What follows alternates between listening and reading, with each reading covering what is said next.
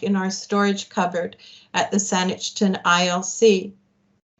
On a rotating basis, books are distributed to the following: all of the Beacon Community Services that deal with early childhood, those being the Peninsula Early Years Center, Teen Education and Motherhood, the Saanich ILC Preschool, Peninsula Baby Talk, Parent Child Mother Goose, the Beacon Community Services Family Resource Room, and their FASD program. In addition, we also serve the Aboriginal Head Start on Reserve programs, the Central Saanich Municipal Hall, events sponsored by Peninsula Connections for the Early Childhood Network, 3 public libraries, and the Saanich Peninsula Literacy Task Group. We distribute books through the Green Glade Panorama Preschool programs, Lewelnu Tribal School Preschool and Kindergarten classes, the Ministry for Children and Family Development Saanich Office, Nisthwa Child and Family Services, the Peninsula Co-op Food Center, Peninsula Health Unit Public Health Nurses, and nurses in the First Nations communities, Royal Oak Neighborhood House, Saanich Peninsula Lions Food Bank, Saanich Schools Board Office and all kindergarten classes in the district, and the Strong Start Centers at Brentwood, Lochside, and Sydney schools. You might also be interested to know that when we receive books that are not just right for our project, but for older children, we find places to pass them on. Books of a sensitive nature we give to school counselors, foreign language books to the ELL teachers and support workers in the school. French language books are given to French immersion classes. Books with religious themes are given to faith-based groups.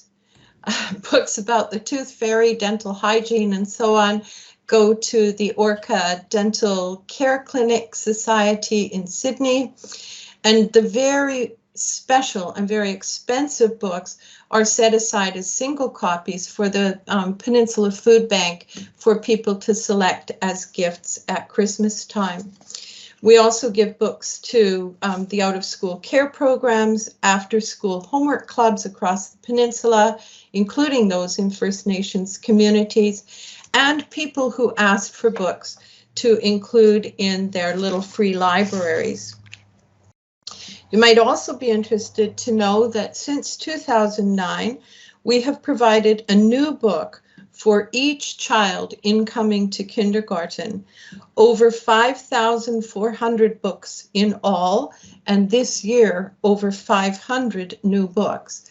It's our major promotion. We include an insert telling people about the project and encouraging them in the community to become involved. The annual cost of the 1,000 by 5 project is $26,500, an amount that I believe makes our work a wise and cost-effective investment in the immediate quality of life for young children and their families, and the eventual well-being of the entire community. I value our partnership with Saanich Schools, and I'm so grateful for the in-kind support from the district that helps make our work possible. If there's time at all, I'm happy to answer a question or two. Thank you, Ms. McNaughton. It's always good to see and to hear you and receive an update on this program, which you've been involved with for a very long time. Over 13 years now. Yes. Trustees, are there any questions of Ms. McNaughton for clarification? I do see a hand, but I don't know who it belongs to. Superintendent, are you able to help me? Are there any trustees who have a question for Ms. McNaughton? I see Trustee Holman's hand up. Thank you, Trustee Holman. Thank you, Chair, and thank you, Ms. McNaughton, for your presentation, and congratulations, and I raise my hands to your work. Very exciting, and appreciate how it's continuing to grow. My question is specific to, I believe some of your introductory remarks were encouraging parents or caregivers to help with the reading of those books. And I'm just wondering where there may be challenges, either because of language, English not being a first language, or in terms of resource challenges in terms of making time for that. Are there alternatives available to assist in the actual reading of the many books that are available, either at the school or in other environments, if there's a challenge doing that at home? Thank you, Trustee Holman. First of all, because we focus on the years from birth to 5, we're talking about picture books that have very little text in them. And so if people have basic literacy challenges, in the privacy of their own home, many parents are able to tackle that material on their own.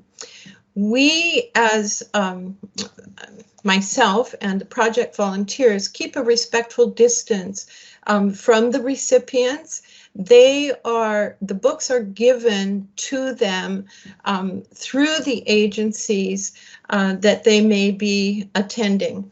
And for example, the public health nurses, those people who are working in family serving agencies, will often do demonstrations, open the books with the family, maybe even read them to the young child, or bring in the help of an older sibling. But the best we can do is provide high quality books and trust the people who are working in the agencies to provide help that may be needed. Thank you. Ms. McNaughton, I see no other hands. And so once again, I want to express on behalf of the board our appreciation for your taking the time to come again and to bring us up to date, and to thank you and express appreciation for your continued involvement with your colleagues and volunteers in this, because of course literacy, as we know, is so mightily important. I thank you all for the opportunity. Thank you. You don't have to go, but I don't know if you want to stay. Trustee McMurphy, did I see your hand? I was just giving 2 thumbs up. Well, as we know, that's not enough for the superintendent. He wants more thumbs, and so you deserve as many as we can give you, Ms. McNaughton. Thank you very much. Likewise, thank you. We will move to the second presentation by Mr. David Fleming, the CUPE National Servicing Representative on seamless daycare. Mr. Fleming, where are you? I'm here in attendance. I don't know if you can see me. I saw you earlier. There you are. Yes. All right. I sent a presentation I'm to. going to share a presentation now. I've got the presentation ready to go, which I'll bring up right now. I can also share it from myself if you'd like, or that this works.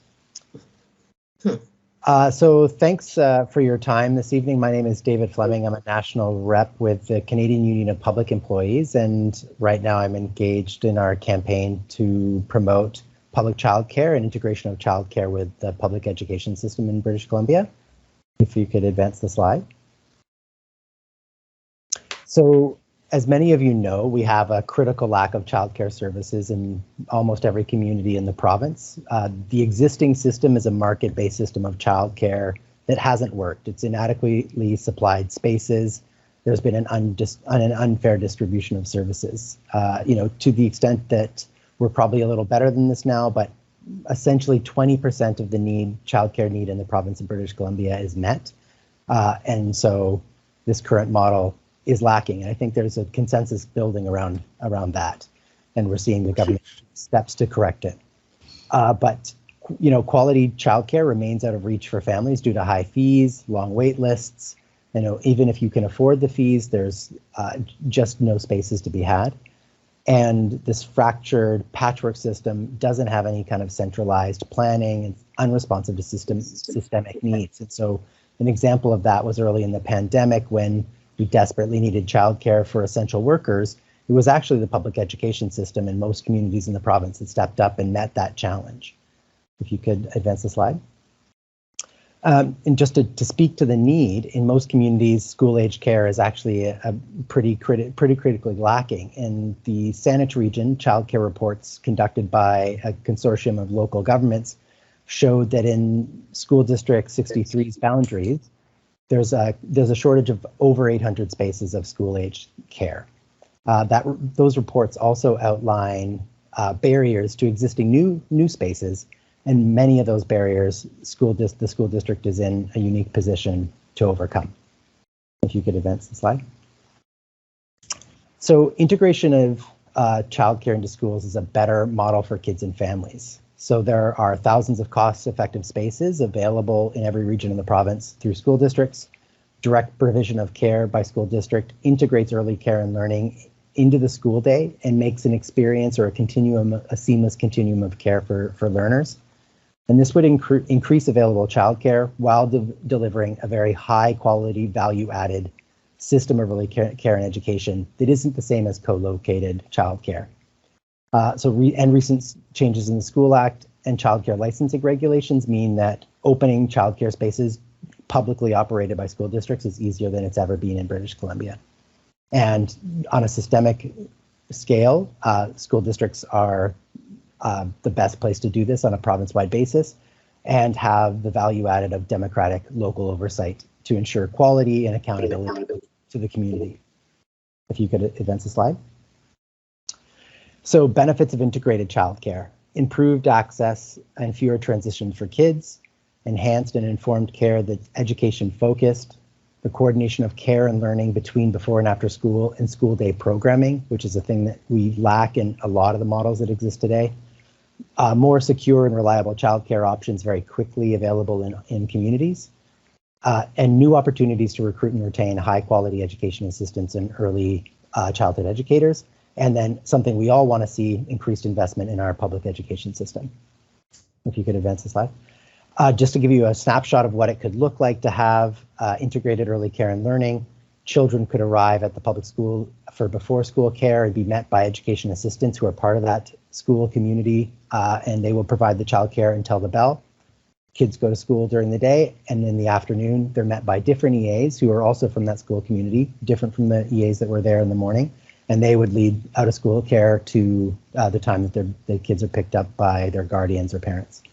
If you could advance the slide. And school districts are in a unique position to overcome the space creation barriers that I talked about earlier.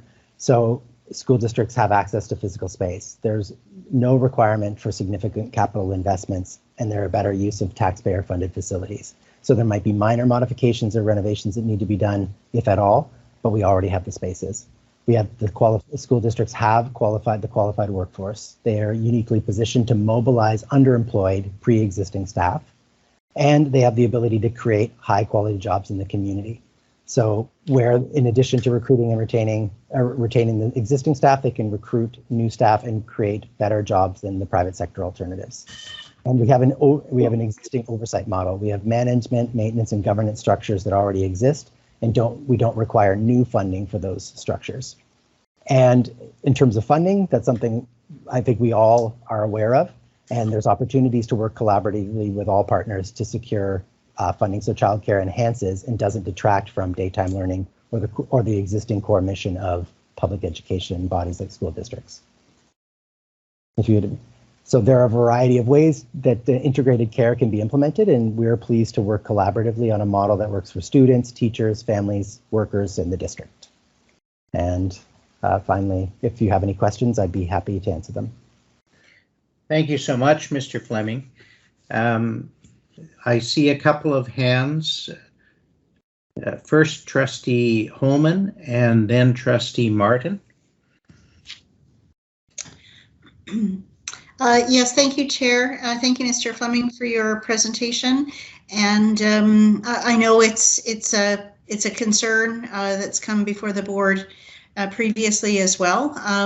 Well, I guess what my question is I understand that there are some pilot projects underway using this model that you're presenting, and I'm just wondering if you are aware of those and whether there will be sort of a further assessment of this model, particularly with respect to not only the care being provided, but the link to EA, which I think has a recruitment element of it as well, sort of recruitment and retention. So are you aware of the pilot projects, and is there a date for further assessment and information that could be obtained from those pilot projects? I am aware of the pilot projects. So those are the Seamless Day pilot projects. It's a particular pedagogical model that uses ECEs in that specific example in the very early years. So kindergarten, maybe kindergarten in grade 1. So it is not exactly what I'm talking about in that it doesn't capture all out of school care needs.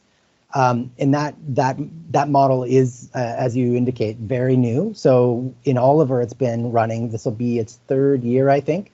But in other districts, it's just coming online now. So I don't know what the timeline is for assessing that particular model.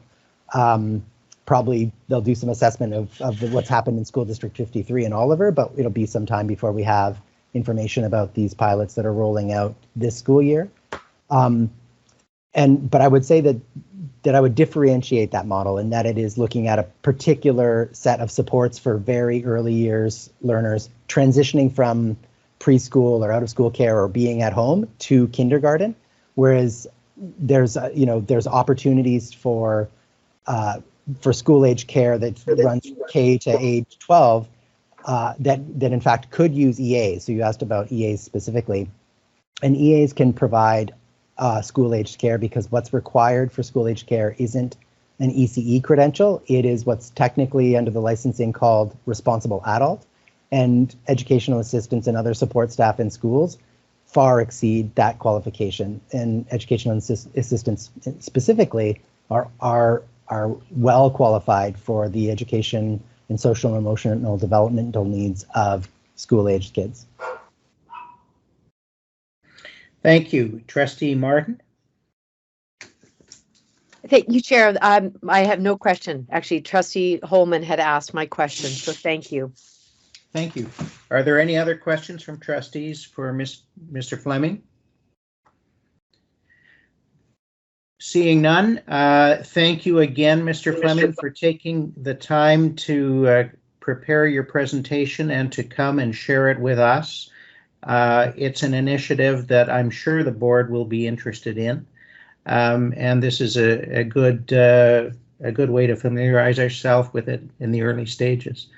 So thank you once again, and I bid you adieu. Unless, like Ms. McNaughton, you wish to stay and watch the rest of our business, you're welcome to, but I don't know about that. Thank you for your time. Thank you. And our third presentation is with respect to masking young children, and that is to be presented by Ms. Judy Carroll. Ms. Carroll, are you here? Yes, I am. Trustee Dunford.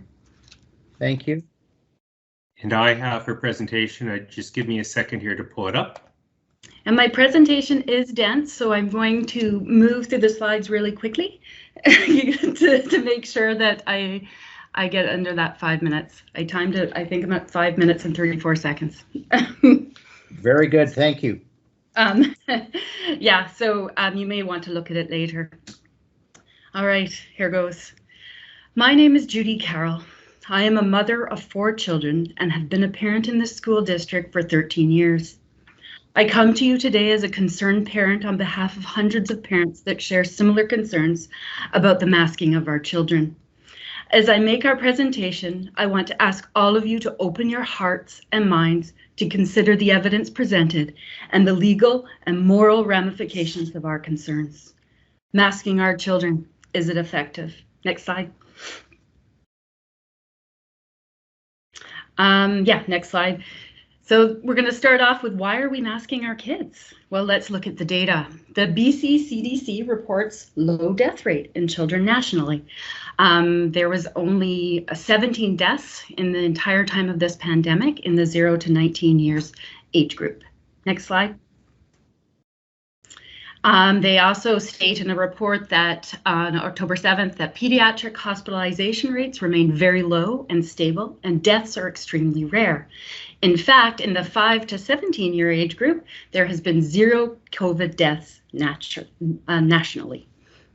Next slide. A Johns Hopkins University study finds 0 COVID deaths among children who had no pre-existing illnesses. And this was from a sample size of 48,000 children under the ages of 18. Given this data on COVID deaths in Canada, with most kids wearing masks for approximately half the time during this pandemic in BC school systems, why are we masking kids when the evidence doesn't support it? And why are we masking K to 3 at this stage in the pandemic? Next slide. Let's just look at to see if how useful masks are. The US CDC performed a study that showed that 85% of those who contracted COVID-19, they took a sample in July 2020, were mask wearers. One meta-analysis also found that there was no statistically significant differences in wearing medical masks in preventing and N95 masks preventing influenza, respiratory, or viral infections. Next. Let's look at the Swiss study, which found COVID cases still rose, even though mask mandates were instigated in several countries and places around the world. Next.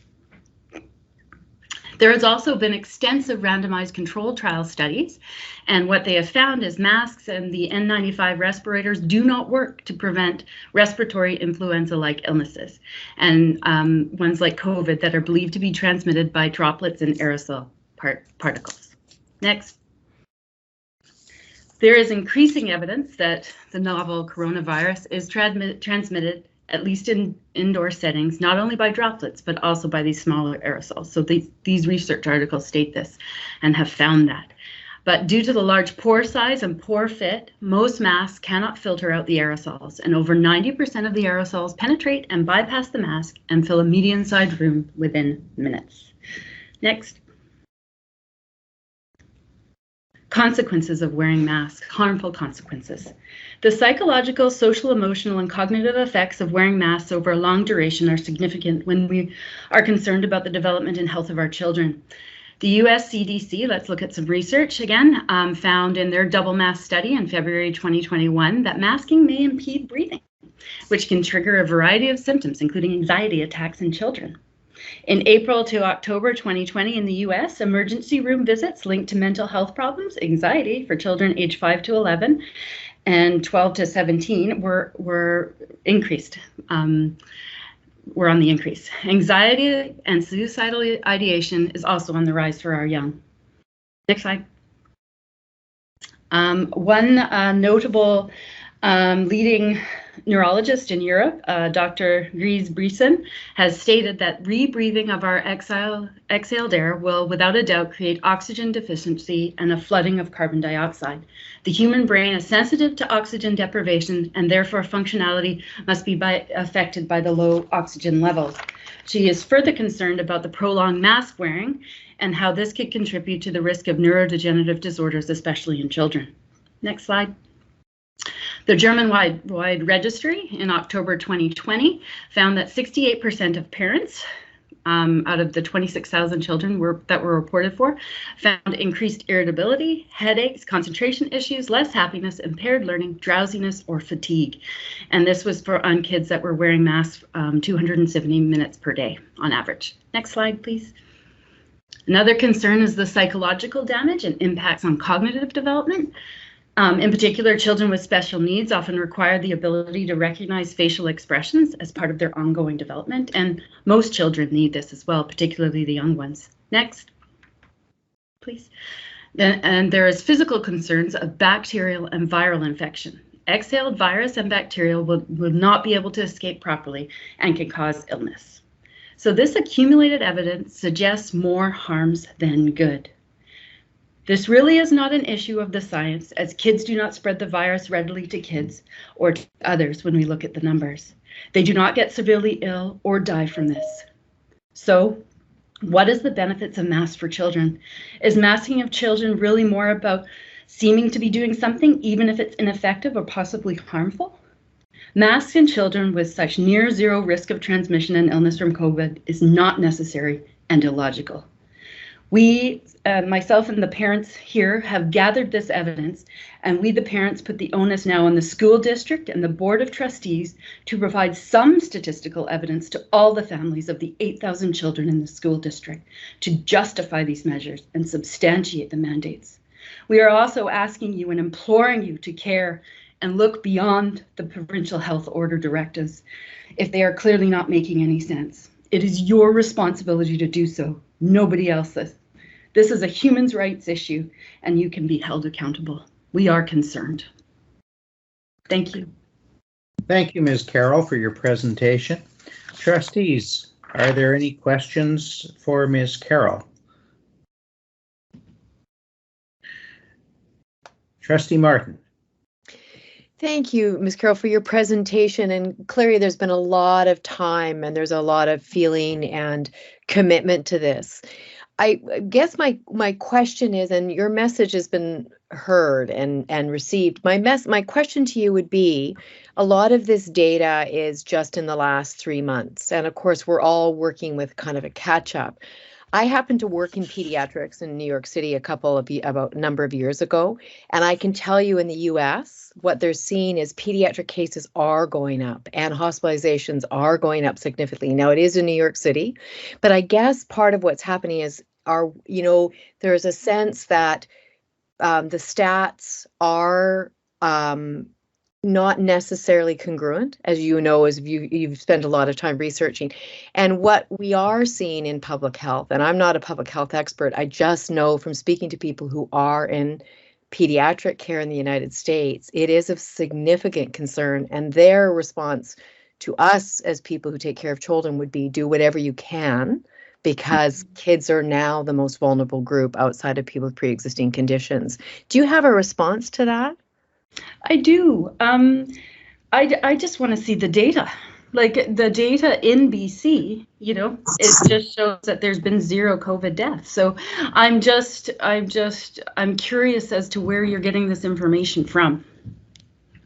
Just to be clear, I wasn't speaking to BC. I was speaking to colleagues in New York City who are working in pediatrics, and what they're saying, and they tend to be about 6 to 9 months ahead of us. So if you watch the trend with COVID with New York City, it was about 6 to 9 months ahead of us before we started to see our wave. So I was in no way saying it was British Columbia.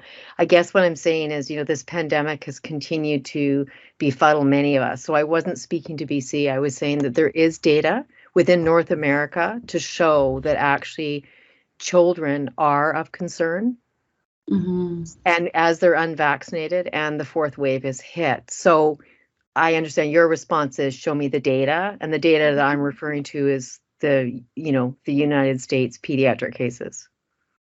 Okay, fair enough. Maybe some of the parents might like to who are here, maybe they'd like to respond to that. No, Ms. Carroll, thank you. You're the presenter, so We'll call on you. Okay. Yeah, fair enough. I guess everybody's entitled to their opinion. I just am very concerned about children, and I'm deeply concerned about how their mental and their psychological and their social development is. And I just don't understand at this stage of the pandemic why we are masking these younger children. It just doesn't make any sense to me. When I look at the numbers, I cannot see why we would do it, possibly why we do it here. Like, I do agree, well, maybe that's happening in New York. I'm not in New York. I don't know that data. That's not happening here, at least according to the BC CDC. Is there another resource that I need to be looking at for data? Thank you. We'll go to Trustee Holman.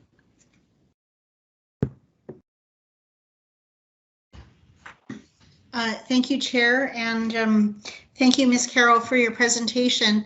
And I appreciate your concerns. As you were speaking, I was reviewing the guidelines that the BC CDC provides through the province for K-12. And in the section around PPE, there is an indication that masks where, you know, there's a health issue or there's trouble sort of putting it on, that there are exceptions for that. And I'm just wondering, are you aware of that? And if so, does that help to address some of the concerns that you're bringing forward, where there are some exemptions around health or difficulty wearing a mask or putting one on? Does that address any of your concerns? Yes, it addresses some of them, and I'm glad that the district has provided exceptions for those children and those students that need it. However, like when there's a mass mandate, you know, the child often stands out. I know I have a special needs child myself, right? And if she's standing out, you know, then she'll want to put the mask on, and then she's prone to getting epileptic seizures, right? If she's not getting enough oxygen into her body. So I don't know. I just feel like it's become like a really strange playing field for children socially in their peer interactions as well. So no, I would prefer, what I would like to see is that masks are optional. Why not give the choice to families? Thank you, Trustee Holman. Thank you, Ms. Carroll. That concludes the questions in your presentation. Thank you for taking. Yes. The representative from Kolpak has her hand up. You probably can't see her. I can't. No. Ms. Hiltz. Ms. Hiltz, do you have a question? Sorry, my raise hand function isn't working, but I do just have a comment. The new education update on October 19th, released by the BC CDC, does have 2 deaths recorded in the 0 to 4 age category. You have Facebook. You can go to the BCC PAC Facebook page, and they have the document posted there. And Dr. Henry also mentioned that there'll be a monthly report as well. So that might be a good resource for you. Thank you, Monique. I will check that out. But yeah, the 2 deaths are still in kids that aren't school aged, and I'm wondering, was there comorbidities in those children? Also, we have 8,000 children in the district, so yeah, I don't know, that's still 0 out of 8,000. All right, thank you. Thank you, Ms. Hiltz, and again, I was about to thank you, Ms. Carroll, for taking the time. I know there are other people with you in support of your presentation. The board acknowledges that. Thank you for coming and giving us this information, and I wish you good night. Hello, sorry to interrupt Mr. Dunford. My name is Pamela. Am I allowed to speak? I'm a concerned parent in the district, and I have a comment. I've been raising my hand. I don't know if this is allowed or disallowed. Thank you, Ms. Barreto. As I explained at the outset, the policy under which our rules govern board operations provide for a presenter to present for 5 minutes. Then there are questions from trustees, and action is not taken. So it is not a free-for-all. It is not others can come in and add to it. The 5 minutes is long gone. Ms. Carroll did a very good job. And so I cannot and will not accept your question. Thank you at this time. Okay, fair enough. Thank you. Thank you, Ms. Carroll. And thank you, Ms. McNaughton and Mr. Fleming, for your presentations. We will see you again, perhaps. And we'll turn now to questions from our partner groups, if there are any, or the public.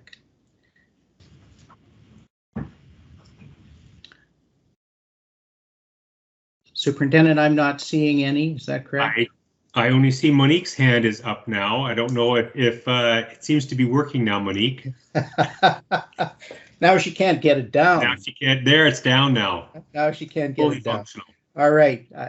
There, of course, is on the agenda a second opportunity for questions later on in the meeting.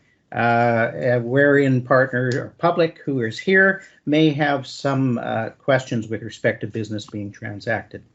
We'll move then to item 6 on the agenda, which is the report from the chair. And I will proceed thusly. On September 30 of this year, we saw the first official Day for Truth and Reconciliation federally mandated and provincially supported. This was a day off work for many people, and the schools were closed, including ours in the Saanich district, to focus on reflection, understanding, and individual and collective responsibility for the abuses of the residential school system to our Indigenous peoples, and more broadly, the historical inequities and racism and discrimination visited upon them. It was also intended to enable people to reflect on action to further reconciliation, and was one of 94 calls to action in the report from the Truth and Reconciliation Commission. And the board and the district were pleased to support and participate in numerous ways in the September 30 Day for Truth and Reconciliation. Turning to the development of our strategic plan, that, of course, is the board's currently probably most, if not most important, but onerous task at this time. And I've spoken of this in previous reports. The Strategic Plan Advisory Committee, under the chairpersonship of Superintendent Eberwin, and with the assistance of our consultant, Mr. Mike McKay, develops recommendations for the board to consider in developing the strategic plan. Currently, the board is engaging in a public consultation process, engaging with stakeholders, with the involvement of trustees, staff, and administration, with students, and with our WSÁNEĆ nations. Parents and school PACs are also included, and we thank our partners too for their contributions to the SPAC process and supporting the process. And indeed, I anticipate that the board will deal with a specific motion with respect to the consultation process later in this meeting. December 8 of this year has been designated as a semi-annual planning day for the board, and it will consider a committee recommendation later this evening that at least part of that day be focused on Indigenous education matters. The board will decide as well whether there may be any other issues or focus for that day this evening. Similarly, in the face of the continuing COVID and Delta pandemic, the board has yet to reach consensus on the format for future board and committee meetings. Hence, we're meeting virtually this evening, if only by default. The options generally are virtual, in-person, or some sort of blended model, and that too will again be discussed and revisited by the board this evening. We have had a presentation, as you have seen, on masking of young children, and I wish to note that some 3 weeks ago, consistent with the public's and board's interest in the issue, the PHO mandated in-school and on buses masking for kindergarten to grade 3 students. Thank you to schools, administration, executive staff, and support staff for moving to implement this rapidly and effectively. Despite the debate, the district was obliged to follow the mandatory direction and took steps to do so in a timely way.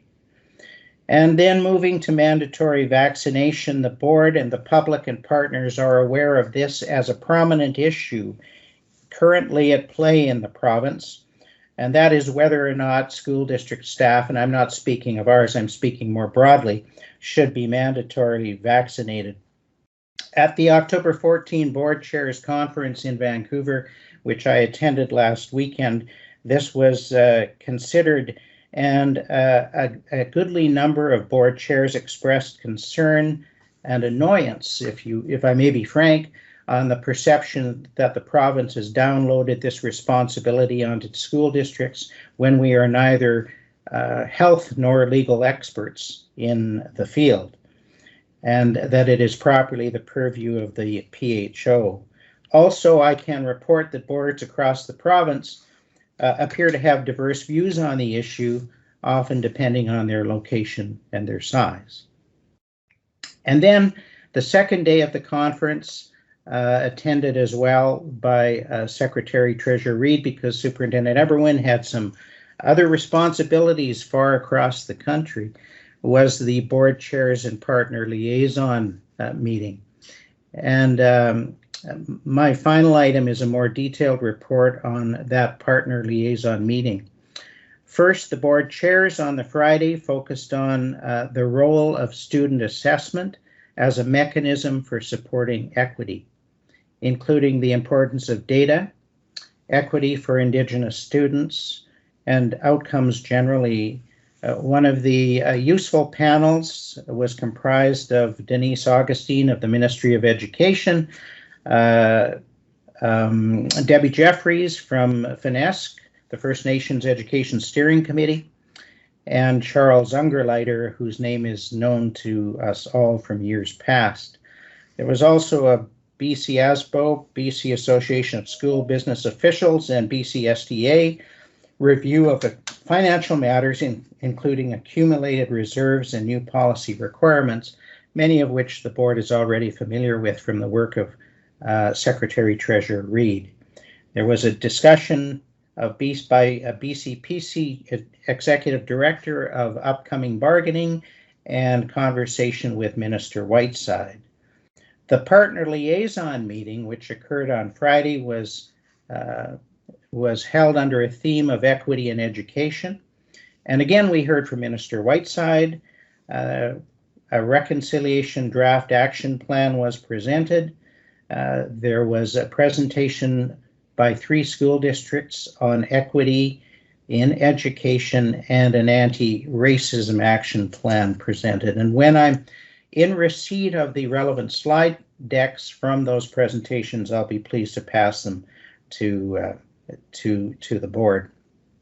There was also a presentation for FESL, Framework for Enhanced Student Learning, noting that it, of course, as we know, is being implemented this year for the first time, and that it's including developing criteria for peer review of strategic plans.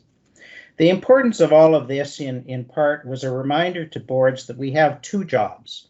One is that we seek and pursue student achievement, and 2, we evaluate performance and services and programs in that light. All other work that we do is derivative of this and is subsidiary to this and is supportive of this. Of course, all the parts make the whole, but our focus must be on those 2 prime tasks. And so respectfully, this was a valuable reminder to all boards, including ours, through Policy 2, the role of the board, that our principal focus must be on student achievement and the way to get there. The new policy manual, I note, gives our board more express opportunity to hold the superintendent accountable for student achievement and the things that substantially matter. This takes a consistent effort, and while we must be concerned to some degree about the ancillary matters, a disproportionate focus on peripheral issues may detract from this. And so respectfully, I would offer that all boards, including ours, when facing a decision on a measure, might ask 3 questions. 1, is there a problem that needs fixing? 2, is there a real operational necessity for this? And 3, how will this advance student achievement? Thank you. That completes my report, and we'll proceed to the report from Superintendent Eberwin. Thank you very much, Mr. Chair. I'll start off with my prepared report, and then I know there was an addendum that was added, yes. And I will address that secondly if I can. So as I've historically done in the past, I do have a slide presentation this evening to help give a visual representation along with my words this evening. There are 3 parts to my report this evening. One is a brief update of the strategic plan consultations that you referenced in your report, Mr. Chair.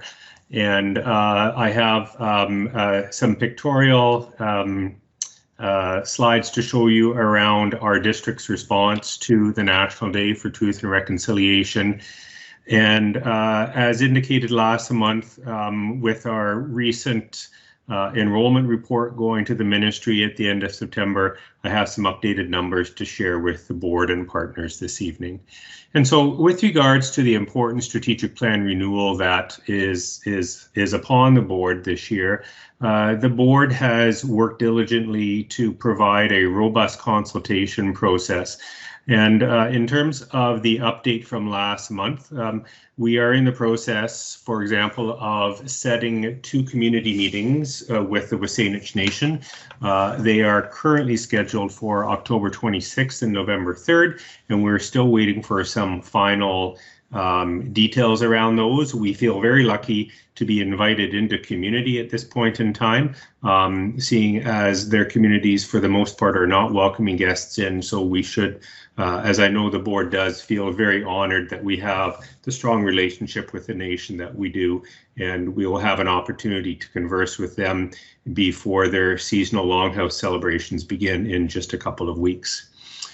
School staff meetings have been ongoing from the beginning part of this month, and principals have been meeting with their staff to talk around what the strategic planning process looks like, how evidence has been collected, and the broad themes that the SPAC committee has come up with in terms of possible themes for the board's new strategic plan. In addition, school PAC meetings have been happening as well this month and will continue to happen for the next week or so. The COPAC's meeting happened last week, and I want to thank Secretary Treasurer Reid for being there virtually at the COPAC's meeting and sharing the slide deck with Monique and the other parents last Thursday. Student voice, something that is important to the district and to the board in particular, is making sure that we hear from students and that we listen to them. There have been a number of meetings set up at all 5 of our secondary schools, and in particular, an opportunity for the Indigenous student voice to be heard as part of this process. I will be later this week sending out correspondence to 3 different groups with a brief overview of the process again, to staff, to secondary students, and to all parents and guardians. And that communication should be going out later this week with a description of the process and a link to the electronic survey that has been made available through all of these other presentations. I have held off sending it off until this point, as the in-person meetings, I think I wanted to make sure that there was that in-person back and forth conversation before just an email came out from my desk. So there's lots of preliminary conversations happening, lots of opportunity at this point in the early stages of the consultation for feedback from various groups. And so the work is ongoing, and we hope to be able to have some good results to share with the SPAC committee later in November, and then the board in early December. The electronic survey will close at the end of the first week of November, November the 5th, so that it gives our IT department some time to collate the results, a SPAC meeting to be called, and then information to be shared with the board in a timely fashion. The board's chair also indicated the importance of the National Day for Truth and Reconciliation, the first one in Canada. And I won't go over the details that he did, but I would like to share just a snapshot of some of the activities that happened in our school that week. At Claremont Secondary School, you can see orange was worn in large numbers. You'll also notice, if you look carefully in that first picture on the far right-hand side, Bruce Underwood is there talking with the students, and there he is again in center field talking about the importance of this day to the First Nations communities. At Brentwood and Keating, the staff were certainly well involved in setting an example, and including students obviously in the wearing of orange that day. At Stellies, they did a unique thing with a number of hearts that were created by students They had a display on the field, and you can see they also had a display in their foyer as well at the school. At Prospect Lake, I don't think Ms. Coe knew I was going to show her picture picture of her school here. There was obviously at all levels of our schools, elementary, middle, and secondary, an opportunity to show respect, acknowledgement, and understanding and growth towards our understanding of what truth is with regards to the residential school system and the impacts on not only Indigenous children and families, but in fact the importance to all Canadians of understanding what this day is. The last part of my presentation this evening is around enrollment, and I'll leave this slide up for a minute or so here. I first want to pay special thanks to Secretary Treasurer Reid, Assistant Superintendent Mackenzie, Cody Henschel, and the IT department for their relentless work in generating what is called as a 1701 count, which is an annual count of who's coming to school. And excuse me, one might think it might be easy just to count students and add them all up and put them in a ledger of some kind, but it is a very complex task, different for different levels. At secondary, it's a per course funding. Some courses are worth more than others. Some students are registering for them and then taking them out. French is counted, ELL is counted, etc. So it is a very complex undertaking. But with all of the tools at our disposal and with the expertise of staff, there have been some very good projections in terms of enrollment. And with COVID-19 being a factor and an uncertain one at that, it has been an even greater challenge. But you can see there are two columns on the left from 2 years ago and last year. 2 years ago's numbers were provided as a reference point because that was the last time we weren't in COVID. Last year, 2020, 21, you'll see those COVID numbers. And you'll see, for instance, distributed learning, or our SIDES program, had an explosion of students from 287 to 800 that year. When we were projecting in the springtime and then later this or earlier this fall, you'll see the blue numbers in the middle of the screen with the preliminary estimates. And it takes again, I give a lot of credit to Jason Paul and the IT department for trying to figure out where the numbers are going to land. And so the preliminary numbers were the end of August, beginning of September. And you can see that in elementary, we increased by 65 students from that projection. It was an unexpected influx at the elementary level, somewhat less so at middle and secondary. Continuing education was more or less bang on. Alternate programs were really close. And distributed learning was really a very educated guess at 480 students, not knowing if students were coming back into the classroom or staying in online learning. And that went up about 94. So we've seen almost a 200 FTE increase, excuse me, from that projection, but all in all, relatively close to what was projected. As those numbers came in, some additional staffing was added, and I know Secretary Treasurer Reid has referenced this in his FF&T presentation, which is coming later on in the board meeting. But that 200 students doesn't automatically translate into 200 more student amounts of dollars coming in that are available for dispersal, because those students need to go into classrooms and those classrooms need teachers. But that is all outlined in Secretary Treasurer Reid's report in the FF&T committee. But it is a good news situation where we are up a little bit from projection, and that will bode well as we move through the rest of this school year.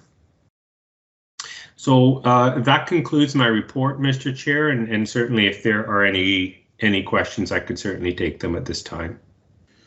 Thank you, Superintendent.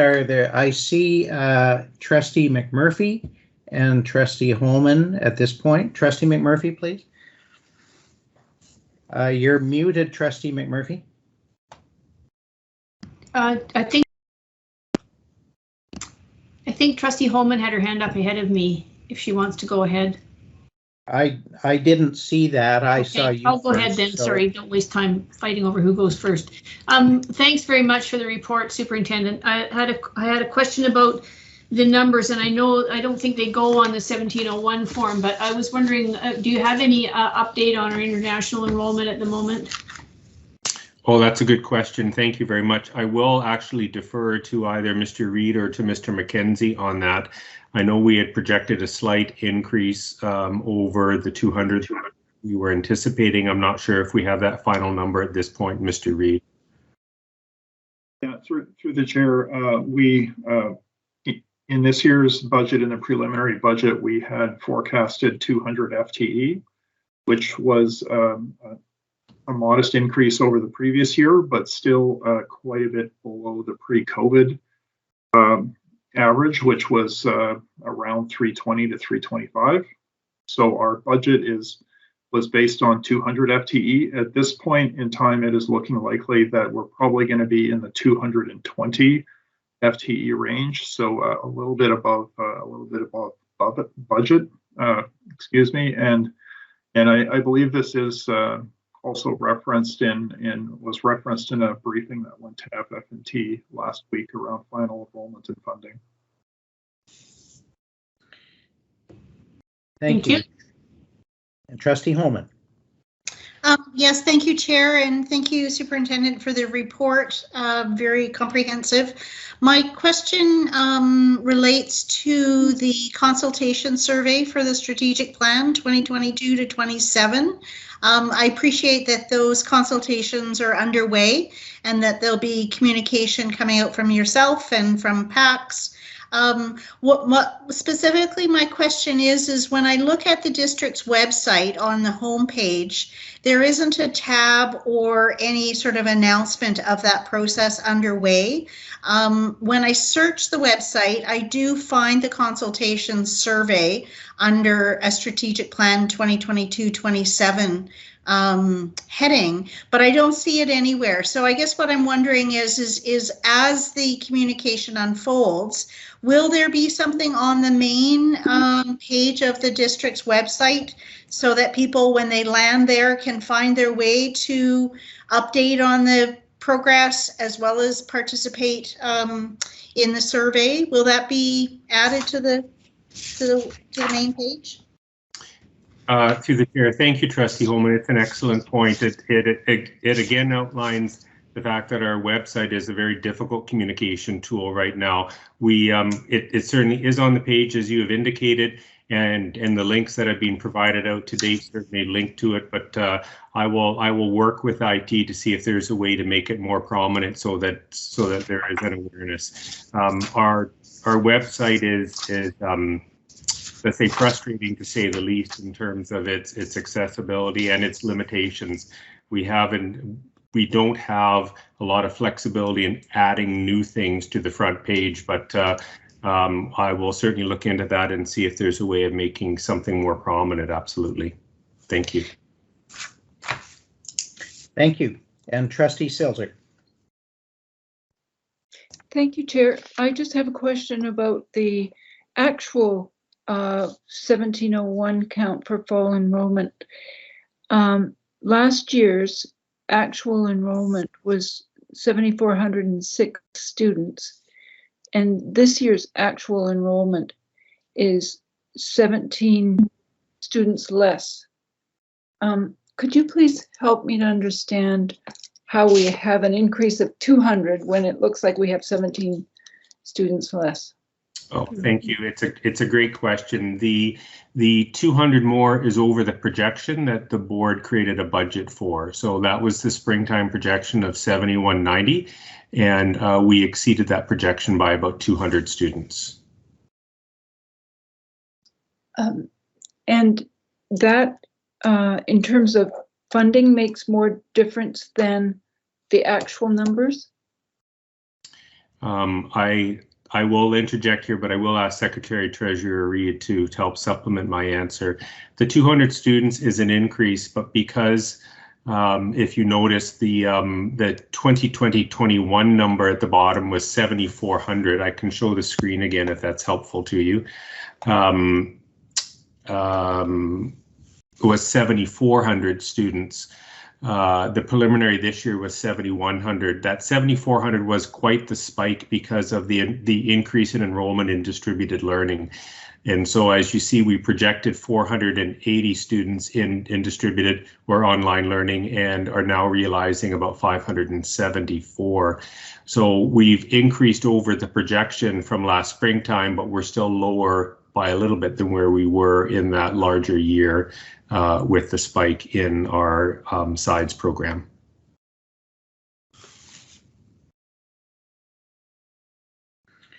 Thank you. I don't see any other questions, Superintendent, so does that complete your report?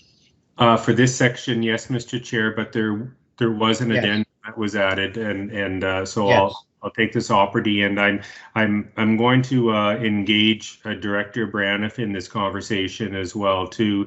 The board had asked late last spring if staff could bring back a report on the food programs that are available within our schools, all levels of our schools, elementary, middle, and secondary. The board received a presentation last year around food security in the school district, and this report flows from that presentation and the board's request. There are a number of parts to the report, including what programs are offered within schools, if there are school gardens or other herb gardens and those types of things. And I would ask Director Braniff through you, Mr. Chair, to give a brief overview of that report at this time.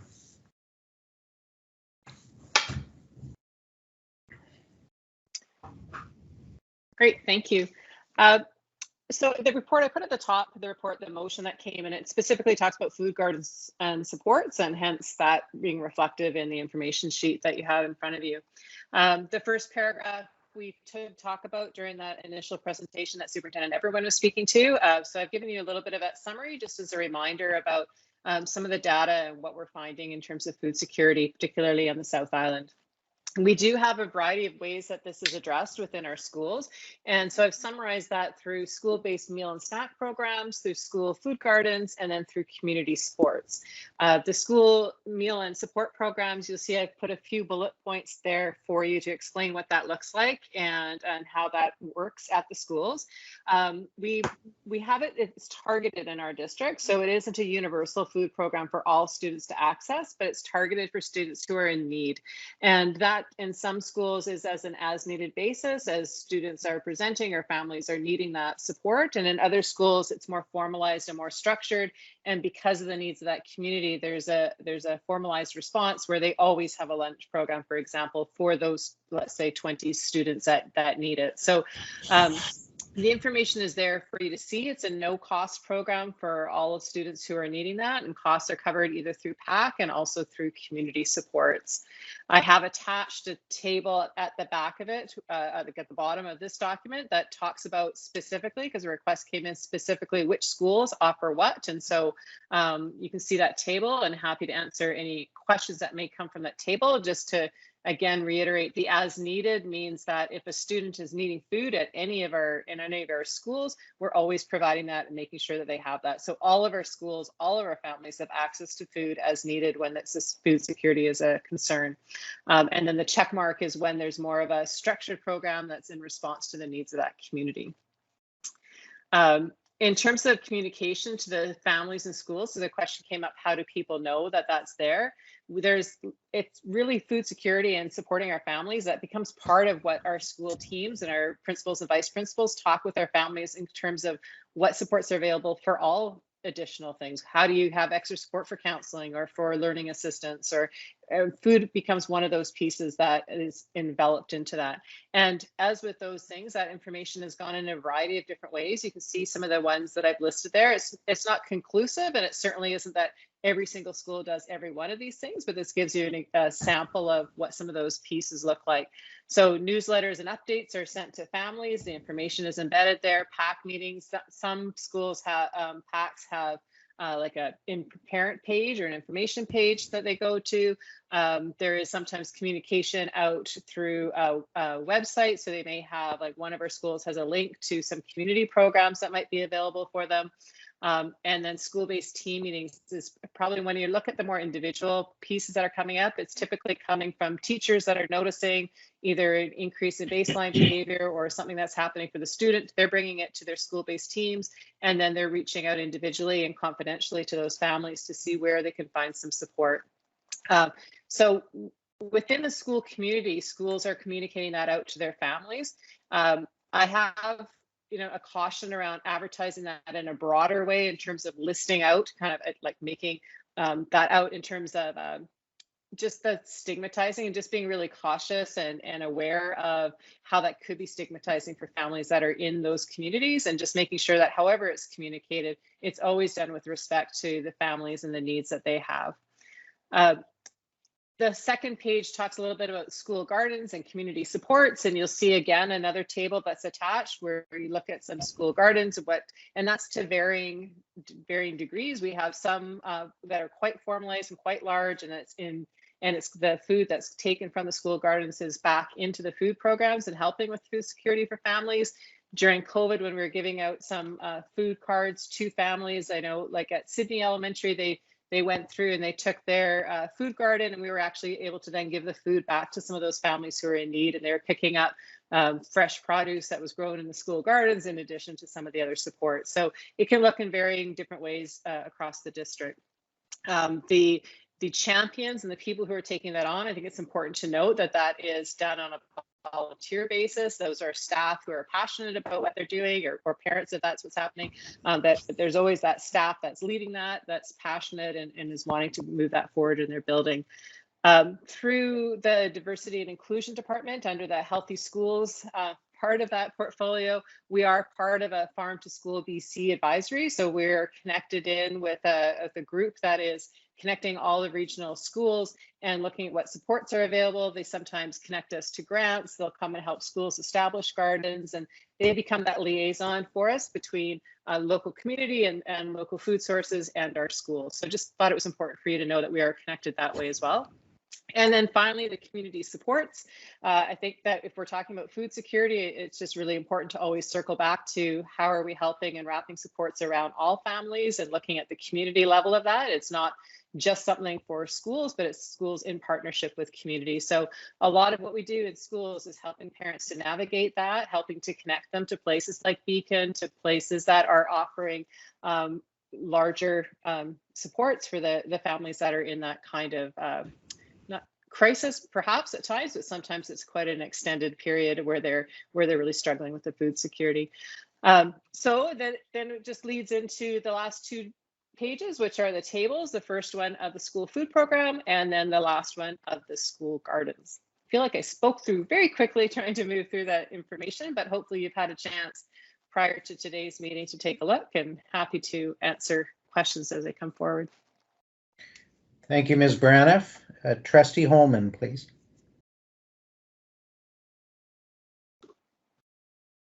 Thank you, Chair, and thank you for that report. Very comprehensive, very appreciated. I think I have two specific questions and then an ask. On the first page of the report, the meal and snack programs, it's noted that there is no cost to families for meal and snack programs, and that the costs are met through PAC and community support. What are those costs on an annual basis? Do we know?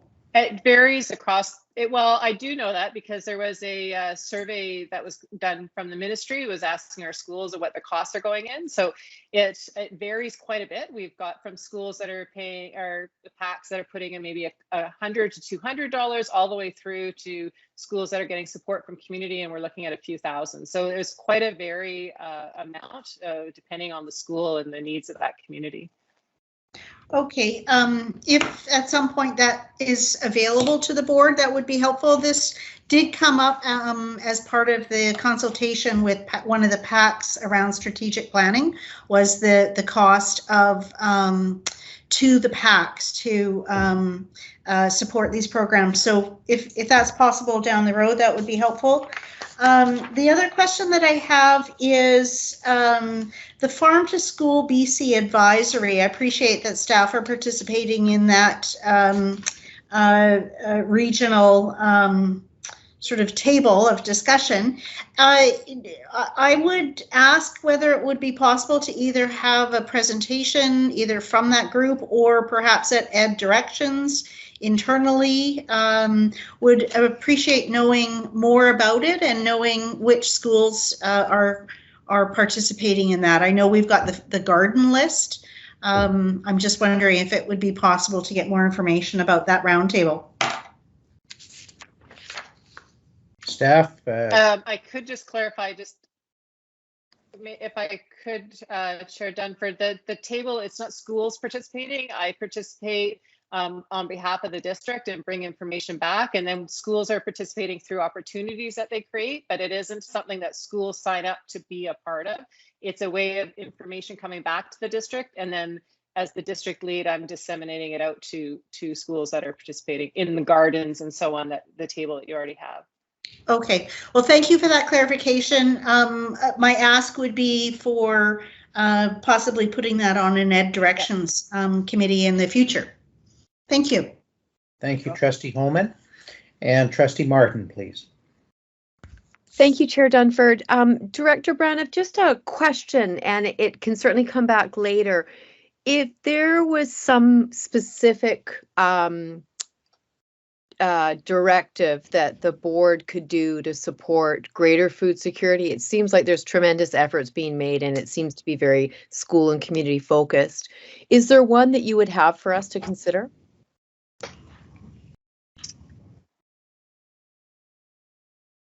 That might be something that I need to look at to see where the mandate of the board would be in terms of those kind of recommendations. I think there's always the support of the community and understanding and being aware of what's happening in our community and supporting our community agencies as we wrap supports around all of our families. But in terms of a specific response, I'm happy to look at that and see what might be appropriate. Sure. Well, it sounds like this may be coming back, this topic, so maybe that can be included in that whenever it comes back to Ed Directions of the board. Thank you. Okay. And Trustee McMurphy. Thanks, Chair, and thank you, Director Braniff, for giving us this overview, the background document, and as well as your words tonight. It's been a very good reminder to me, and I hope to my colleagues, that when we're focusing on things like the Strat Plan and FESL and FSA and all these other things, it's a good reminder that we're dealing with human beings, and we need to remember that we have to focus on the whole child, and the kids that are coming to school hungry, or the kids that are in, have other problems plaguing their existences. I think we have to remember that we can't just focus on the reading, writing, and arithmetic. We have to also focus on what it means to be a human being in our society. And I'm hoping that we remember that as we work through our Strat Plan as well. Thank you. Thank you. Superintendent? That concludes my report. Thank you very much, Mr. Dunford. Thank you. Item 8 is school successes, and the list of trustees friends is in the board pack. Moving then to committee reports, and the first is the Education Directions Committee. Committee Chair Vanwell, please. Thanks, Chair. We had two presentations at Ed Directions last week. The first presentation was from Lynn Montgomery, who is a Stellies teacher, and she shared with us the transformation from PE to PHE, being public or physical and health education, and that they've revamped it to have 4 core ideas or areas of focus, and then being literacy, physical literacy, health and active living, social and community health, and mental well-being. And she had examples of how they were applied to reach goals set and to maintain physical health after leaving school. And one of the things she did share with us was a list that the students had come up with in regards to what they defined as what leadership meant to them, and the top three being helping others be their best, creating a positive environment, and being a good example. And that warmed my heart, I have to say. And then the second presentation was with Principal Melissa Austin and Sherilyn McRae and Carly, Director of Instruction Hunter. And they gave us an update on the district Indigenous programs and some information about directions and needs moving forward. And they talked about the guiding principles, of which one of which is through the Truth and Reconciliation Act, and to have courage and do the heavy lifting and, you know, shedding light in dark corners. Their main focus, which was based on community feedback, was extending Senchothan programs, ensuring all students receive the literacy intervention they need. WSÁNEĆ communities reflected visually in schools, and cultural competency training for all staff. They also talked about the cultural competency training, and that the 7 schools have had training so far. The Transportation and Learning Services, the School Board Office, and QP Pro D Day sessions. The remaining schools have been booked through the rest of the school year, and we also had the teachers had a September 27th was a Pro D Day, and it was focused on reimagining schools as places of healing. And trustees were invited to this as well, and it was really interesting. We had we're invited to listen to Kevin Lamoureux speak, and he shared his story, and it was inspirational, to say the least. So that was, and it was so that was that, and then we had no items for discussion, but items for recommendation. I have a motion I'd like to put forward. The committee recommends, and I, Trustee Van Wil, move that the December 8th, 2021 Board Planning Day be dedicated in whole or in part to the topic of Indigenous education. Is there a seconder? Trustee Silzer. Trustee Van Wil? I'll speak a little bit. I think that given, you know, the things that we've been, I have just been talking about, it was really important that we continue the conversation about Indigenous education. And so the committee would like to see us continue that conversation. And if Trustee Shulk was the trustee that brought this forward, if she has anything that she would like to add to that, I'd be happy to hear her. Trustee Stelk, do you have anything to say? I believe it was Trustee Silzer. Oh, all right, Trustee. It was Trustee Silzer. My apologies, sorry. That's okay. Yes, well, the presentation that Principal Austin and Sherilyn McRae gave us was very, very powerful, and it occurred to me that while everyone in our district is receiving training on Indigenous education, that trustees would also benefit by having professional development of some sort, some day or part of a day dedicated to learning more about our Indigenous students. And as it is also an identified priority in our strategic planning, that this will also help us in formulating our next strategic plan. Thank you. Trustee Van Wil, did that complete your comments on the motion? It did, yes. Thank you. At this point, at least. Thank you. Then Trustee Holman, please. Thank you, Chair, and thank you, Trustee Van Well, for the motion. I'm in support of the motion, and I guess what I would personally like to see is some additional work on the calls to action under the Truth and Reconciliation. I think that was part of the homework that that we had as individuals from Mr. Lamoureux's presentation, and I would find that of interest. I'm not sure if we've sort of identified what the content might be, but that would be a suggestion I would make. As well, I would be in favor of the board development day making as much time as possible available to this topic, and to the point of the strategic planning, which I think was floated as another idea.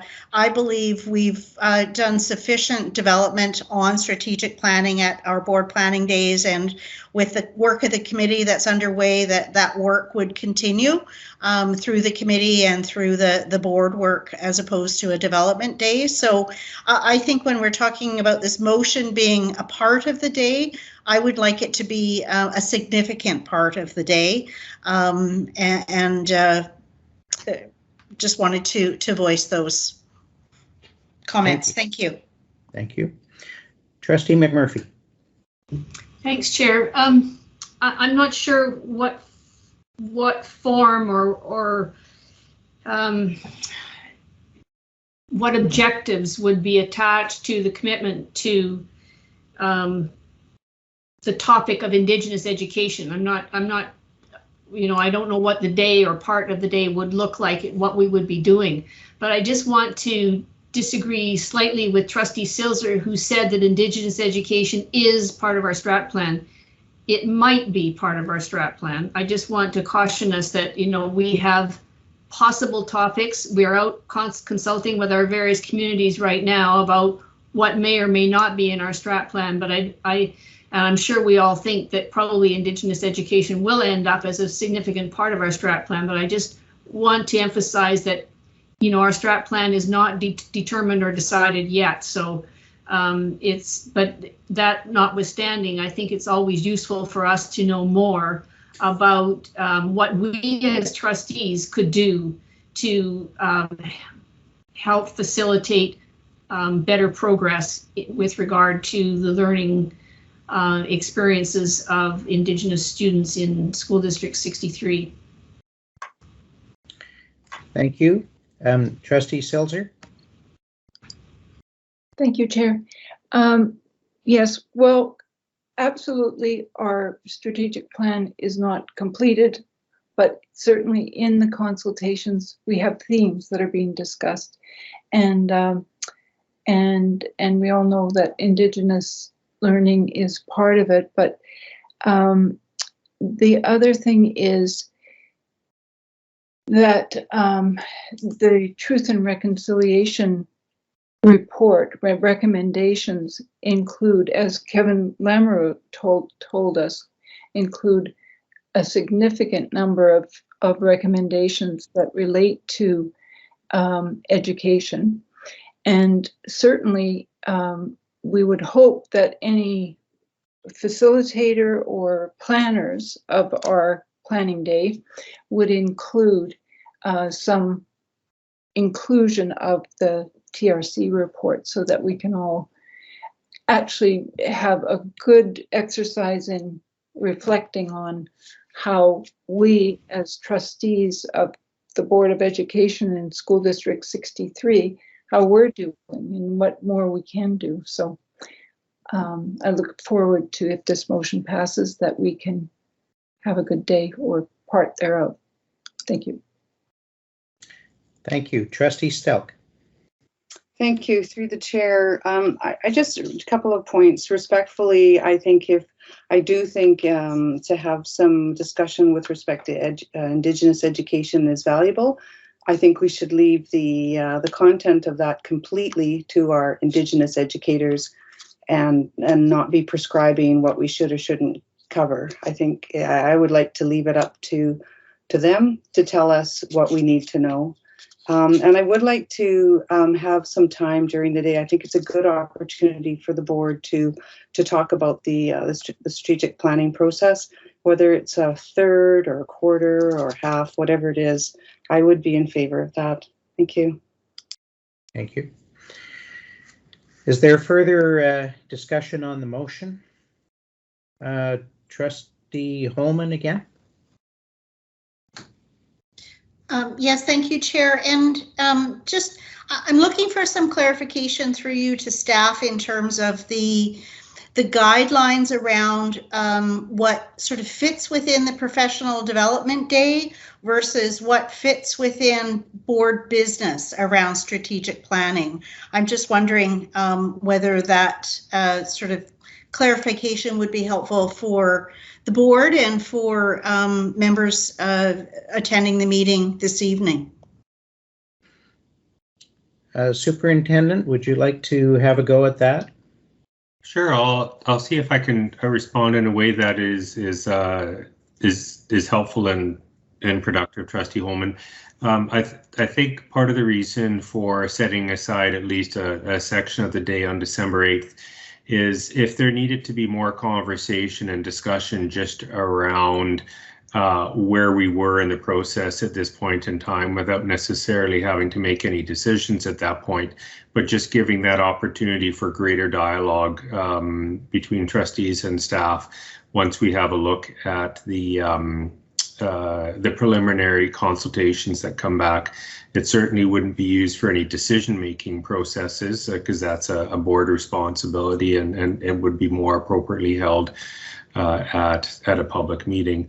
But just as a placeholder, depending on what conversation came out of the December 1st board meeting. I'm not sure if that helps or not.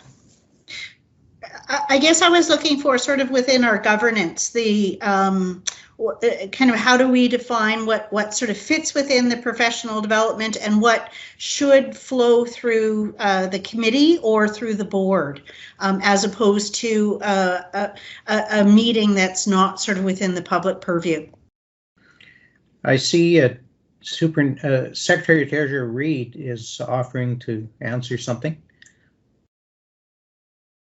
Yes, thank you, Chair. We did receive advice on this question from the BCSTA a few years ago, and they provided a legal analysis of the question around what is a meeting and what is not a meeting and what is appropriate to occur outside of a meeting.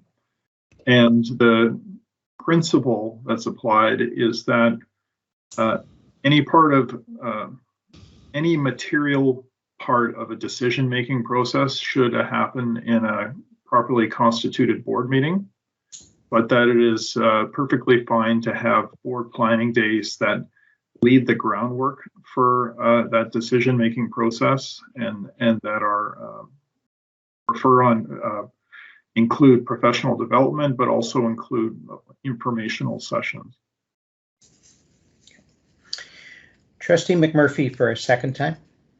Yeah, I think the key phrase in the recommendation is in whole or in part, and I think it would probably clarify things if we decided on whether we wanted a whole or a part, because it seems to me that if we have a part of the day to deal with the topic of Indigenous education, that would clearly be professional development and would not be a meeting. But on the other hand, if we're going to use part of the day for discussing the strat plan or something similar, then it seems to me that would probably need to be a meeting, because we would be likely making decisions about the direction of the strat plan and where it was going, etc. So it seems to me the day could be divided into two parts, one a meeting and one a professional development session.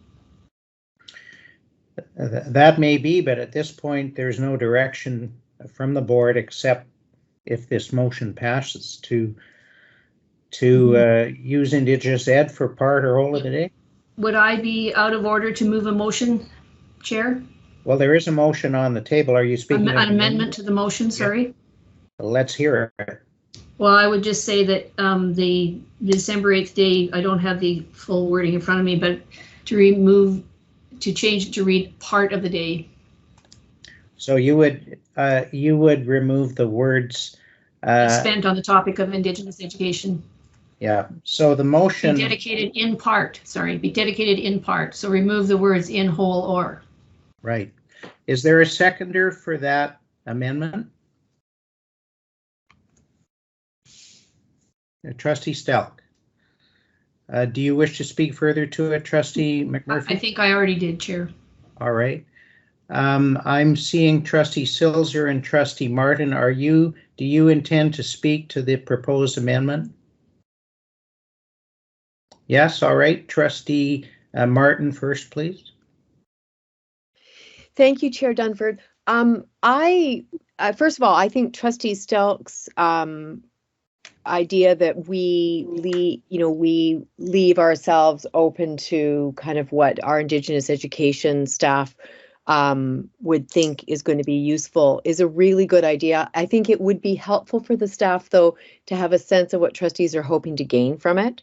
So not in any way saying that what Trustee Stelk has said is, but I think it's hard to ask staff to develop something for a board when they don't know what we're hoping to gain.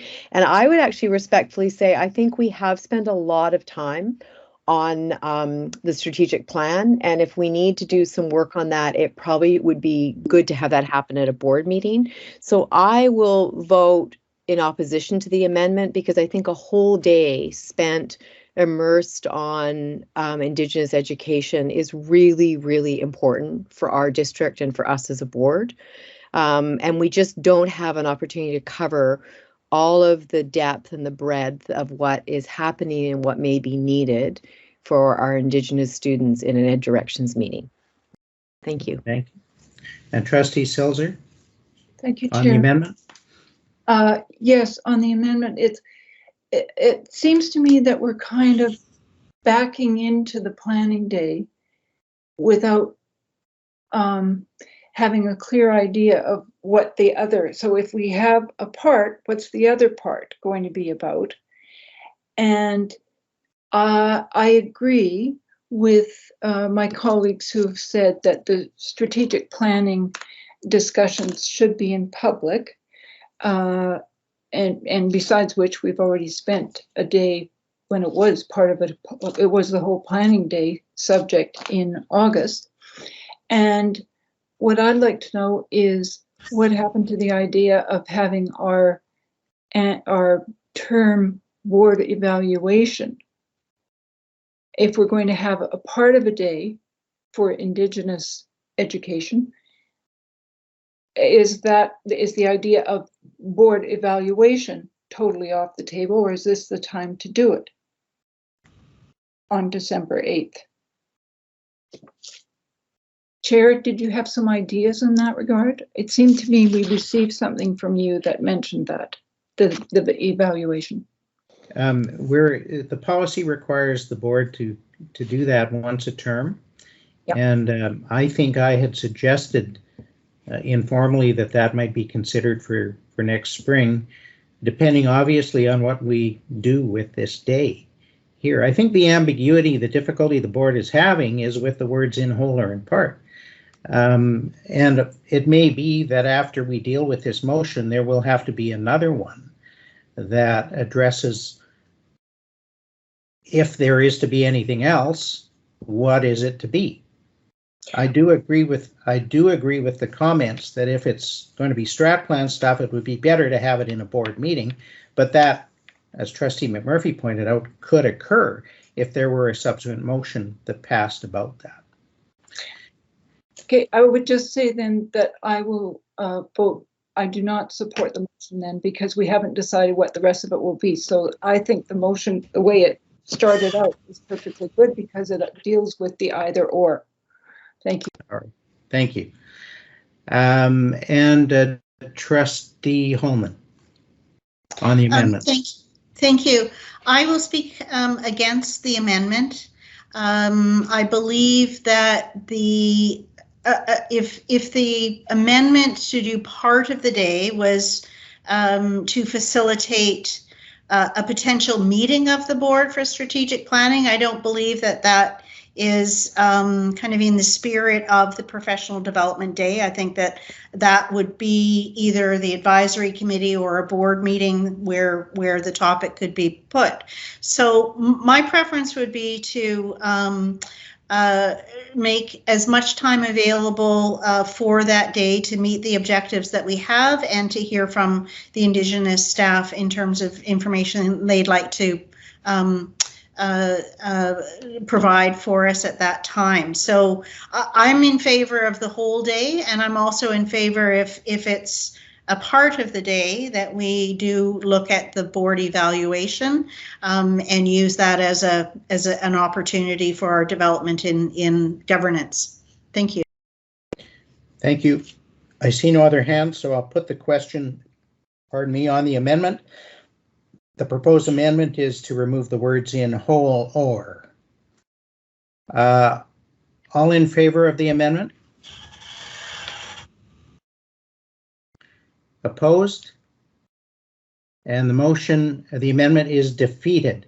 So that takes us back to the motion, which continues to read that the December 8 Board Planning Day be dedicated in whole or part to the topic of Indigenous education. Is there any further discussion on the motion? Then I'll put the question. All in favor of the motion? Opposed? The motion's carried. Thank you. Trustee Van Wel, anything else? No, that concludes my report. Just a moment, please. Trustee Van Wel, anything else?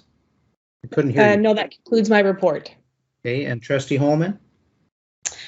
Thank you. I would propose a motion related to that business, which is to provide, I move that the Board Planning Day be partially dedicated to a board evaluation discussion. Is there a seconder for that? Trustee Silzer? Do you wish to speak to it, Trustee Holman? Yes, I think that it's an important policy that we have. I think it's in line with our values and with our prescribed board governance documents and policies. And I believe that spending a bit of time discussing that would be very helpful 3 years into our term. Thank you. Thank you. Trustee Silzer? I agree with Trustee Holman, and I think if we leave it any longer, the exercise will be meaningless. If the purpose of Board Evaluation Day is to help us to be a more effective board, well, we're running out of time. This board doesn't have much time left. So I will be speaking in favor of, I am in favor of the motion. Thank you. And Trustee McMurphy. Thanks, Chair. I agree with the need for the board to have some introspective, an introspective view of its effectiveness and its work. But I think this motion is about 2 months premature, because I think that the main focus of our work this term has been to, and will be, to create the new strategic plan. And I think that if we're going to be evaluating our effectiveness and the work that we've done, is that something that we have to include in that review. And that review isn't going to be completed until probably January of next year. And so I think it would be very useful to have this session after we've completed this strat plan. And so I would respectfully disagree with having the board having that particular focus in November or December. I think it's if we could just postpone it for a month or two, I think it would be much more worthwhile. Thank you. I see no other speakers. I see your hand up, Trustee Silzer, but I take it that was probably from before? No, it is. I was just going to respond to Trustee McMurphy's comment that it's not just an introspective. My view of the board evaluation exercise is not that it's just introspective, that it actually is in aid of helping us to perform better, so that we actually can get, for example, into the strategic plan exercise, maybe without with a more team approach, let's say, that we look at the way we say communicate with each other, the way we make our decisions. Is there any way that we can improve as a team? And I think that can only be helpful to us as early as we can do. Oh, thank you. Thank you. I see no other speakers, so I'll put the question on Trustee Holman's motion to use part of the day for board evaluation purposes. All in favor? 1, 2, 3, 4. Opposed? Motion's carried. And Trustee Van Wel, I assume your report is completed? It is, yes. Thank you. We'll move then to Finance, Facilities and Technology with Committee Chair Martin, please. Thank you, Chair Dunford. All right, it was a very full agenda, and thanks to our finance team, who, as ever, provided superb briefing notes to us, and a lot of work went into it. So the first item was we had a presentation of our energy plan, and it was excellent. There was our Director of Facilities, Mr. Rob Lum, and he was supported in that by Erica Letchford from Ready Energy Solutions. It was very interesting, and I think probably, at least for myself, it was quite daunting. We clearly have some work to do. The board needs to make some decisions. I'm sure those figures make our Secretary Treasurer sit up and think, oh my goodness, it's going to be a long couple of years. But it gives us a plan, and I look forward to hearing our Superintendent and Secretary Treasurer Conley said we'll also get to hear some of what's happening in our schools in terms of some of the significant activities that are happening in terms of energy savings and energy conservation, and look forward to that at a future Finance and Facilities and Technology meeting. So our thanks to Director Lum and our thanks to Secretary Treasurer Reid. It was an excellent report, and I think the board's going to have some very interesting conversations about where our priorities are, what we can do, but we now at least have a map with some choices. So that's excellent. Moving on, there were no, sorry, Secretary Treasurer Reid, did I miss anything? Okay. Moving on, no items for discussion, and then I'm going to move on to items for recommendation. So the first item for recommendation is under the coming out of the energy presentation. The committee recommends, and I, Trustee Martin, move that the board write a letter to the Minister of Education and Minister of Environment and Climate Change Strategy, copying the BC School Trustees Association regarding additional funding support needed to meet 2030 Clean BC targets. Second. Climate action targets. Is there a seconder? Trustee Van Wel? Trustee Martin? And so really what came out of this is the targets have been set by government. They're excellent. But as we started looking, for an example, at moving our fleet from a current gasoline fleet to an electric bus fleet, there's significant capital investment in that.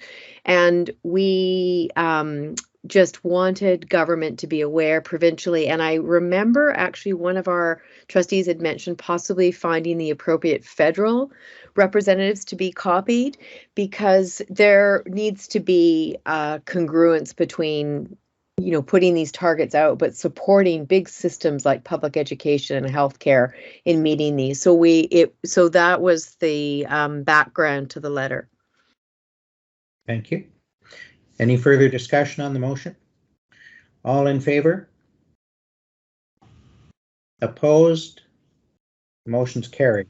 Okay, and as the superintendent touched on in detail in his superintendent's report, and there was conversations with other trustees, we did have our final enrollment figures presented and what the implications are for the funding. And as the superintendent said, we were 200 students over projection, and we had projected 7,190, and we came just over 400. Secretary Treasurer Reid, correct? And so with that meant we were staffing up in classrooms to support our students with those additional students, and additional students are welcome. It means that we need to be nimble operationally, and our staff on the ground did that. And so there was conversations about that. And so from that, there are some financial implications, and the committee recommends, and I, Trustee Martin, move that the board approve allocation of unrestricted surplus of $1,522,170 to the contingency reserve, and the allocation of funding growth to expenditure budgets as presented in attachment 2, which was titled Net Funding Growth and Final Allocations for Amended Budget. Second, Trustee Van Wel. Anything further, Trustee Martin? Nothing from my perspective, Chair. With your permission, just going to open it up to Secretary Treasurer Reid unless he wants to speak to this. Just unmuting. Thank you. No, you did a great job of summarizing. I have nothing to add. Trustee Holman. Thank you, Chair. I had actually raised my hand regarding the climate energy plan with a motion that I wish to make. I know that we've moved on, so I'll leave it to you whether you'd like to come back to that. I will after we deal with this, but I did not see your hand at that time, Trustee Holman. I'm either it wasn't up in time or the technology is not doing what it's supposed to do. Which, all right, I won't wax eloquent about my frustration at this point with Teams, but we'll return to that, Trustee Holman, after we deal with this. Thank you, Chair. All right, is there any further discussion on the motion by Trustee Martin about the unrestricted surplus of 1.5 million? All in favor? Opposed?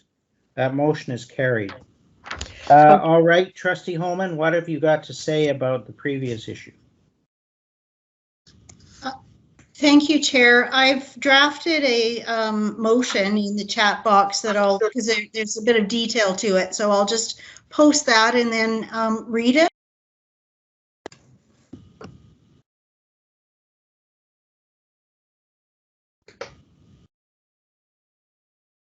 Trustee Holman, you're muted. My apologies. So I've posted in the chat box a draft motion that the board requests staff to report to FF&T in January of the school level activities that support conservation and biodiversity, climate justice, climate solutions, personal carbon calculators, waste and recycling, and alternate energy. And if there's a seconder, I would like to speak to it.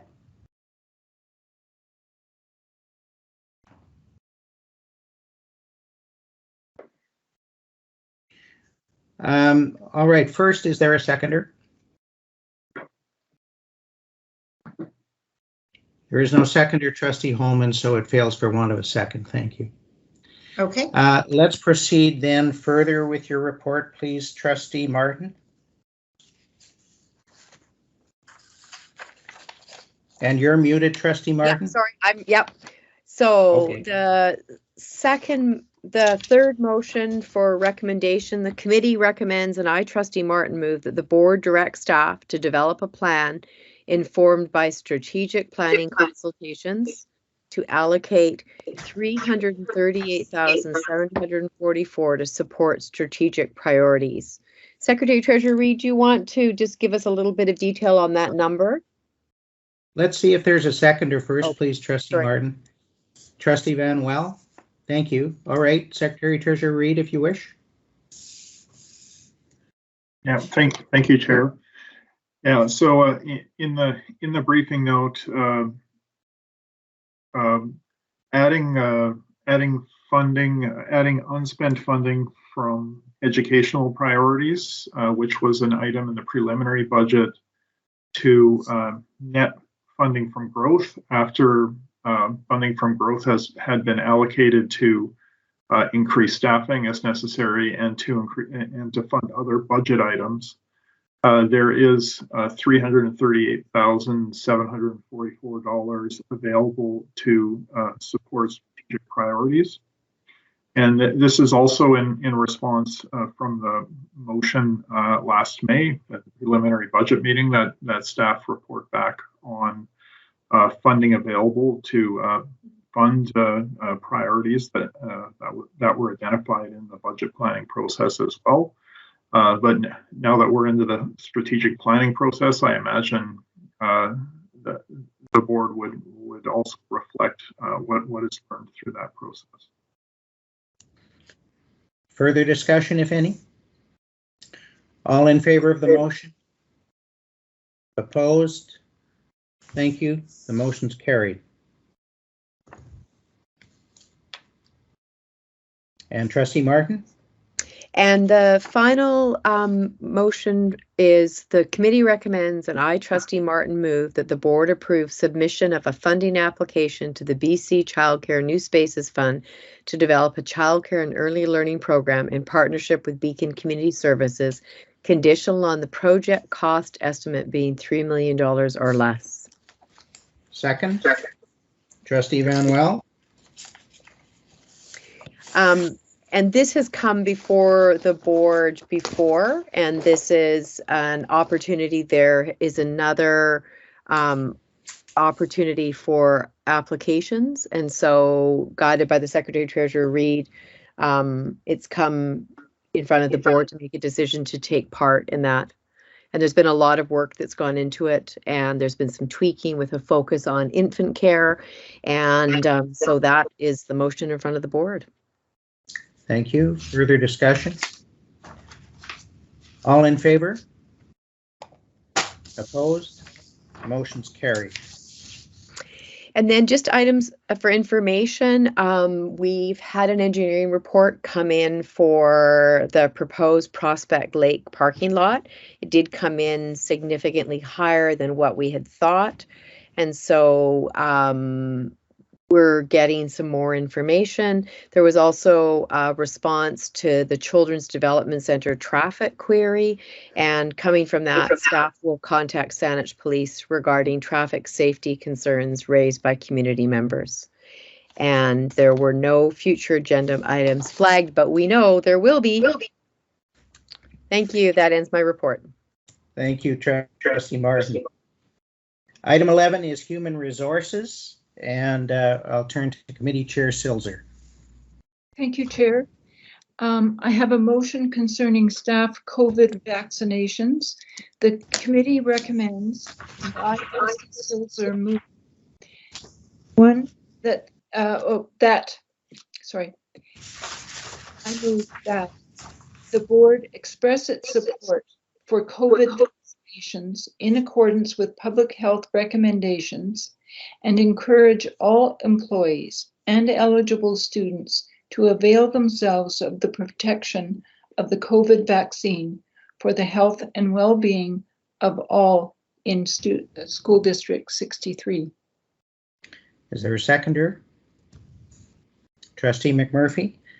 Trustee Silzer, do you wish to speak to the motion?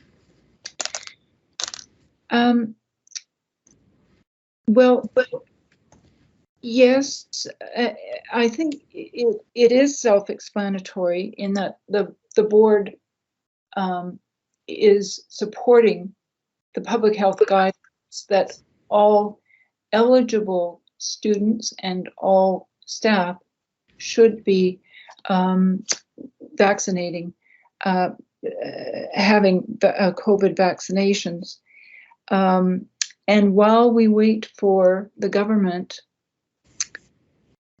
the Ministry of Education, Public Health, and the BC Public School Employers Association to come up with guidelines and direction in this regard, we want to tell our community that the board endorses COVID vaccinations for the health of us all.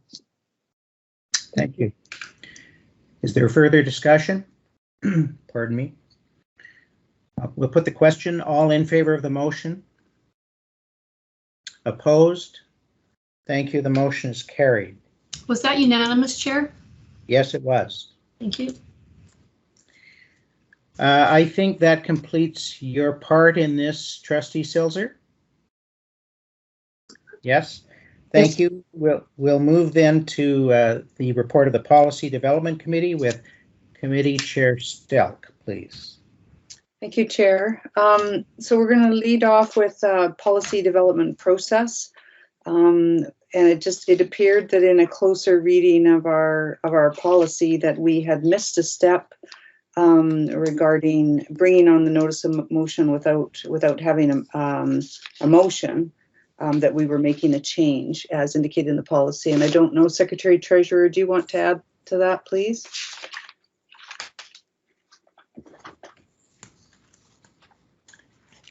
You're muted.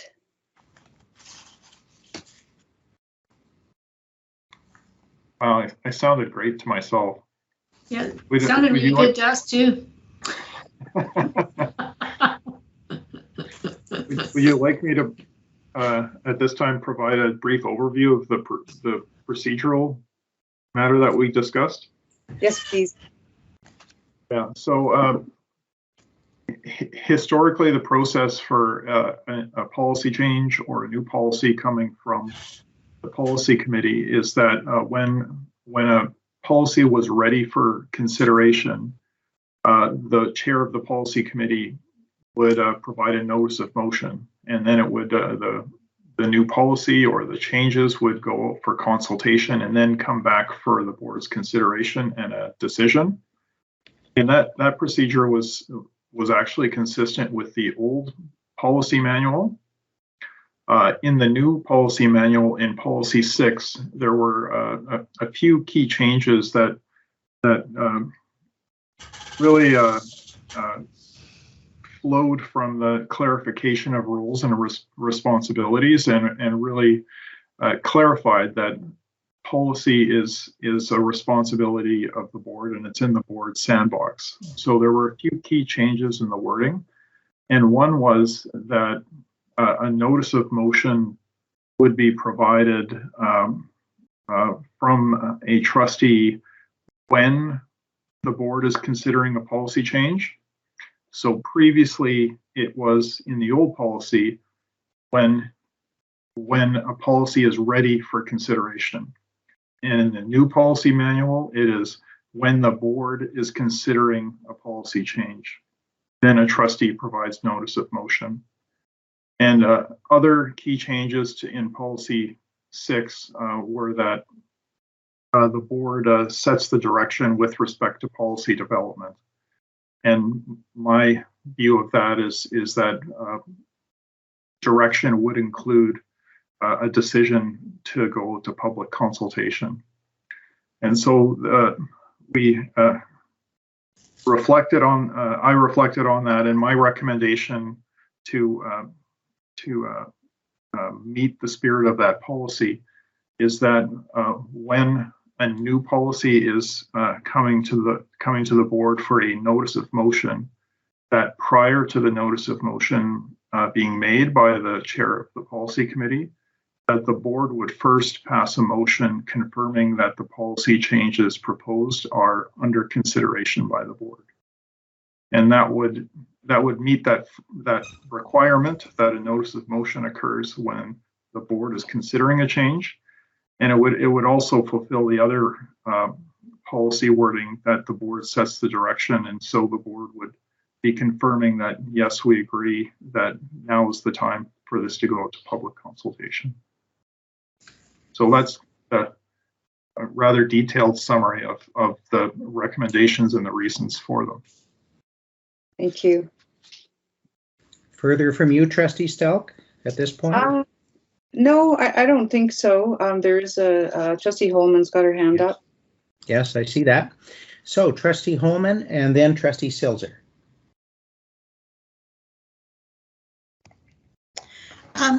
Yes, thank you. I appreciate that this item was brought forward by the Secretary Treasurer, I believe in consultation with discussion with the policy chair, our chair of the board, and our vice chair. And so it wasn't sort of a direction of the board, it was brought forward as a clarification. And I guess what I'm wondering is, I appreciate that it's under policy 6, which is the, policy making. But we do have upcoming the policy committee review of committee, the policies related to committees, as well as board operations.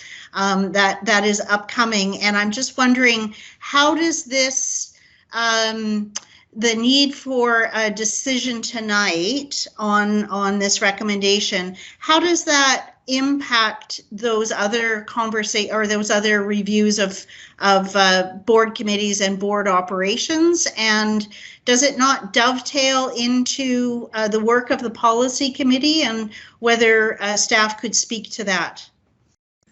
Well, I will speak to it first, Trustee Holman, from my perspective, and certainly defer to staff afterwards. But as far as I understand it, Mr. Reid has simply interpreted the existing policy and is giving us advice on what we should do with it.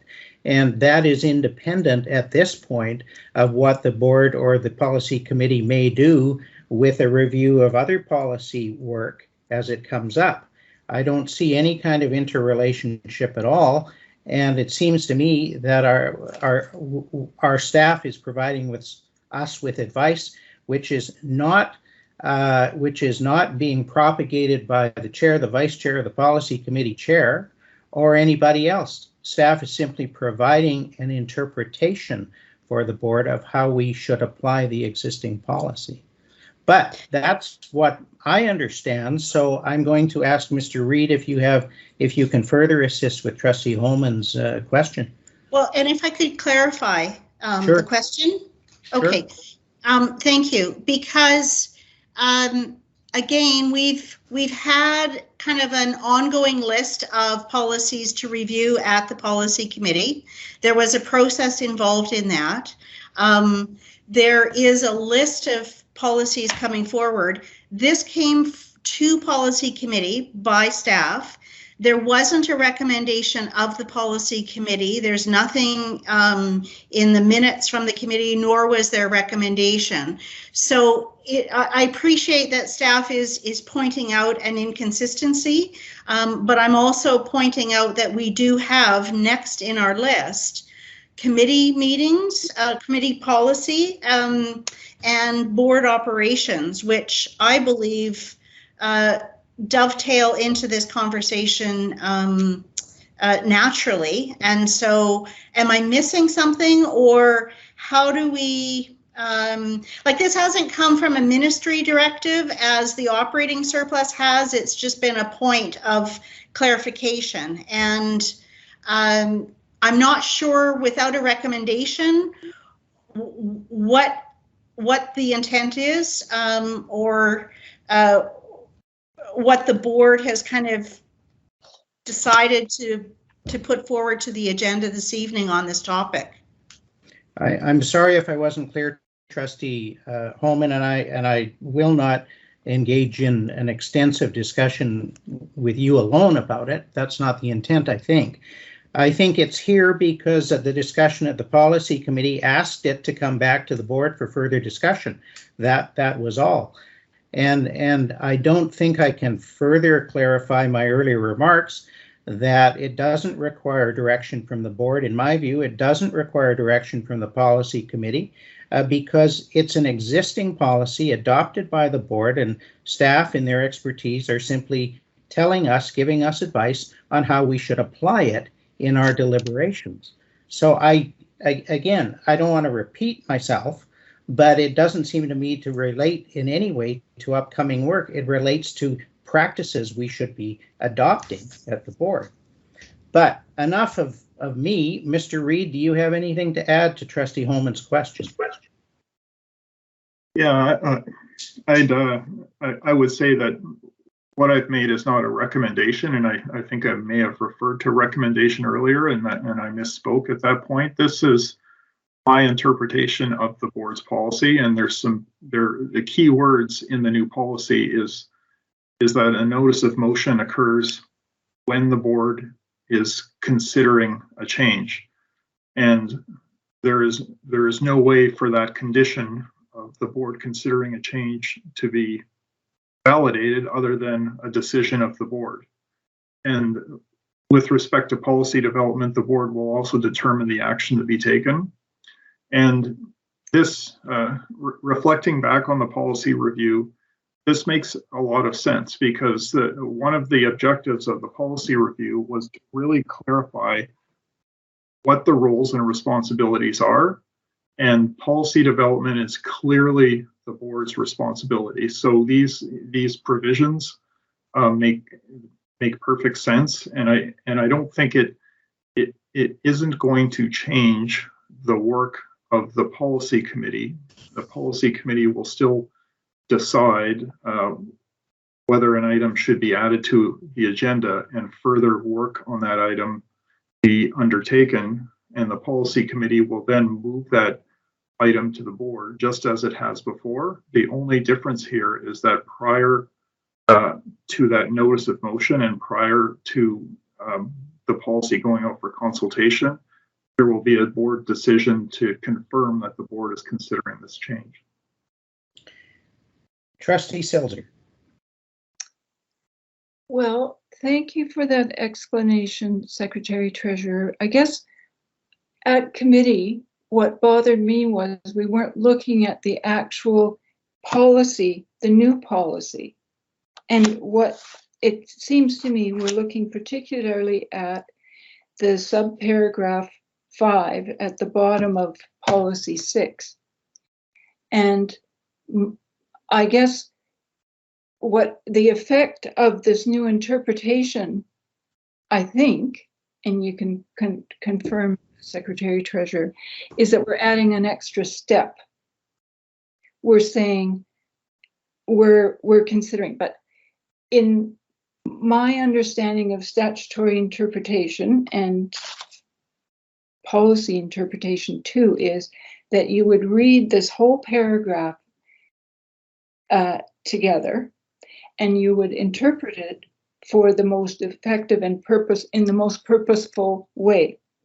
And what this says is essentially, I thought when I read it and interpreted it, that it doesn't add an extra step, that we're kind of stopping in the first line and saying, oh, the board is considering adding, modifying, and deleting a policy.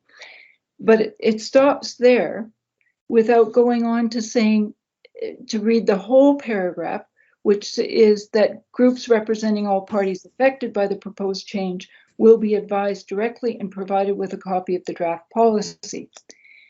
Now, and then they're given 2 months to reflect and represent or propose revisions. So the notice of motion, so that in a sense, I guess you're saying there'll be 2 notices of motion, because you're going to have a notice of motion to say, oh, we're looking at this policy. And then when you actually draft something specific, that's when the 2 months starts ticking, right? Because how can you,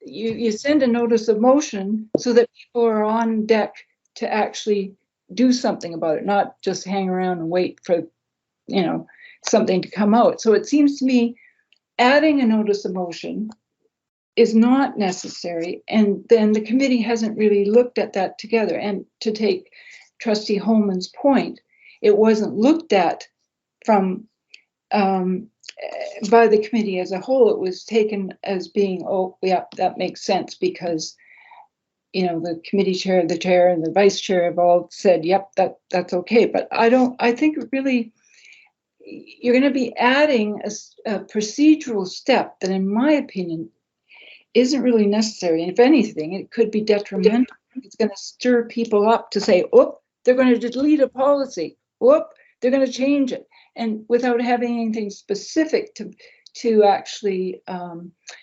get excited about.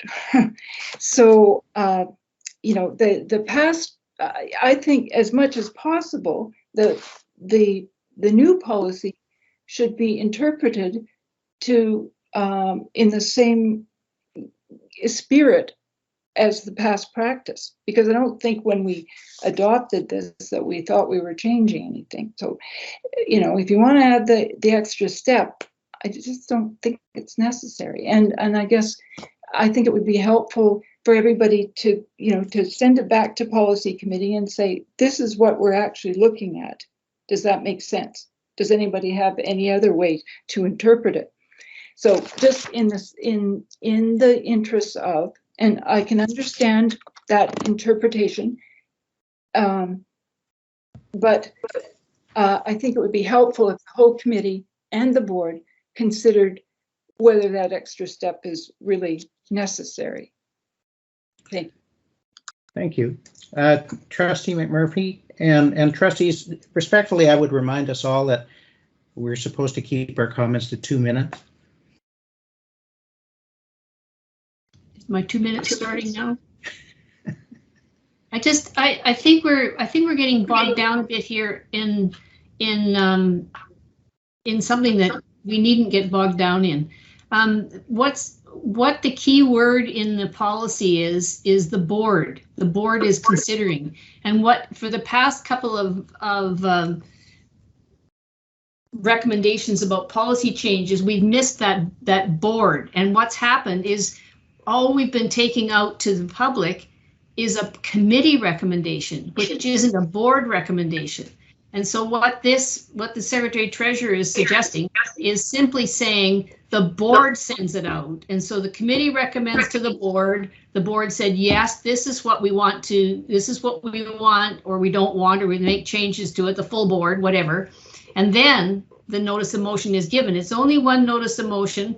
And the only difference is that it is the board that's sending the policy out, not just the committee. And that's what was always done in the past. And that's what the policy actually says. The policy hasn't changed. We just changed in the way we were using it. And I think what the Secretary Treasurer is saying is we got to go back to follow our proper process and have the board send out the policy for consultation, not just the committee.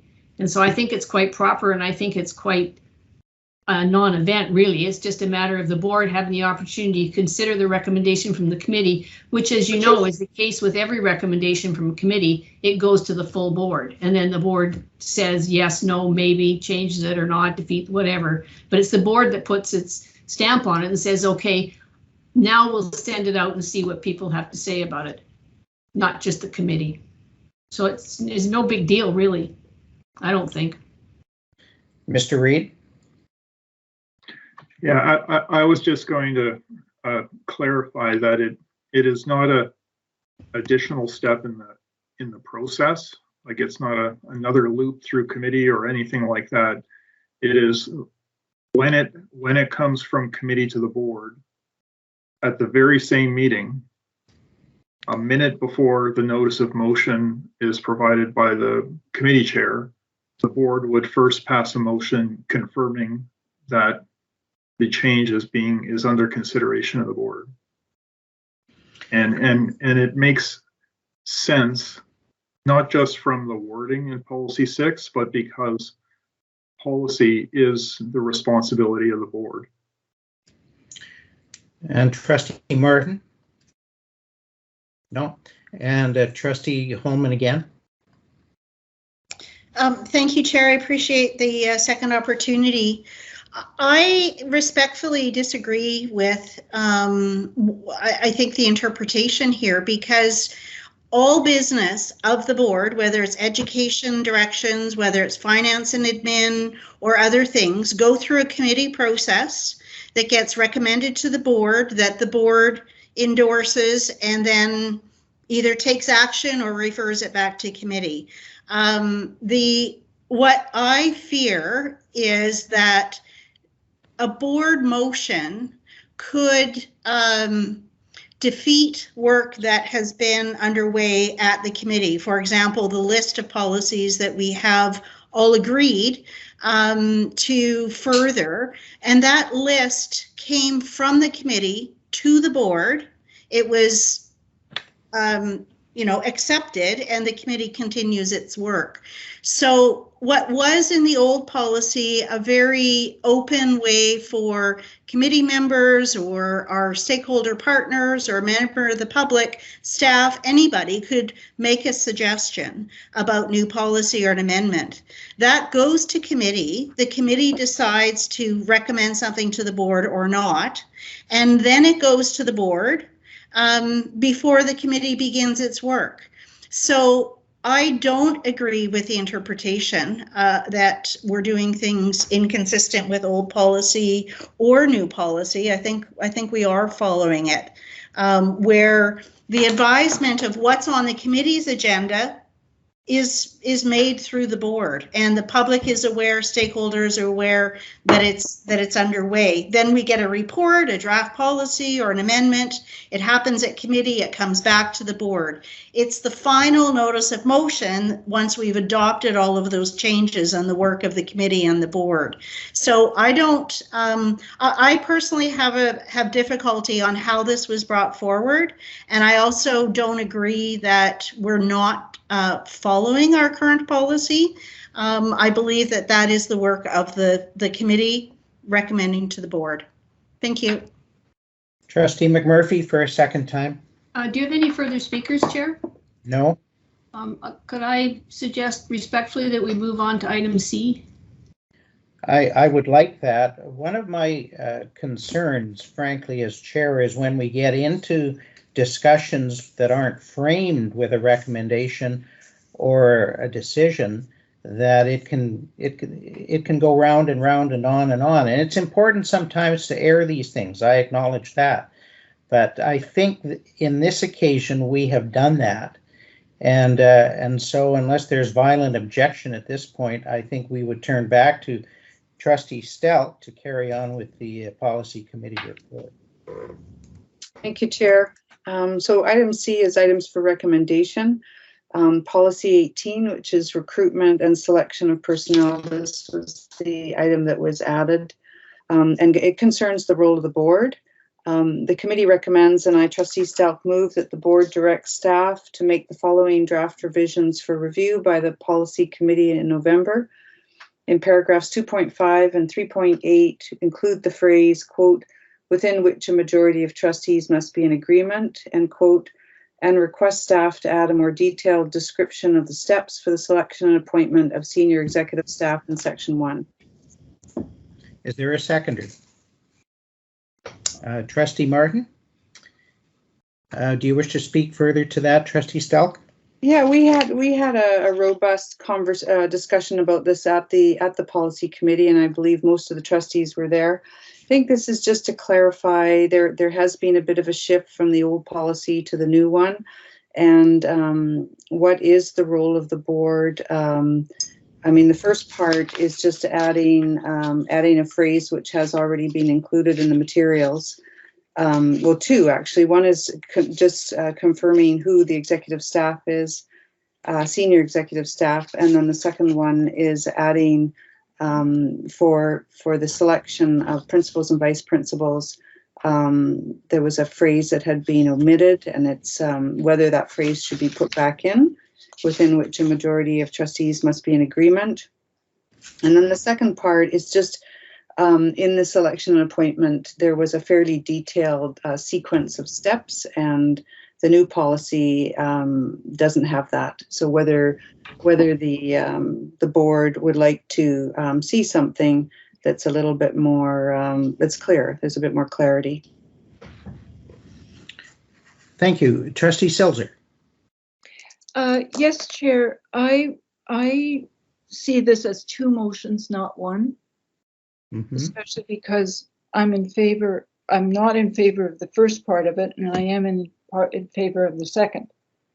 So I think if it was in this meeting already, we've both done this once this evening.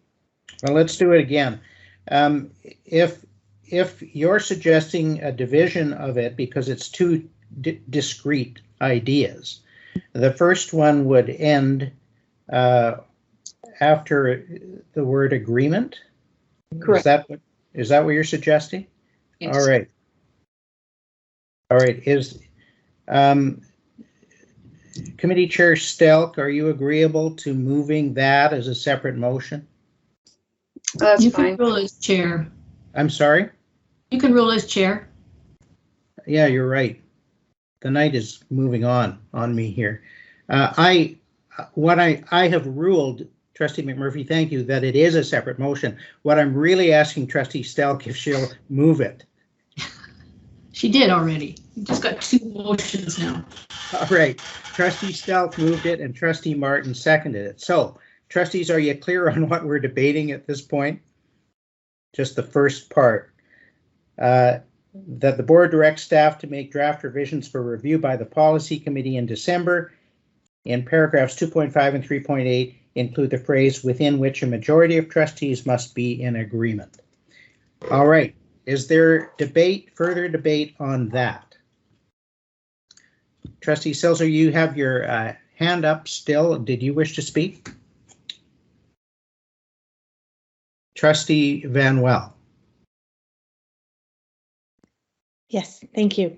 I'm not in favor of adding this. I think that this phrase takes away the flexibility of the committee, and that ultimately the board has the authority to approve the candidate anyways. So I would prefer to have that phrase not added. Is there further discussion on the motion? Seeing none, I'll put the question. All in favor of the motion? 1, 2, 3. I see 3. Opposed? 4. The motion is defeated. Then we go to the second motion, which is and request staff to add a more detailed description of the steps for the selection and appointment of senior executive staff in section 1. That's been moved and seconded. Is there any discussion on that? Trustee Holman. Yes, thank you, Chair. I'm supportive of the spirit of the motion, but I guess I need to understand more. The current policy provides for this with some flexibility for the superintendent to provide a selection plan for these senior positions. And so I see that plan could differ based on the position or based on the circumstances at the time. So I'm hesitant to support this one, thinking that if the plan is kind of generic and outlined in policy, how does that impact the ability to sort of tailor a process by the superintendent for board approval at a future time? Will that leave the door open, or will that replace what I understood the policy to sort of be providing for currently? Do we have a sense of that in the motion to help me understand it? Staff, can anyone help with this? Or Committee Chair Stelk? I could certainly comment, Mr. Chair, but I want to make sure trustees have their opportunity before I offer some thoughts on it. Yeah. I'll comment on it. I think if you go back and look at the previous policy, there was a sequence. This policy is much tighter. It's not clear what the role of the board is in the selection process. There's a phrase that says the recruitment plans shall include provision for board involvement as appropriate in the interview and selection process. Who decides when it's appropriate? it's not clear. It's not clear to me. And that's the same for partner group involvement. And my concern is that partners, again, as appropriate, may or may not be included. In the past, it was very clear in the policy that partners would be involved, and that was part of the sequence. And then upon approval of the plan, the superintendent shall facilitate the execution of the recruitment process. So there's no more board involvement after that. That's outlined in the policy. So thank you. I see no other hands, so Superintendent, if you wish to contribute to the discussion, you may. You're muted. A blessing for all. Thank you, Mr. Chair. Thank you for the comments around this. I believe there's an opportunity to provide a bit more clarity on the authority that the board has directly for hiring and determining the selection process for all executive team members. That is outlined in policy. I believe that's what Trustee Stelk is referencing. Trustee Holman referred to the context of the situation, and I would argue that's a correct interpretation, at least how I see the policy written, that the superintendent is obligated to provide back to the board a recruitment plan and a selection process for executive team members. The board reserves the right and the authority to determine what that process looks like, but the superintendent would come with a proposed plan.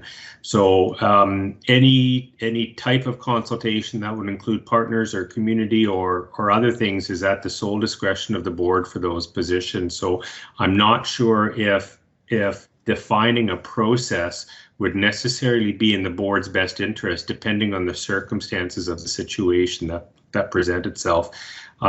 This board, and I'm assuming all subsequent boards, would have a passion for making sure that partners and others, as appropriate, would be included as they would deem fit at that time. So I'm not sure that defining a process now would necessarily be in the board's best interest.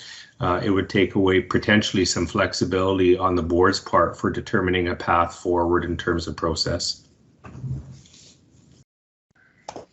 I see no other speakers, so we can put the question on the motion to add a more detailed description of the steps for the selection and appointment of senior executive staff in section 1. All in favor of that, please put your hands up. Opposed? And the motion's carried. Thank you. Trustee Stelk. Thank you. The next item is under correspondence, and the committee, I'm just going to move right into the motion. The committee recommends, and I, Trustee Stelk, move that the board direct staff to draft policy relating to correspondence. Thank you. Is there a seconder? And Trustee Holman. Trustee Stelk? I'm actually, personally, I'm not in favor of this motion, but I feel that we don't need policy with respect to correspondence, but I'll leave it to the other board members to express their opinion. I'll be voting against it. All right. I see no others. Thank you, Trustee Martin, and then Trustee Holman, and then I will speak as well. Thank you. So I respect Trustee Stelk's position. I mean, Trustee Holman did share with us that there are a number of districts, including Cowichan, that do have a policy for correspondence.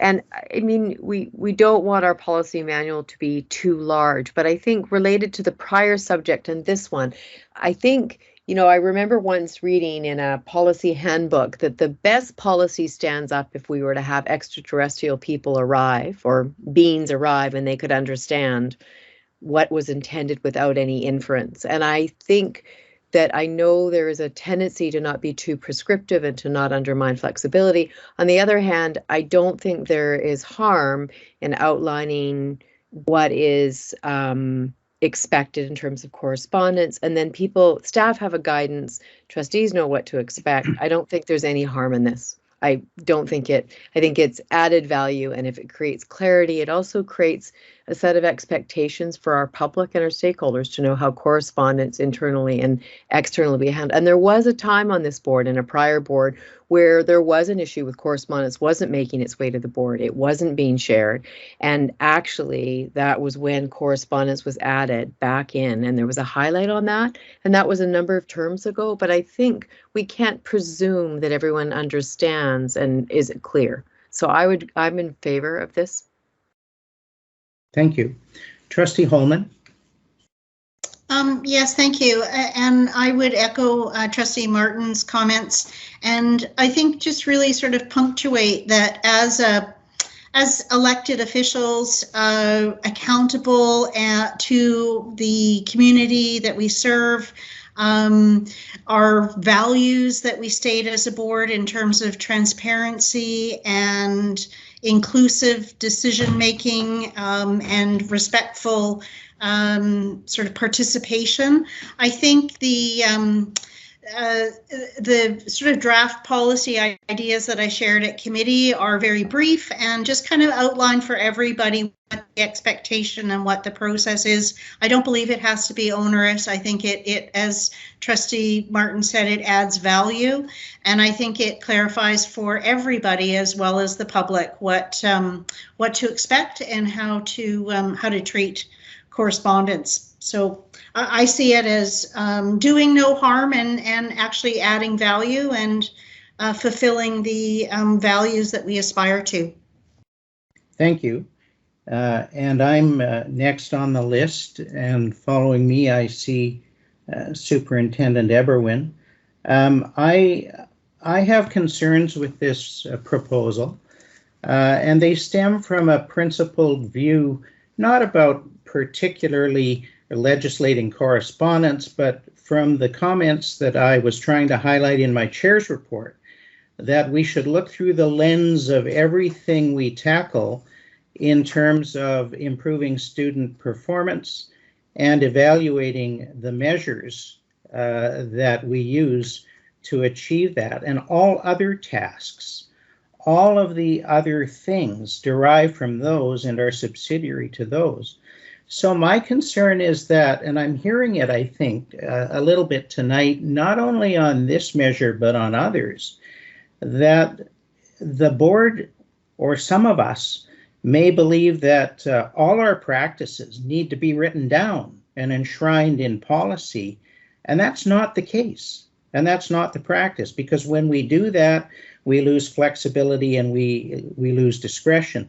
Trustee Martin has referred to the question of having too many policies, and I think we'll all recall that our policy review is intended to condense, amalgamate, and update our policies, and that we should not, in my respectful submission, without careful reflection, add more, as piling them on or adding them without a compelling reason will simply dilute what we've got.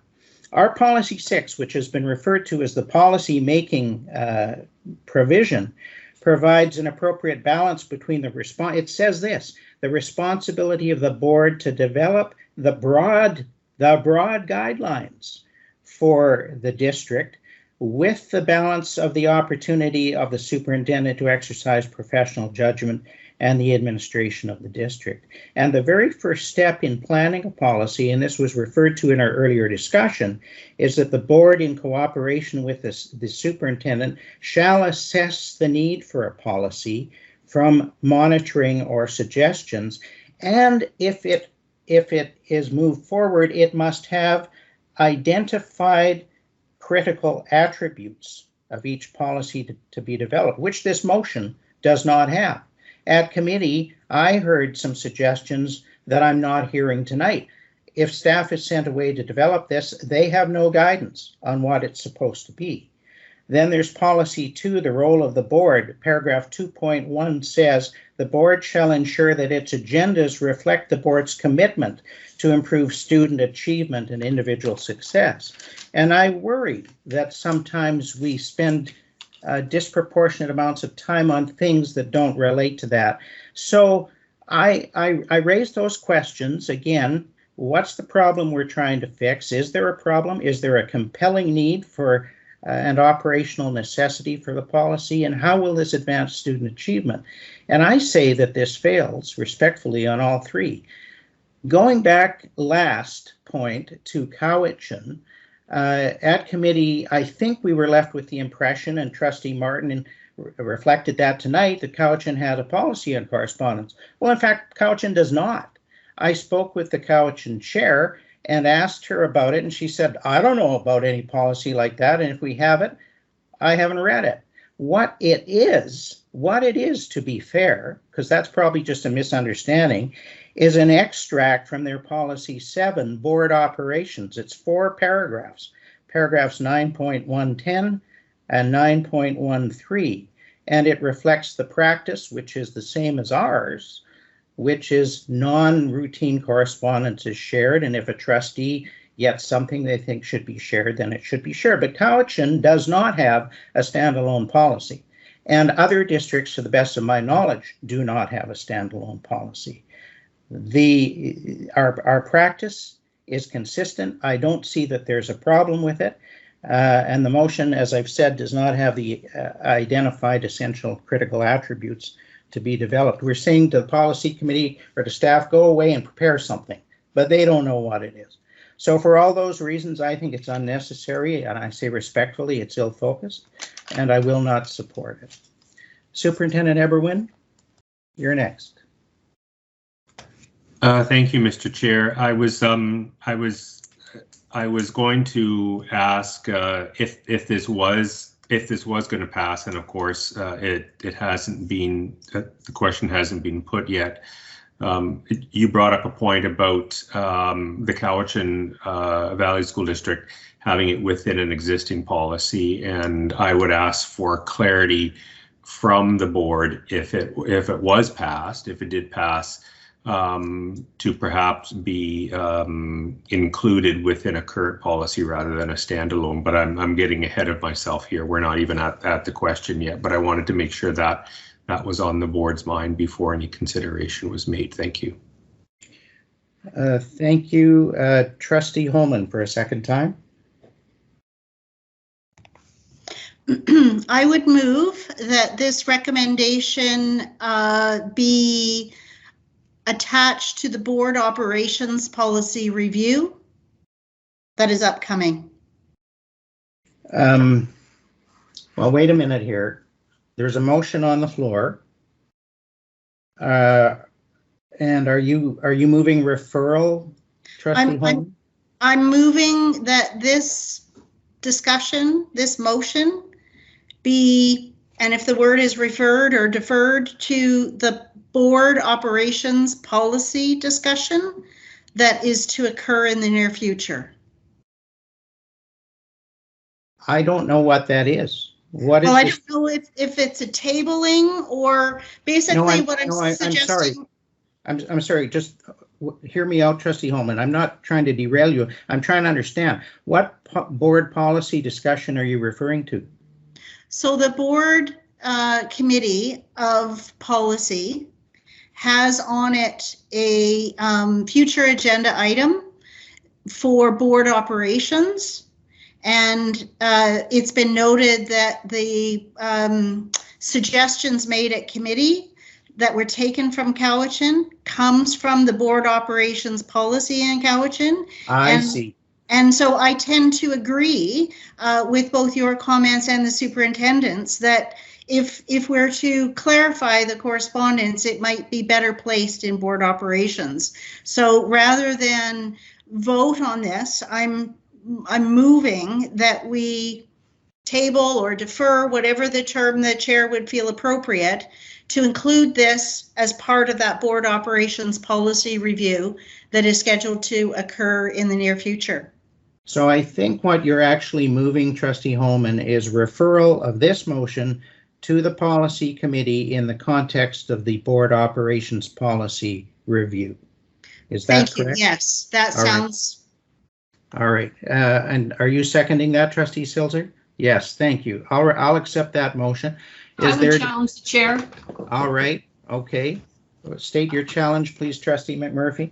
Yes, I think that the referring this motion to the existing agenda of the policy committee assumes that the board wants a correspondence policy of some sort. And I think that remains to be decided. I think the board needs to decide if it wants a correspondence policy, and if it does, then it could refer it to the board operations discussion. But I think you need to decide, first of all, whether or not you want a correspondence policy. All right. So the chair has the referral motion is out of order. All right. So the chair has been challenged on accepting the referral motion, and Trustee McMurphy has made her points on that. I think at this point I'm to ask all those in favor of you need a motion to motion to sustain. Yeah, so is there a motion to sustain the chair? That comes from Trustee Silzer, and is there a seconder for that? Trustee Holman. All right. Is there, Trustee McMurphy, there need not be further discussion on that, is there? No. Otherwise we get into the merits. No. So yes, yeah. that's my understanding. So let's go to the vote. All those in favor of sustaining the chair? 2. All those in favor of overruling the chair? Including the chair. And the chair is overruled, and the motion is out of order. The referral motion is not on the floor, so we're back to debating the motion that is before the before the board, relating to develop a policy relating to correspondence. Point of order. Sorry, where are we? Did I hear a point of order? Was that you, Trustee Holman? Yes. What's your point of order, please? Thank you. I would like to understand where the whether it's in policy or Robert's rules that the motion to sustain the chair on that topic sort of falls from, so that we could use that as a point of reference. Well, I can't tell you today, at this point, the number and paragraph, but when there is a challenge to the chair, the body has to decide if it's going to sustain the chair's ruling or overturn it. And it does that by way of a vote on a motion, and that's what was done. So that was properly done, and the point of order is not upheld. Trustee Stelk. Yeah, I was just going to suggest that when we do get to, which will be soon, the board operations, that I'm sure communication will come up.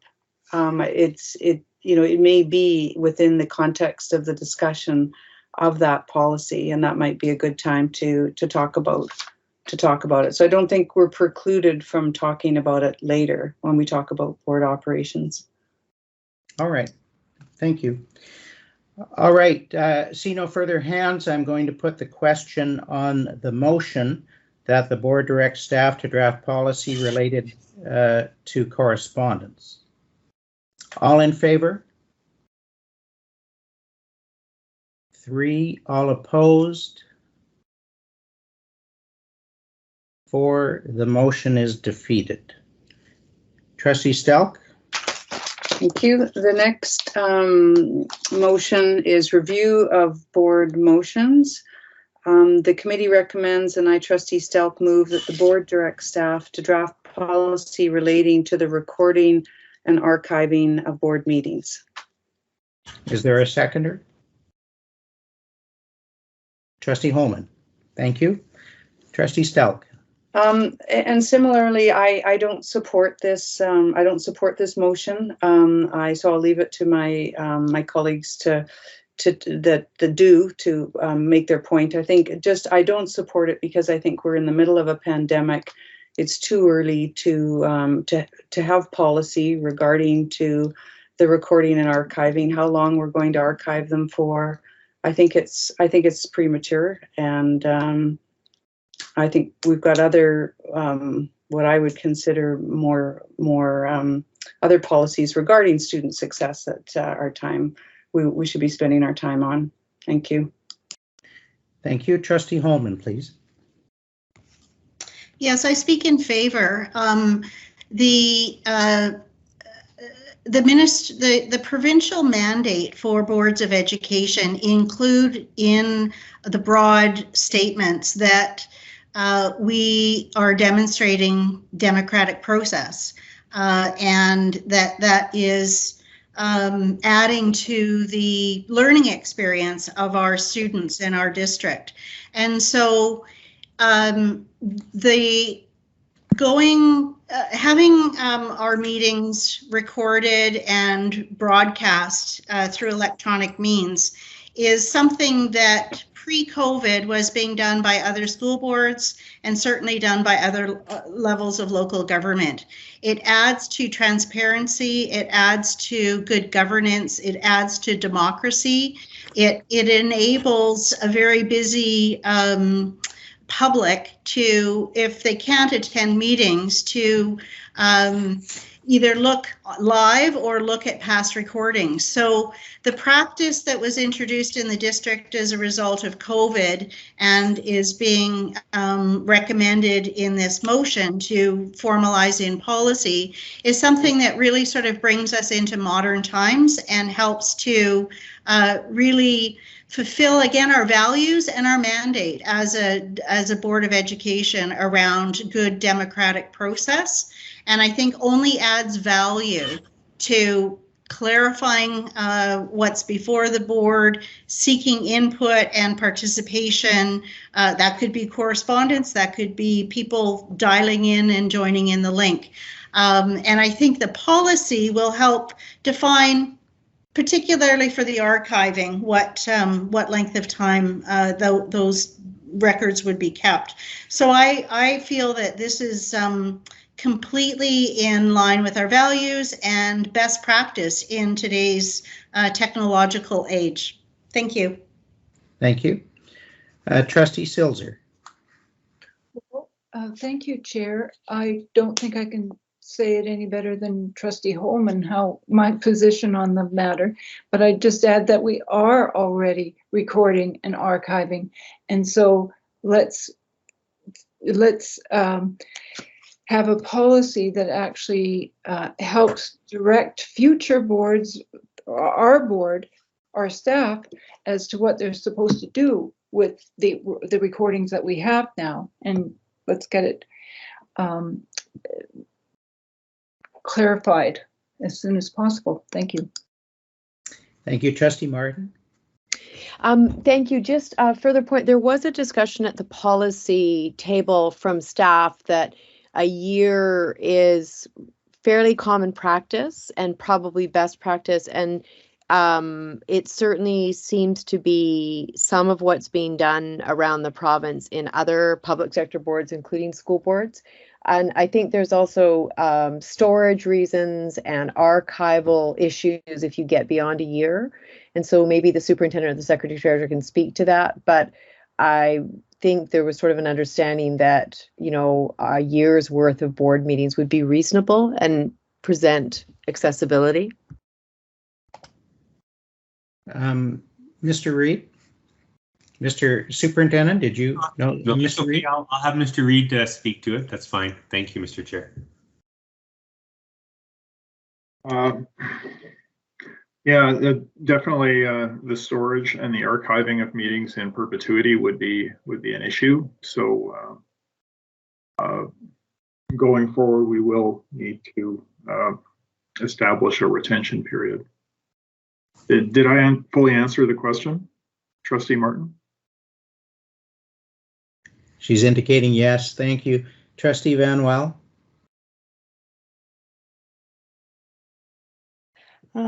I do agree that there should be something within our policies that talks about the recording of our meetings and archiving them. However, I feel as though it doesn't require an entire policy for that, and maybe it could be placed in, board operations or somewhere else, as opposed to a whole entire policy.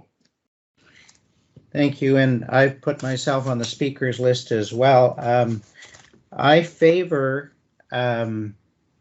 I favor recording and archiving, but I do not favor developing a policy around that, essentially for the same reasons that I expressed with respect to the previous motion, that not everything we do needs to be blessed with the formality of a policy, which can provide for certain inflexibility and certain a lack of discretion. My understanding, and perhaps I don't know if you can add anything to help us with this, Mr. Reid, is that if we enshrine it in policy, we have to do it, of course. And would a policy provide any difficulties with respect to technology, location, who's involved, and that kind of thing? I don't know the answer to that, but I'm satisfied I can say that because we've adopted this by motion, it continues until we change that practice. We have a motion. We pass motions all the time. We don't need to have a policy for everything we agree to do. So that's why, although I favor it, I think it helps with transparency, accountability, access. I don't think we need a policy about that. Mr. Reid, can you help with that question I posed? Or maybe I wasn't clear.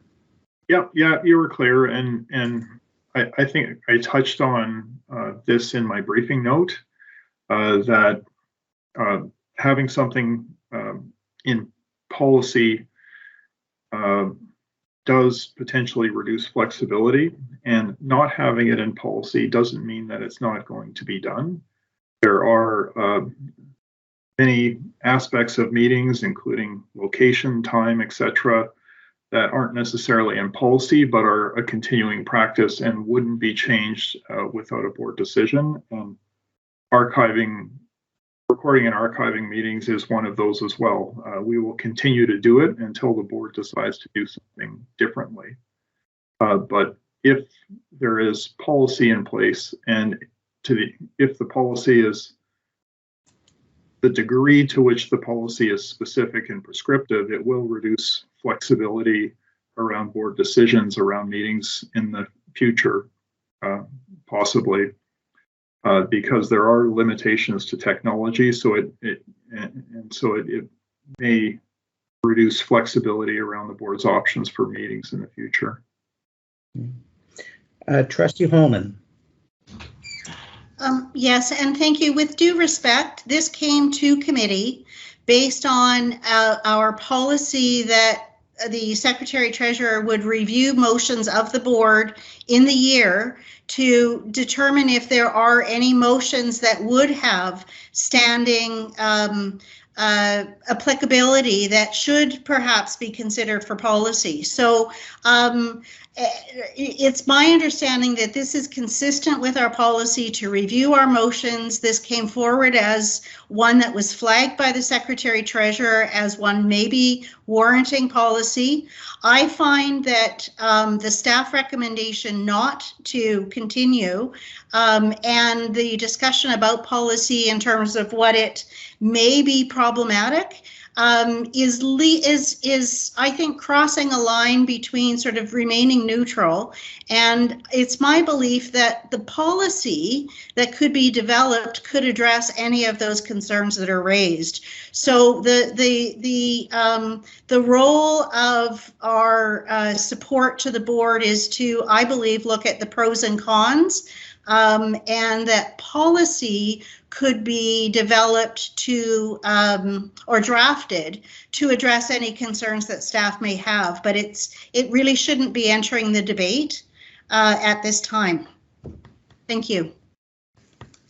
Thank you, Trustee Holman. And I should add that I was asking Secretary Treasurer Reid for information. I wasn't asking him to align himself with one view or the other.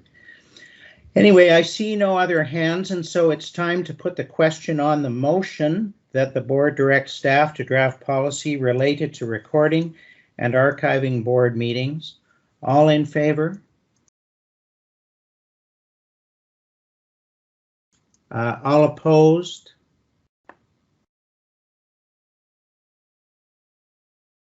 Trustee McMurphy, did you vote? No. Then it's failed.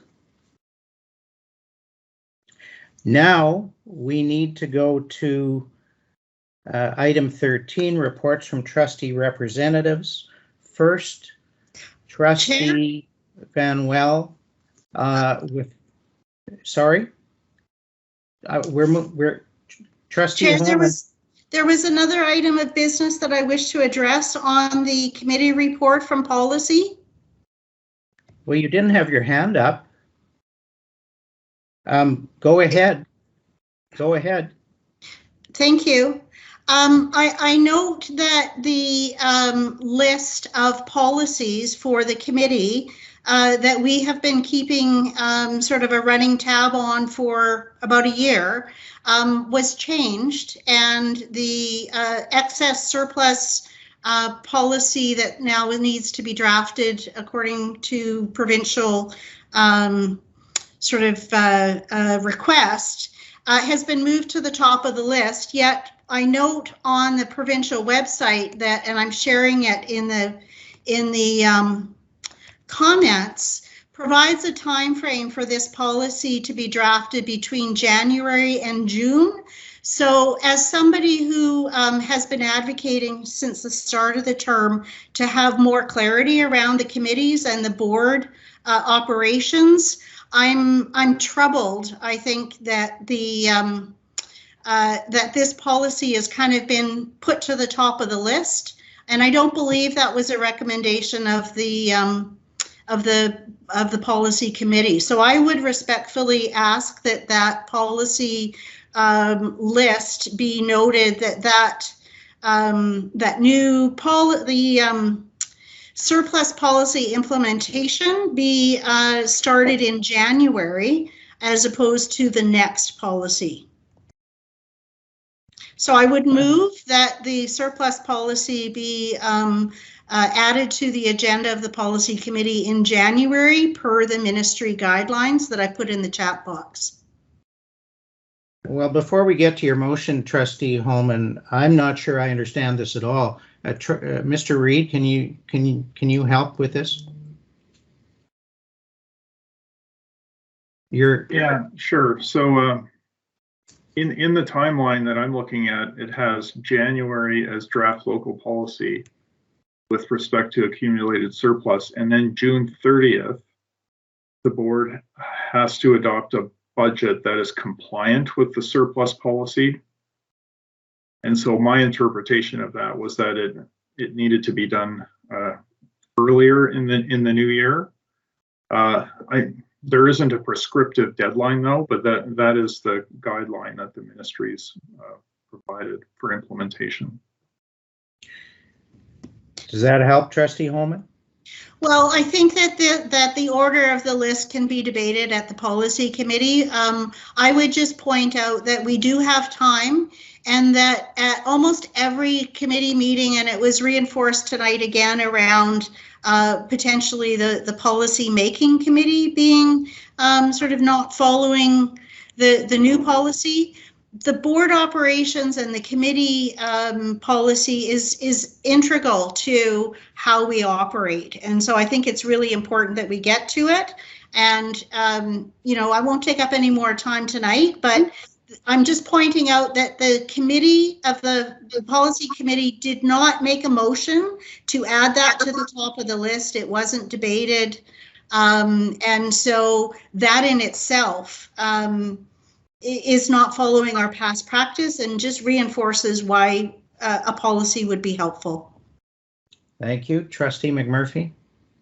Well, just in defense of the Secretary Treasurer, I mean, if we have to adopt a budget that's in accordance with our policy on accumulated operating surplus, then we have to get busy on developing a policy on accumulated operating surplus right away, because the budget development happens long before June. You know, we go through our budget process, we get a preliminary budget that's recommended to the board in the beginning of May, and we have to send policies out for a 2-month consultation. So we don't have the luxury of waiting, I think, anymore, even, you know, 2 months more to start looking at the policy. And I think that we, you know, a reasonable person would understand that when you get a directive from the ministry, it probably takes precedence over our future agenda lists. Mr. Reid? Yeah, just referring the comment around the decision to put it at the top of the future agenda items list. It wasn't specifically discussed at committee, but what happened at committee is these policy revisions were actually on the agenda, and because the committee ran out of time, they were deferred to the next meeting. And so my interpretation of that, having had it actually on the agenda for the October meeting, is that it would be at the top of the list for the November committee meeting. All right. And Trustee Stelk? Yeah, as chair of that committee, that was certainly my understanding. We didn't have time to deal with it, and I asked the Secretary Treasurer if we could put it over to November. Would that give us enough time? And my understanding was that there was agreement amongst the majority of the committee members that it would be put over to November. All right, thank you. Thank you for that discussion. I'm going to move us to item 13, reports from trustee representatives, and first, Trustee Van Well, our provincial councillor. Trustee Van Well. Thanks, Chair. I will try to make this quick. So I will be attending Provincial Council this Saturday, and as part of that, we will be dealing with 3 separate motions, of which they were the motions were attached to the board package. So hopefully everybody got a chance to read them. And I'm just looking for clarity on how the board would like me to vote on these. I can read the 3 of them quickly if you'd like. Well, trustees, have you had an opportunity to review them individually? I think we're familiar with them, Trustee Okay. Van Well. Okay. Do you have a recommendation for us? Yes, so I'm in agreement with all 3 of them. However, the one that involves the provincial teacher shortage, full agreement on it, but I would consider us adding something to reflect the EA shortages as well in the motion. So if the board approved this or directed you to support it, your intent would be to move an amendment at Provincial Council to reflect the education assistant shortage issue? Yes. I see. Okay. Thank you. Trustee Holman? Thank you, Chair. I'm just looking for clarification. Are the motions that we're not reading out at this time, have those been made available on the public portion of the agenda? Do our partners and members of the public, are they privy to the details of what the motions are as part of the public agenda? Mr. Reid? And if not, I would suggest that they be read. Yes, they're included in the meeting invitation. So everyone who is here has received the meeting invitation. But will that be available as part of the agenda package to anybody looking at that tab on the website? Will they have the detail? I don't know if we put that detail on the website, but it is included in the package that everybody who is here has received. Trustee Selzer? Could we please have those resolutions screen shared? so that we can all see them and whoever's still attending the meeting can see them? I don't know. Is that possible? If not, I'm prepared to read them because sure, because I can't find them right now. There was a request from Trustee Holman about that, and it's probably quicker for me to do that than fool around with it. So first of all, 9.1, the provincial teacher shortage, submitted by the Board of Education of School District 39, Vancouver. Be it resolved that BCSTA write a letter to all BC education degree granting institutes to request that the intake of education students be increased, and that copies of these letters be sent to the BC Teachers Council, the Ministry of Education, and the Ministry of Advanced Education and Skills Training. So that's the teacher shortage. 9.2 is declaration of national opiate death crisis, and it's submitted by the Board of Education of School District number 71, Comox Valley. Be it resolved that BCSTA requests that the Canadian School Board Association urge the Government of Canada to A, declare the toxic drug supply crisis a national public health emergency, B, immediately seek input from the people most affected by this crisis, and meet with provinces and territories to develop a comprehensive pan-Canadian overdose action plan, and advocate for expanded provincial cross-ministry supports for our students around substance abuse. And third, 9.3, increased funding for the annual facilities grant submitted by the Board of Education of School District 71, Comox Valley again. Be it resolved that BCSTA request the Ministry of Education, Province of BC, to increase the annual facilities grants provided to school districts. Trustee McMurphy? I'm on the first 9.1, and I just Trustee Van Well indicated that she wanted to try to expand the recommendation to include education assistants, EAs, but I'm not sure that it's possible to do it within the context of this resolution, because it's actually about writing a letter to all education degree granting institutes. So who don't do EAs, they just do teach, like these are the universities that grant teaching certificates. So the preparation of EAs is a different kettle of fish, different education institution altogether. So I'm not sure how you would do it. Maybe it's a separate resolution. And I don't know what the rules are at BCSTA meetings about introducing new motions from the floor, but it would be difficult, I think, to amend this to include EAs. Okay. Unless you write something totally different, like, and that. I mean, I don't even know what it would be, but I appreciate the concern, because we do need EAs, but I'm just not sure that this is a place to try to make that known. Fair enough. Yeah. And Trustee Van Well, you could always talk to the Resolutions Committee. I assume there is such a thing, the Provincial Council. They may be able to give you some guidance on that. Sure.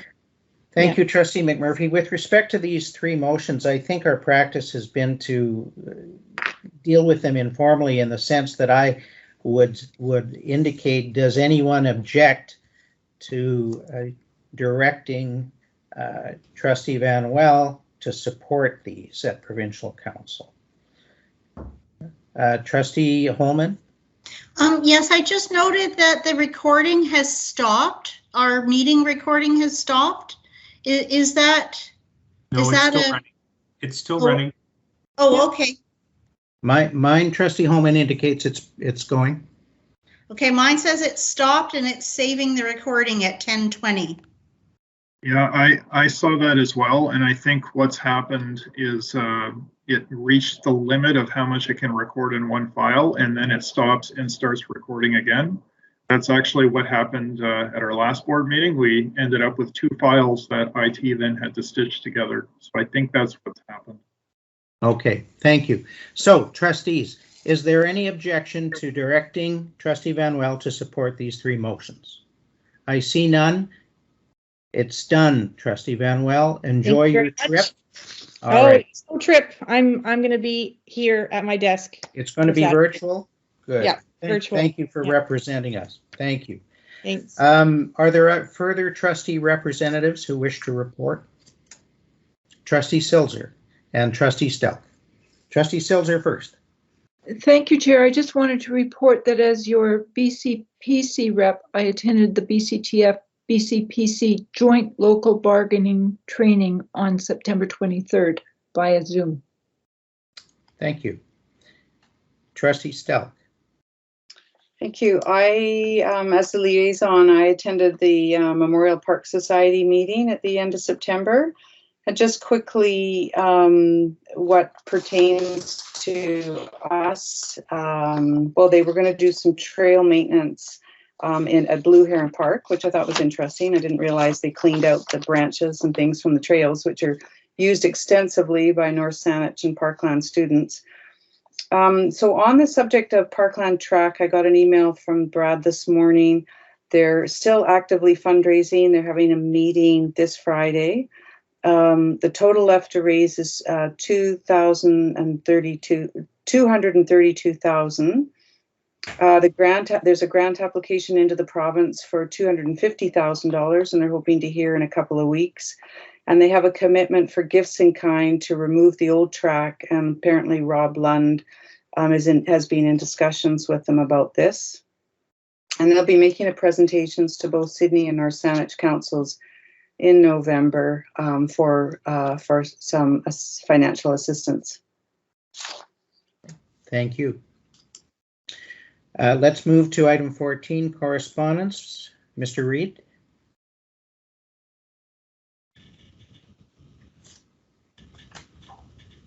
Yes, Chair, there are two letters included in correspondence and are included in the package. One is a letter from Down Syndrome BC, and the second is a letter from the town of Sydney. All right. Trustee Holman. Yes, I would move that the letter from the Down Syndrome BC be referred to Ed Directions for a future discussion. Is there a seconder for that?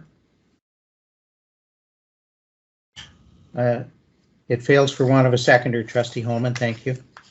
Okay, and I had a question about the second letter of correspondence. Yes.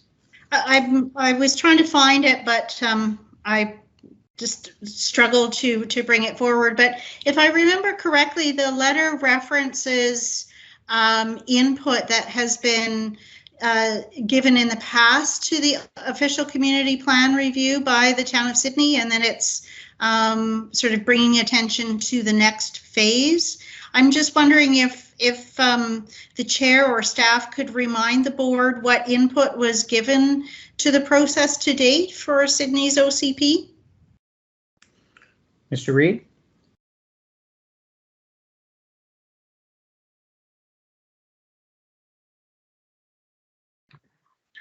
Yeah, so I have not been directly involved in this Sydney OCP. I do recall that when the processes started last spring or last fall, that there was a discussion that trustees in their zones would engage where appropriate with the OCP process. So I haven't been involved in it. I know that Sydney has been asking some specific questions of the school and of facilities around information that was relevant to their planning. May I ask a follow-up? Yes.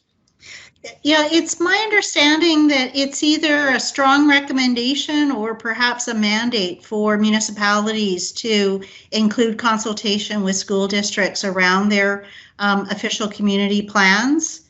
And I'm just wondering whether that can be sort of verified, and strikes me that the board would want to respond to the request from Sydney. And I'm just wondering, is staff recommending that this be referred to a committee or a future board meeting? Is there, or are you asking for the board to make a recommendation to that effect? Let's go first to Trustee Silser because she may be able to help us. I hope so. So when I talked to the town, well, I've talked to two people. The town planner, who I was in on a presentation he made on a report on the halfway mark of the OCP process. And he outlined who they'd consulted, and they had very specifically asked students at Parkland for their input, actually, to their OCP from a youth point of view. And then I asked whether he had had other communications with school district staff, and he said he couldn't remember the name person, but I assumed it was probably the Secretary Treasurer with respect to information that he had requested. So I assume that kind of joins up with what the Secretary Treasurer just said. So, and I couldn't find the correspondence either. So I don't know exactly, and I'm looking at the S drive right now, and I still can't see it for this meeting. So did it come on the S drive, or was it correspondence by email? The copy of the Town of Sydney correspondence. Oh, here it is. Sorry.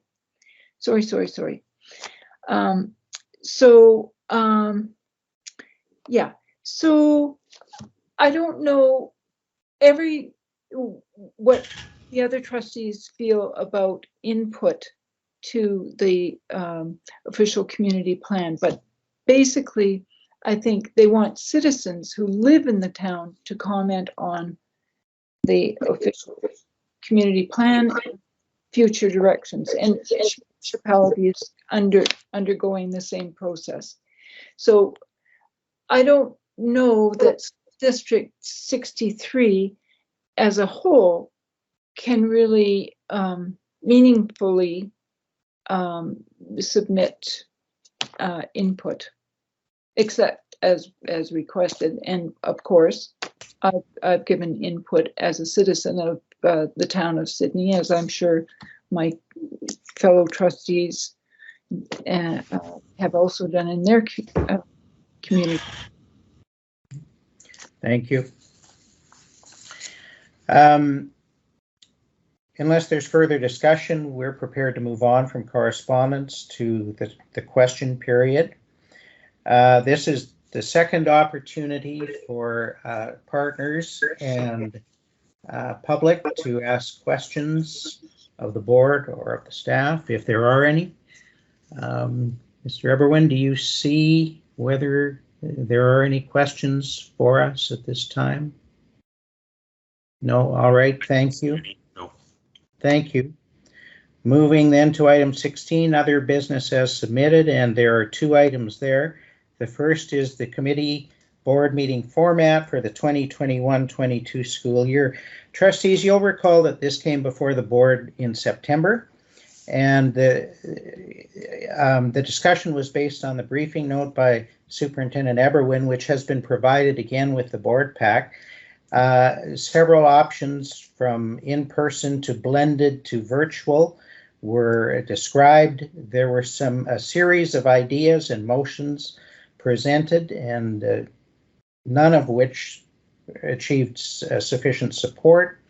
And so trustees agreed that we would default to virtual for at least this time, and it would come back for discussion tonight. I don't know what that means, but here we are. I see Trustee Martin and then Trustee Silser. Thank you, and thank you for tracking this, and I appreciate the heads up, Chair. I think I still stand by I voted not in favor of doing the option where we meet in person with executive staff and have our stakeholders virtual. It's just a very uncomfortable distinction to me. And I also don't expect staff to be jumping through technical hoops. So they had kindly offered that we could potentially meet at ILC, and some people could call in computers, and that's just very cumbersome and very difficult.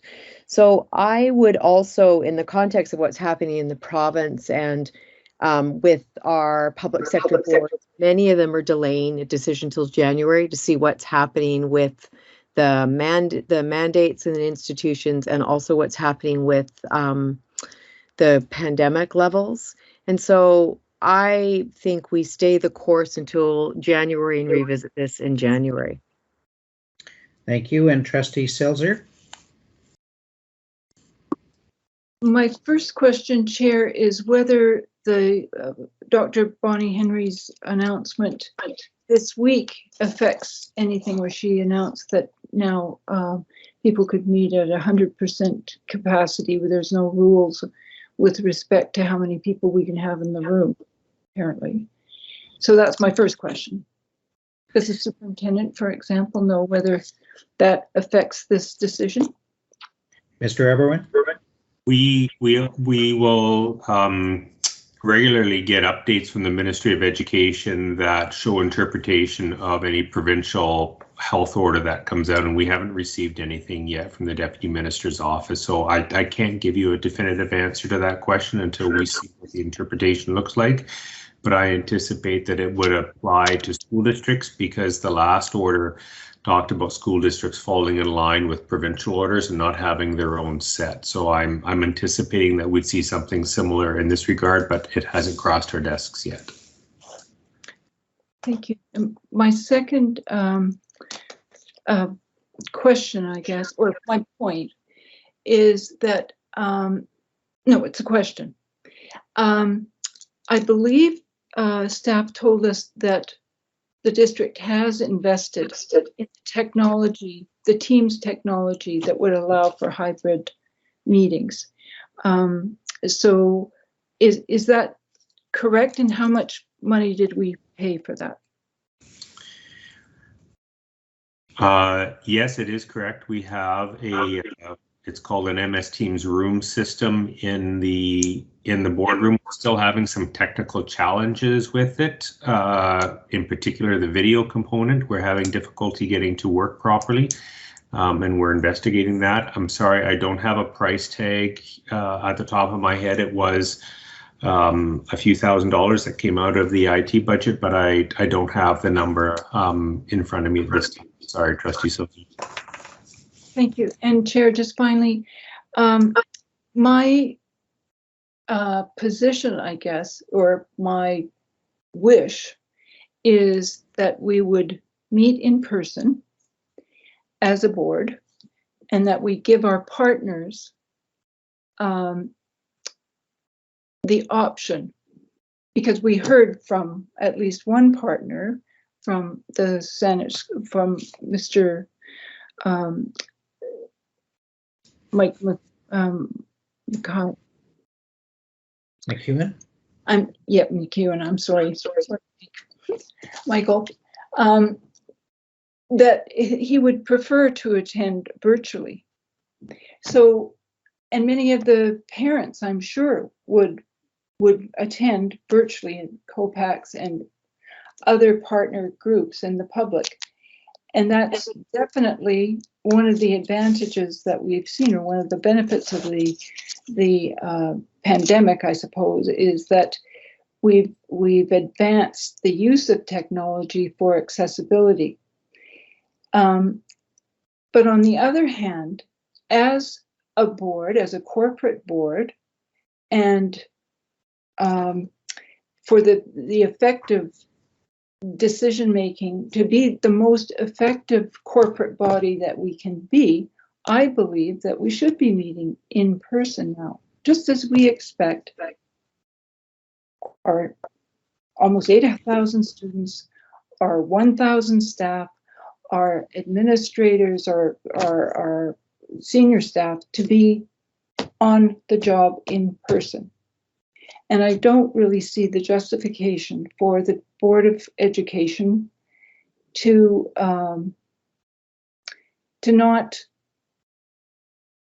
kind of practice what we believe is the right way to be. We believe that kids should be in school because that's where they learn best.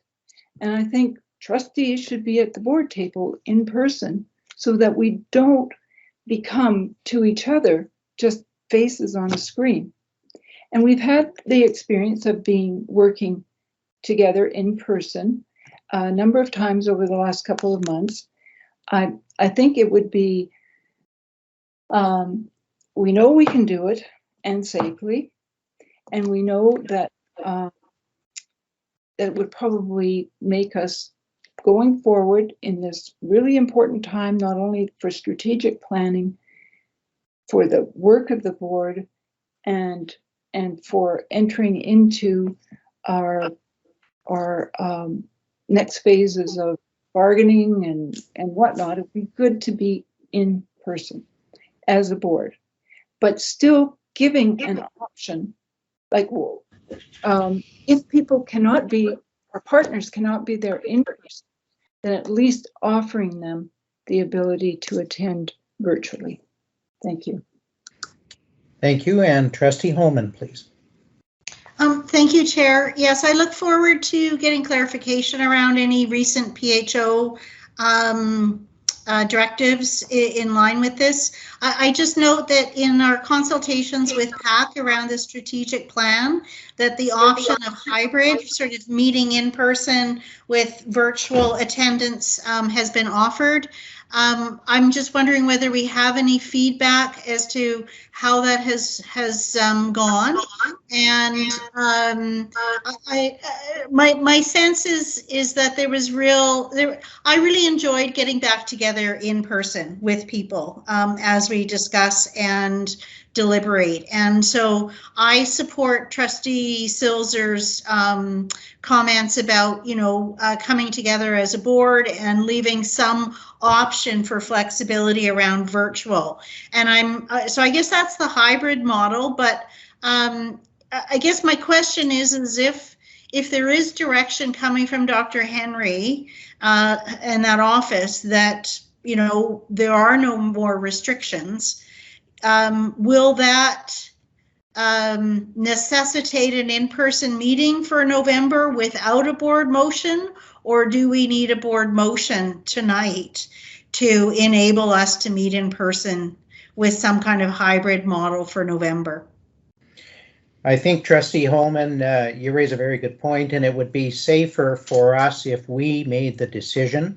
I take it from Superintendent's comments that the ministry has not advised the district of any changes in the PHO. I'm not aware of anything. I know we're not a hockey arena, but we're far fewer, so I don't understand.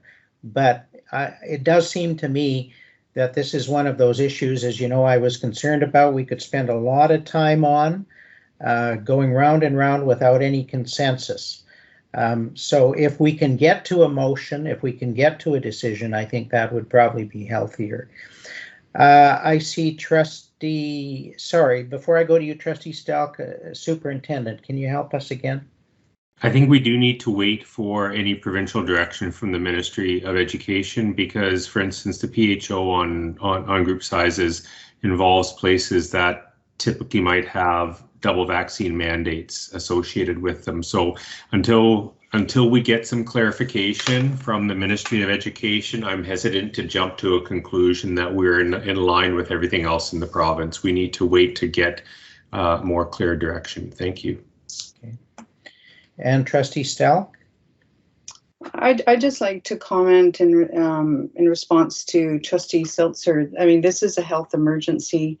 It's a health issue. There are lots of different situations, and I think there needs to be choice in our decisions regarding the risk. And some of us might be willing to take more risk, and some of us willing to take less, or we are personally at more risk. And I think that needs to be taken into consideration. I, for one, do not want to be compelled to attend a meeting in a room where I do not know whether everyone's vaccinated or not. I think we just have to be really cautious, and I think it's early.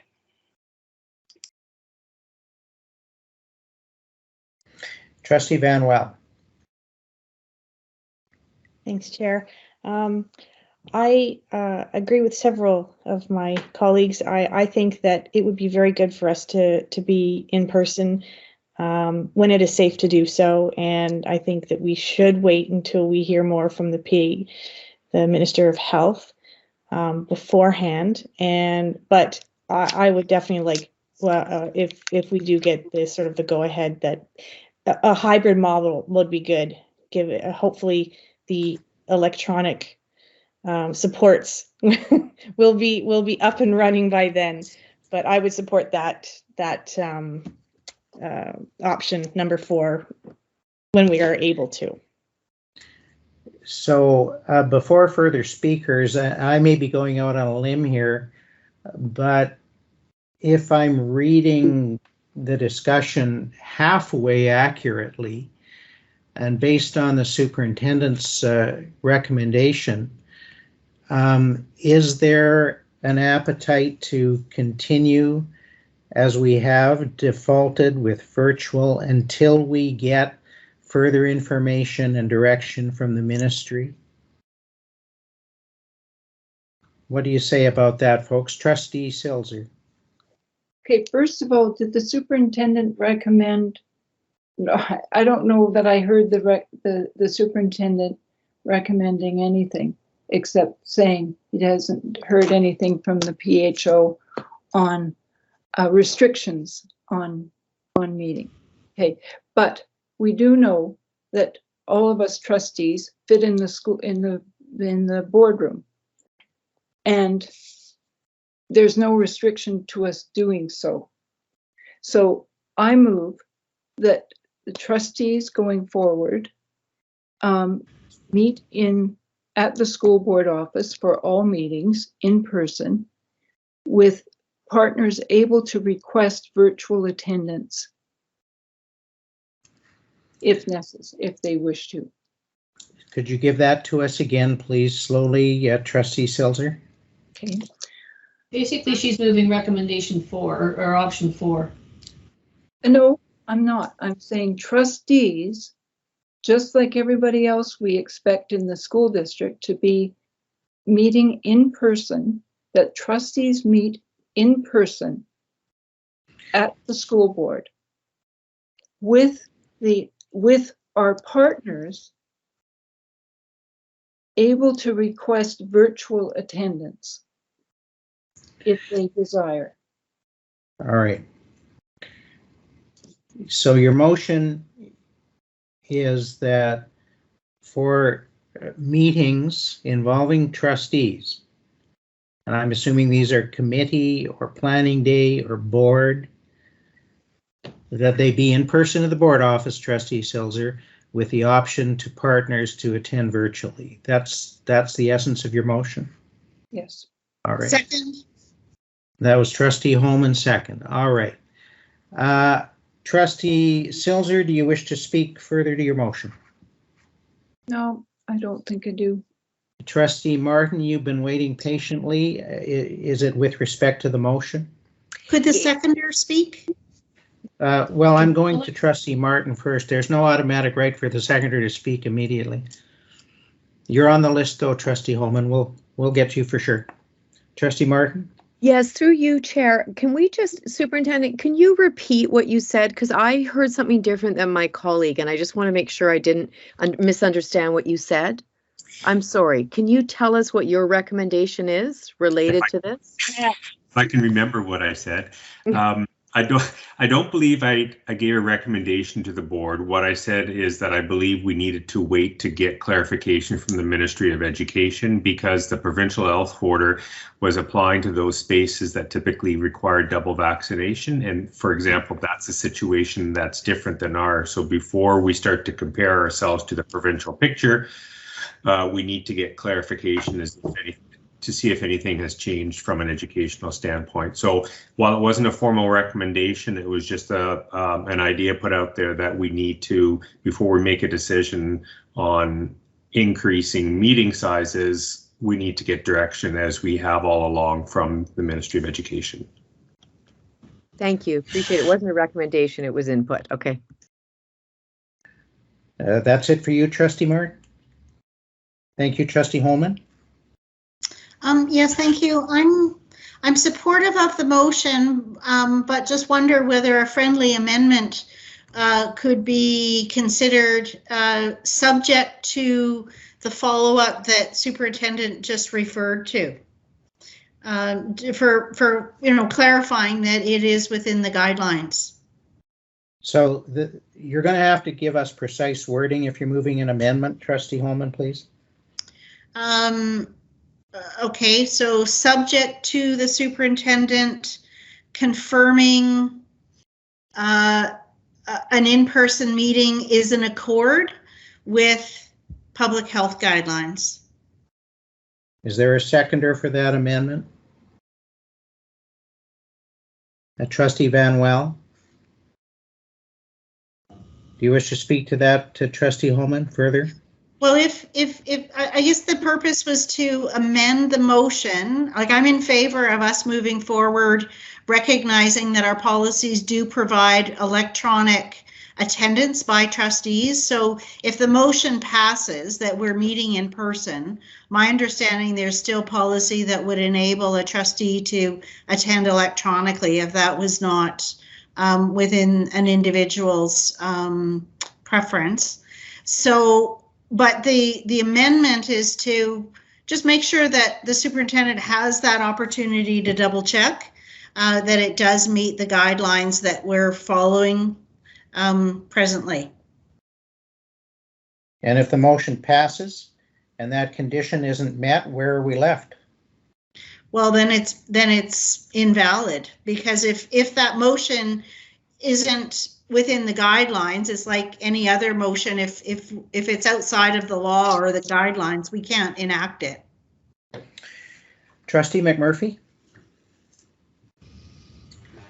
Well, this isn't why I got on the list in the first place, but now I'm totally confused, because I understood the original motion to say that trustees would meet in person and partners and public would have the opportunity to either join the meeting in person or opt for virtual participation. But I think I heard Trustee Holman say that trustees would have the option of attending virtually, according to her interpretation of the motion. So I think I need some clarity on what we're talking about here. Well, I understood it was trustees in person and partners would have the option. The essence of Trustee Holman's amendment is that it has to be in accordance with PHO guidelines. That's the essence of her amendment. Okay. So back to the amendment. Thank you for that clarification. Thank you. Do you wish to speak to the amendment, Trustee McMurphy? No. Trustee Holman, you've got your hand up still. No? Okay. Trustee Silzer, please. Okay, thank you, Chair. Okay, right now, what are the restrictions on numbers in the boardroom? How many people? It's too many people for attendance in the school board office and at the school board boardroom. Mr. Superintendent Everin, please. Right now, all staff and trustees can fit inside the boardroom, and with the doors open and the hallway open, we can accommodate what would be a normal size grouping out there that would come to our board meeting. I don't have the number off the top of my head, but right now the restrictions are at 50% for schools right now for large meetings. Okay, we're on the amendment, trustees. So yeah, well, that means.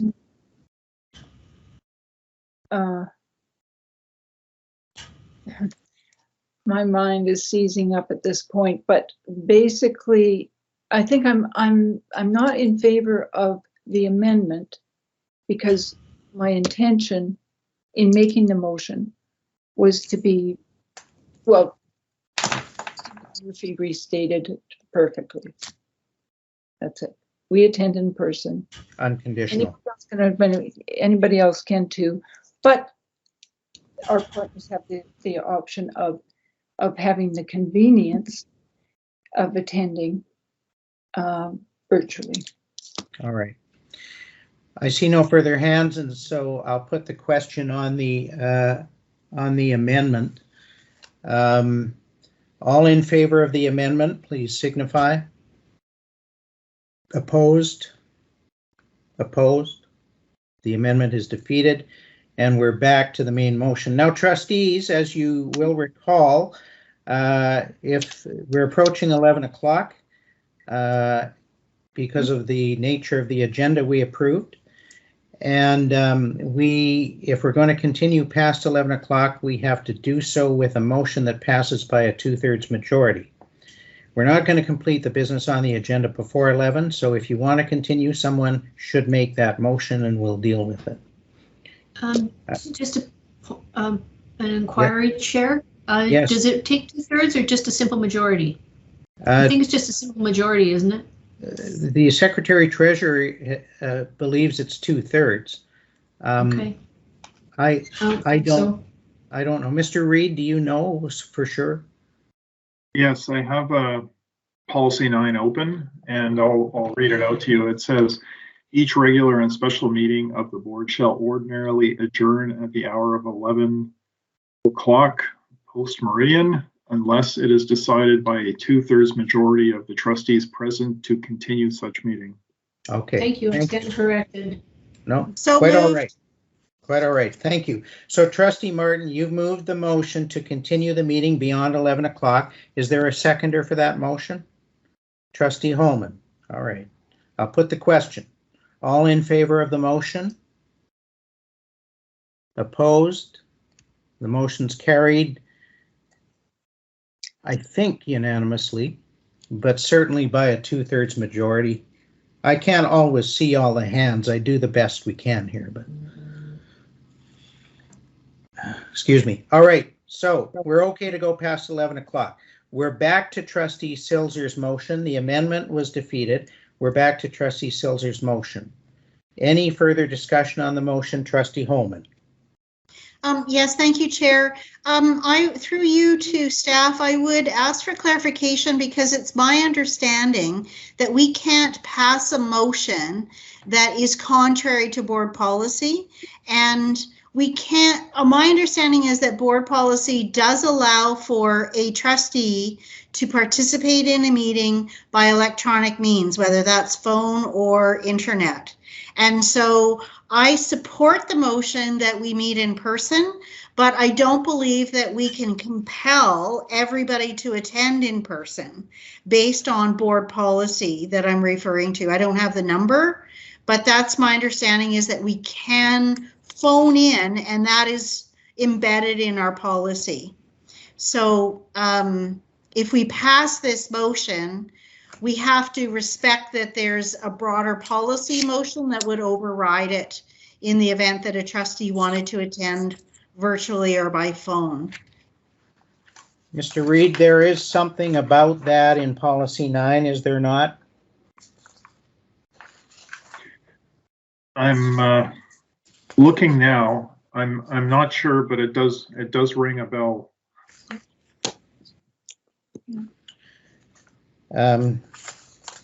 Yes, it's paragraph 9, trustee participation in meetings through electronic means. And perhaps I'll simply read it. A trustee may participate in a meeting of the board by electronic means or other communication facilities if the electronic means or other communication facilities enable the trustees participating in the meeting and members of the public attending the meeting to hear each other. So the test is, can you hear? 9.2, trustees participating in a meeting of the board by electronic means or other communication facilities are deemed to be present at the meeting. And 9.3, the chair of the board may refuse to allow a trustee to participate in a meeting by electronic means or other communication facilities where the required electronic equipment is not available or where special meetings are held in private or for the purpose of it hearing appeals or conducting hearings related to employee matters or any board matters which attract the principles of natural justice. And then 9.4, notwithstanding these, a trustee cannot attend more than 3 consecutive regular meetings of the board electronically without the board authorizing it. And then the last one, 9.5, trustees who connect to a meeting of the board by video conference, teleconference, or other means of electronic transmission will be considered in attendance at the meeting and form part of the quorum. So with those conditions, a trustee may elect to attend electronically, it appears. Trustee Silzer? So I don't think the motion as it reads compels anybody to do, we're not compelling trustees to attend in person. We're saying that that's how we're going to meet. And if somebody has some other reason why they can't meet in person, they'll do it electronically if they can. So, thank you. I should say that as I read policy 9, and this is subject to staff's advice, it relates to board meetings, not other meetings, not committee meetings. Trustee Van Well. Sorry, could we have it the motion read out one more time? Ms. Glancy, have you got it handy, please? Here, hang on just a sec. Sorry, I was muted. This is the original motion by Trustee Silzer, sorry. Yes. Board meetings, committee and planning meetings trustees will meet in person at the board office with partners able to request virtual attendance.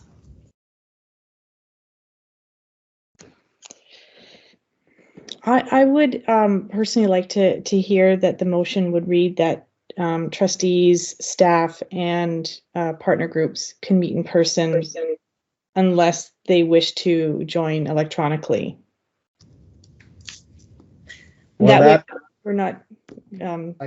I think that's an amendment that's probably beyond the ambit of the motion, Trustee Van Well. Thank you. Okay. All right. I don't see any other hands. I will say this before we call for the vote. I do have a concern that the policy does not appear to permit trustees to attend electronically committee meetings.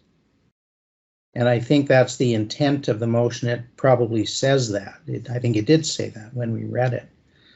So if it passes, I don't know where that leaves trustees who would prefer not to attend in person. Am I making any sense at all at 11 o'clock at night, folks? No, I see quizzical looks. Wouldn't be the first time. All right. Trustee Silzer, I'm about to call for the vote. Did you have a final comment? Well, no. Thanks. All right. All in favor of the motion, please raise your hands. Opposed? The motion is defeated. Okay, so we're back to just what we were doing in September, folks. Lots of good ideas, lots of good discussion. We can't reach a decision.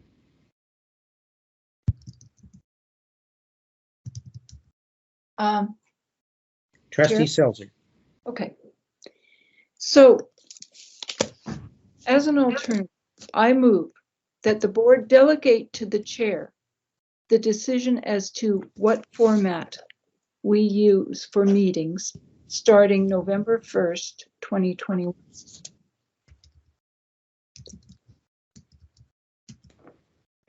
Okay, is there a seconder for that? I don't think anybody trusts me, Trustee Silzer, so there's no seconder, so it fails. Thank you. Okay. I saw Trustee Martin. Are you? No, I see Trustee McMurphy. Just a suggestion. We meet again on November 1st for our annual meeting. By then, perhaps we'll know something more from the provincial health officer.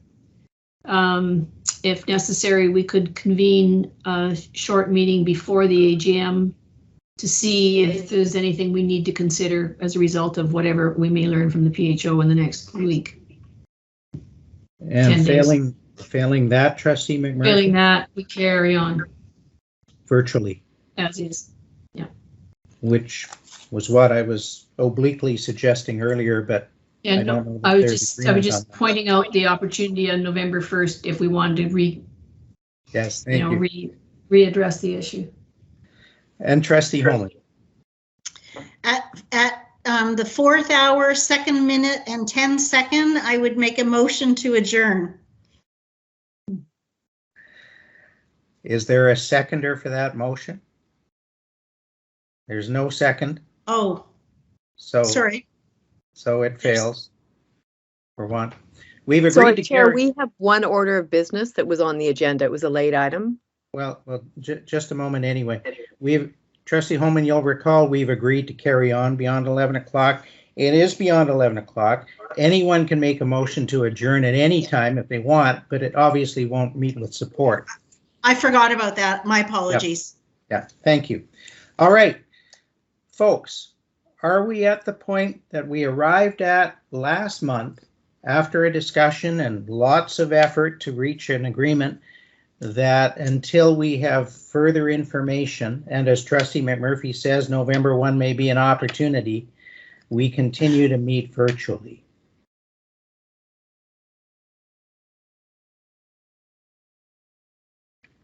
Is there objection to that? Subject to review. You know, Trustee McMurphy, would you consider making a motion to bring clarity to this? Are you kidding? Yeah, I'm not really kidding. We can all do our best. What I'm afraid of is that we'll spend another good chunk of time here without a resolution. We've defeated one motion already. We have another item, Trustee Martin's motion that we have to deal with. And I think you should just rule that we move on. I can't see if anybody objects. I need some, frankly, I think I need some direction on how our meetings are going to be held. Trustee Martin. So I said at the start of the conversation, I would move a motion that we continue to meet virtually until January. At that point in time, we'll have clarity on the PHO, we'll have clarity on the pandemic response. It gives us some clarity for the AGM and for the December committee day and the December board meeting. So to be clear, Trustee Martin, your motion is that we continue to meet, whether it be committee, board, or otherwise, virtually until the January of 2022, at which time we'll have greater clarity on public health orders and how they affect. Okay, that wouldn't be part of your motion, though. No. I mean, that's a rationale. So well, the motion no. is, it's a piece of information we're waiting on that's going to determine what happens. So what I'm saying is, if we set that deadline, we don't need to revisit this again in November. We don't need to revisit in December. It also gets us to see the lay of the land with the numbers and what's going to happen. okay, so what we need is your motion. So my motion is that we continue to meet virtually, committee and board meetings, until January board meeting till January 2022, at which time we will revisit this decision. Thank you. Is there a seconder for that? Trustee Stelk. Do you wish to speak further to it, Trustee Martin? No, thanks. Thank you, Trustee McMurphy. I just ask a question for clarification. The board agreed earlier this meeting to have a planning day on December the 8th. I'm assuming that that is not included in your motion. It is included in my motion. It's all meetings of the board. Okay, that's not going to be a meeting. That's why I was asking. All right, including the board planning day in December. Okay. Okay. Okay. But I would like to move an amendment then, Chair. Yes. Except except the board planning day on December 8th. Is there a seconder for that amendment? Trustee Silzer. My reason for saying that is I think that it'll just be the board with our resource people, whoever they may be. But I think that particularly because we're dealing with the question of our responsibilities and relationships in terms of Indigenous education, I think it would be pretty important to have that meeting in person, particularly if the people who are going to be instructing us in this area are comfortable with meeting in person. I think we could check with them, but we could meet at the ILC and be certainly physically distanced. And I think we'd have the opportunity to share materials and whatever else we need to do in order to make that an effective day. So I'm hoping that my colleagues might agree to exempt that day from the otherwise, I think, responsible approach of virtually for all our meetings. Thank you, Trustee Silzer.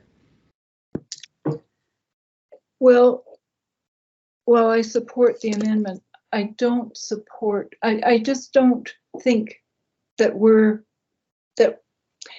I think the public perception of us is that we're promoting this idea that we're more special than all of our staff we expect to be in person. We're just, Trustee Silzer, we're just on the amendment to exempt the planning day. I'm in support of the amendment. In person for planning day, especially because it's important that we relate to each other in person, not on a screen. Yes. Especially for a planning day, I agree. And then I'll speak to the other motion later. Thank you.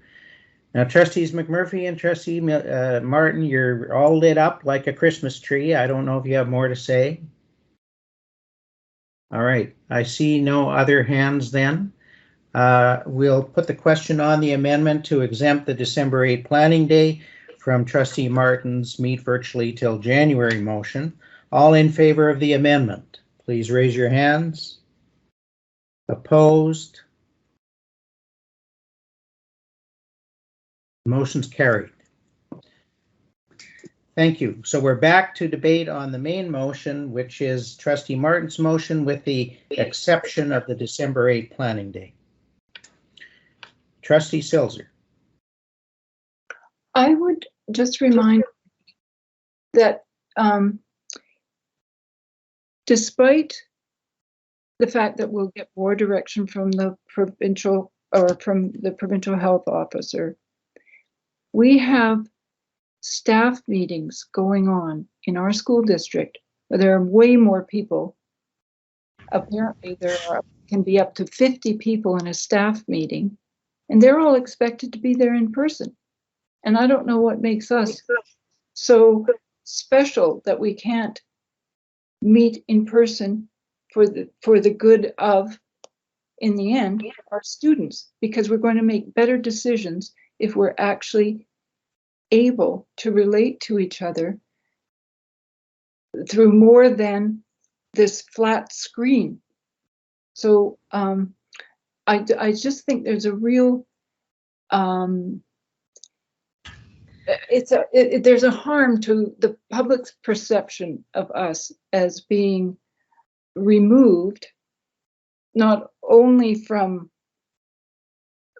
each other and eye-to-eye contact, but also from the people we serve.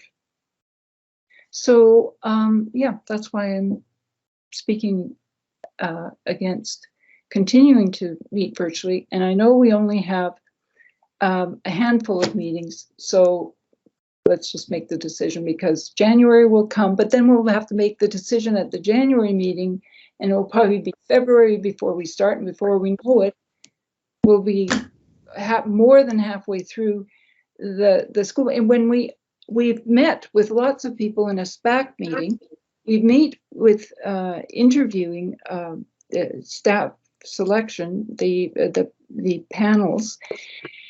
There are many ways in which we meet many people. We don't know their vaccination status. those teachers in the staff rooms, they don't necessarily know the vaccination status of their colleagues. So yeah, that's all I have to say. Thank you. Trustee Holman. Thank you, Chair.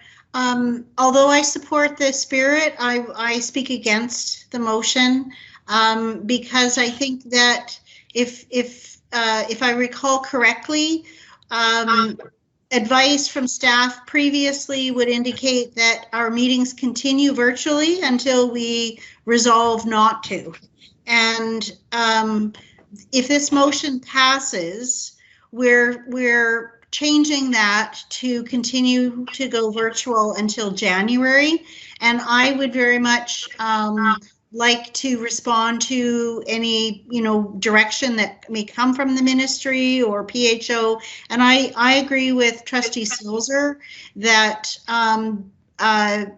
having an expectation of staff is something that we need to adhere to as well, which is in-person meetings, with the exception, as noted, around electronic participation of trustees or stakeholders.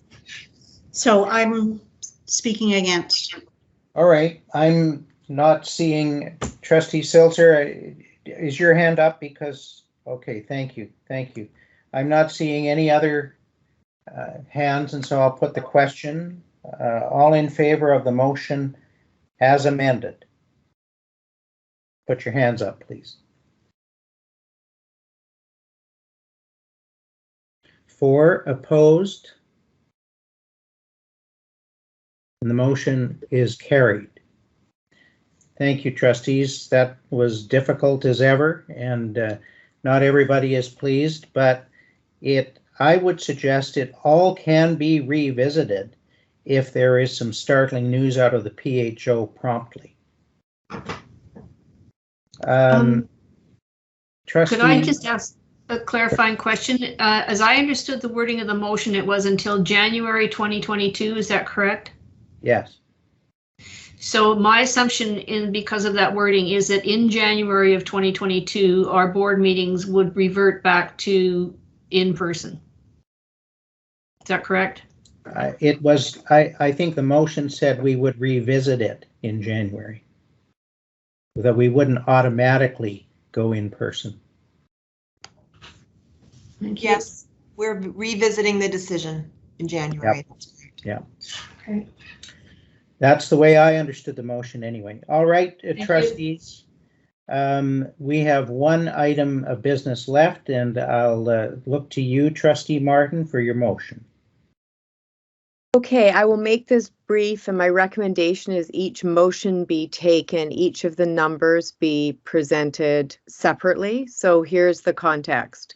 Under other business, given the scheduling complexities for the recent, it's in the chat box for everyone, and Ms. Glancy has it.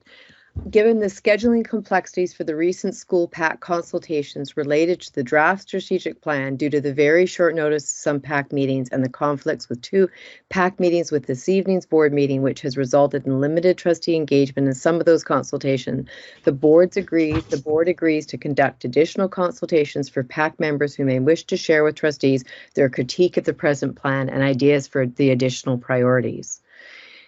Number 1, depending on demand and interest, these could be specific to a particular school and or involve PAC members from a number of different schools in each meeting, or an additional co-PACs meeting focused on the strategic plan with trustees present. 2, the scheduling for these should provide sufficient notice for both significant trustee involvement and substantive preparation time for PAC members and school-based staff. And 3, that staff develop a clear communication plan with deadlines of when the strategic plan survey will be going out. The deadline for submission of completed surveys included in the plan should be the outline of all relevant dates and examples of communication with our stakeholder groups. This plan is to be shared, be reviewed and approved in advance by the board, and then upon approval be shared with co-PACs and all individual PACs and school-based admin staff. Included in the communication details of our trustee contact numbers and emails for ease of reference is to be included. So we can take them one by one. I can move the first one.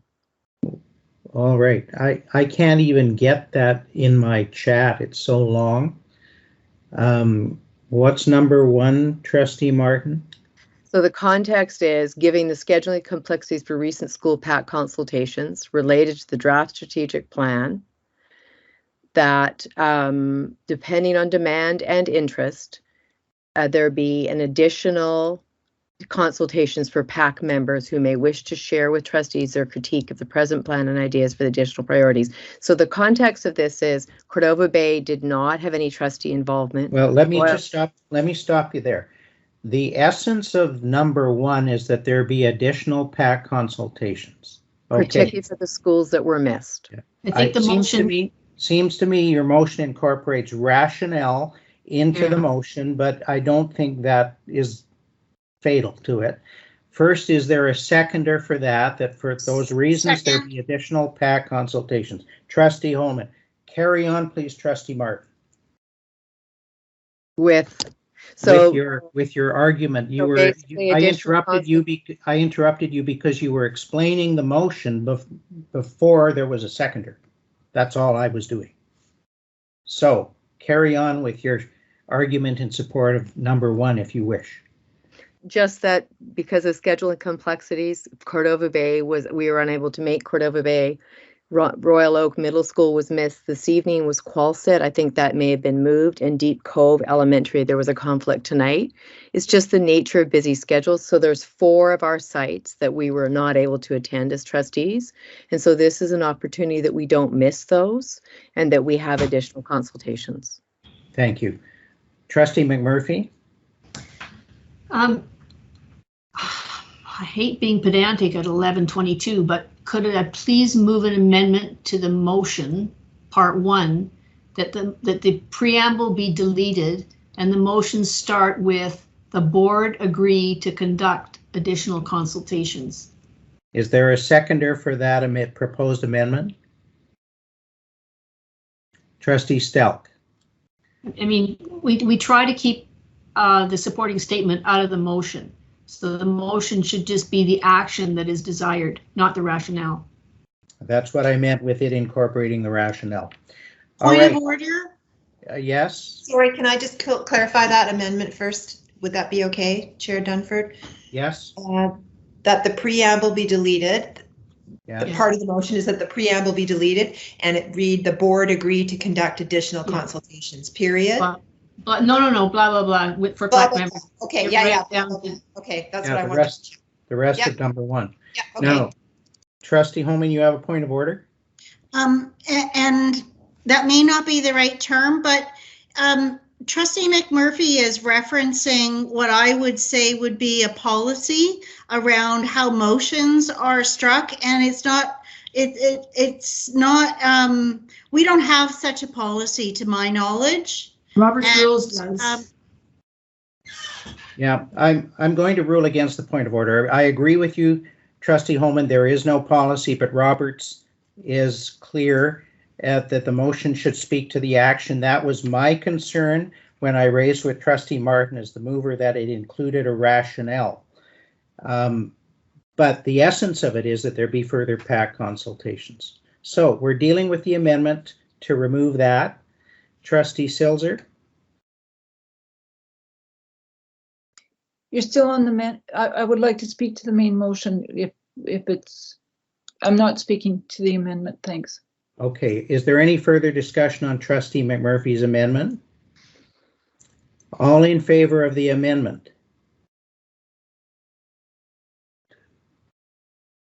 All opposed? Is anyone opposed? The amendment carries. All right. Trustee Silzer, you wish to speak to the main motion number 1 as amended? Correct. I don't think this is necessary. I did attend my Sydney Elementary PAC meeting the same day, actually, as our committee day. And I think our strategic plan consultation is multi-pronged. I think every single parent, if I understand this correctly, in our district is going to have an opportunity to respond to a survey, to respond to other opportunities to have input. And what I think our energy should be in encouraging the participation in the other options available.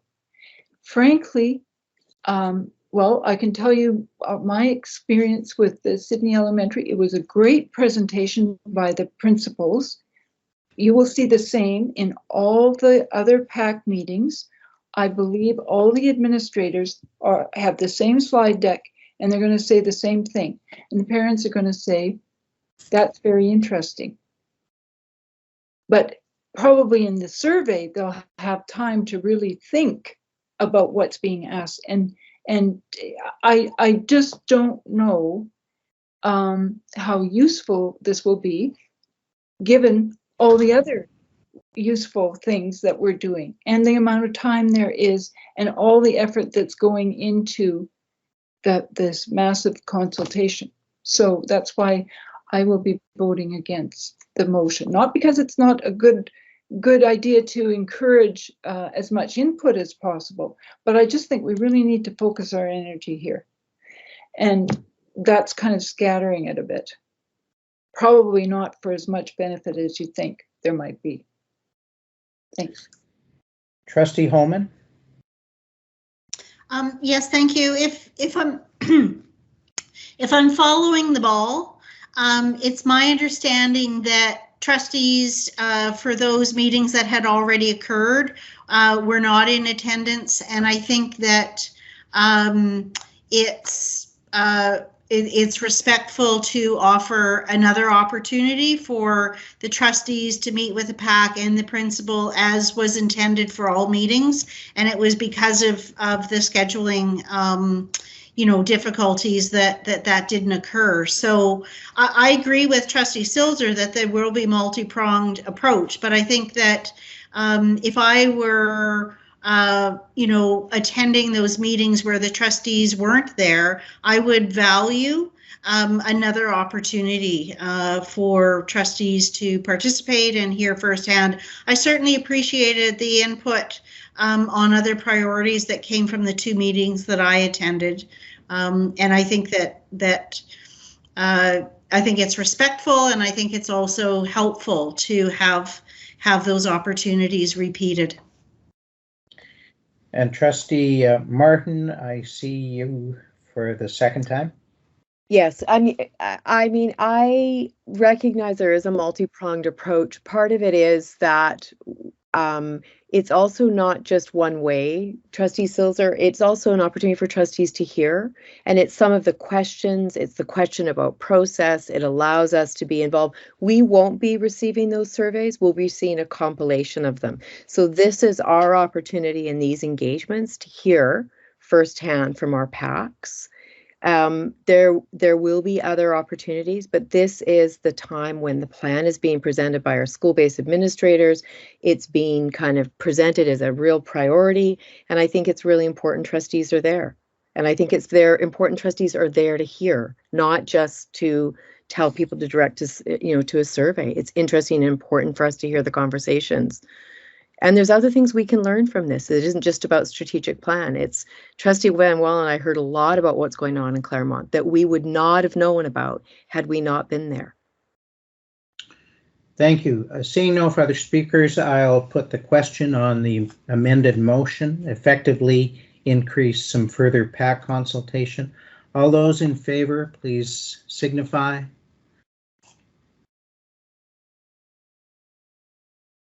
Opposed? Motion's carried. Now, Trustee Martin, you have a number 2?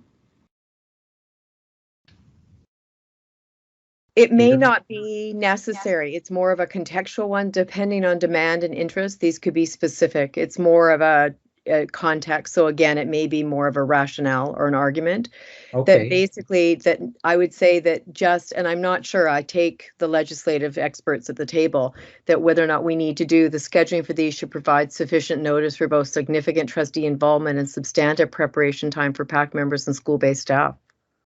I would hope that would be implied, but we can look to the superintendent Superintendent Eberwin, as I understand it, the question is, as now that the motion's been passed for increased PAC consultations, are you comfortable with us assuming that those consultations would be arranged such that there is sufficient reasonable notice given to trustees for their attendance?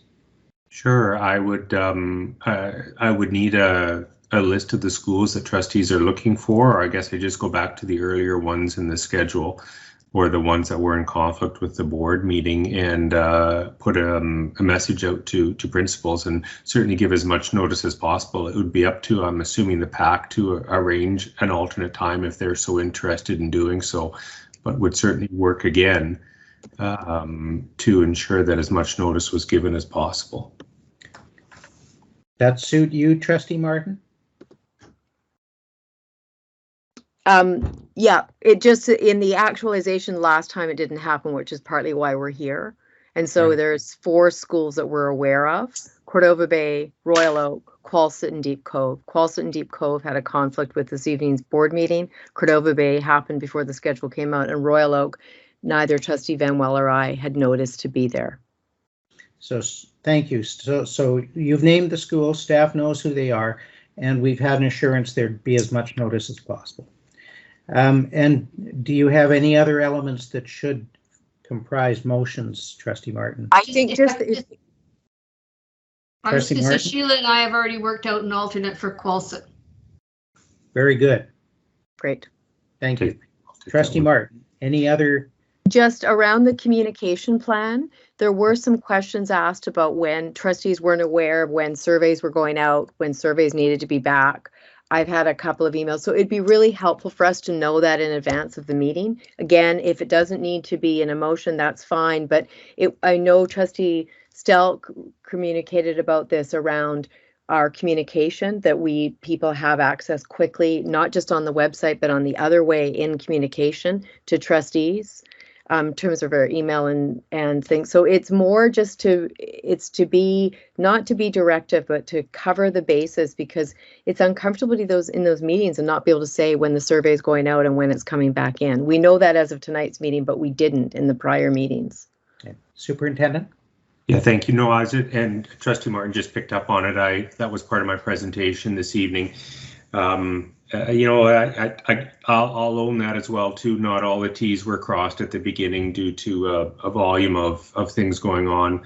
I hadn't set a date yet for the conclusion of the survey, primarily because we hadn't finalized the dates for the WSANH consultations, and I didn't want to shut off the survey until we had confirmed dates with the nation. And so certainly everything was timing, and it was juggling back and forth. So I appreciate your understanding on that.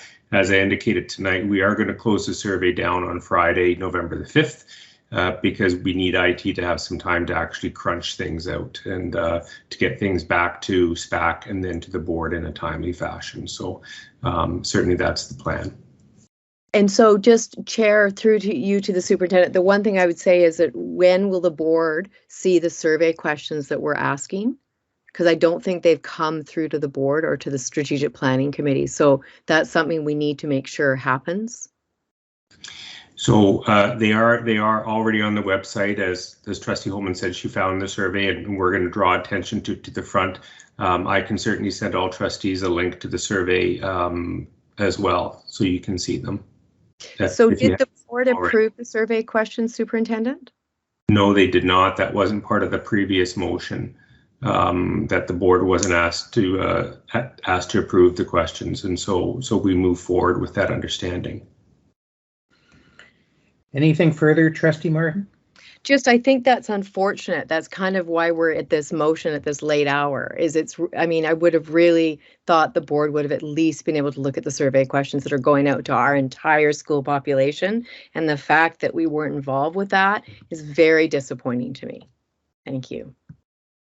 Thank you. Trustee Stelk? I'm just, I have a question about the timing of the survey coming back in. We weren't able to attend the 2 PAC meetings tonight because of a conflict, and one is being rescheduled for the middle of November, November 17th. So I guess I'm concerned that we won't have had the opportunity to talk to the PAC before the survey questions come back in.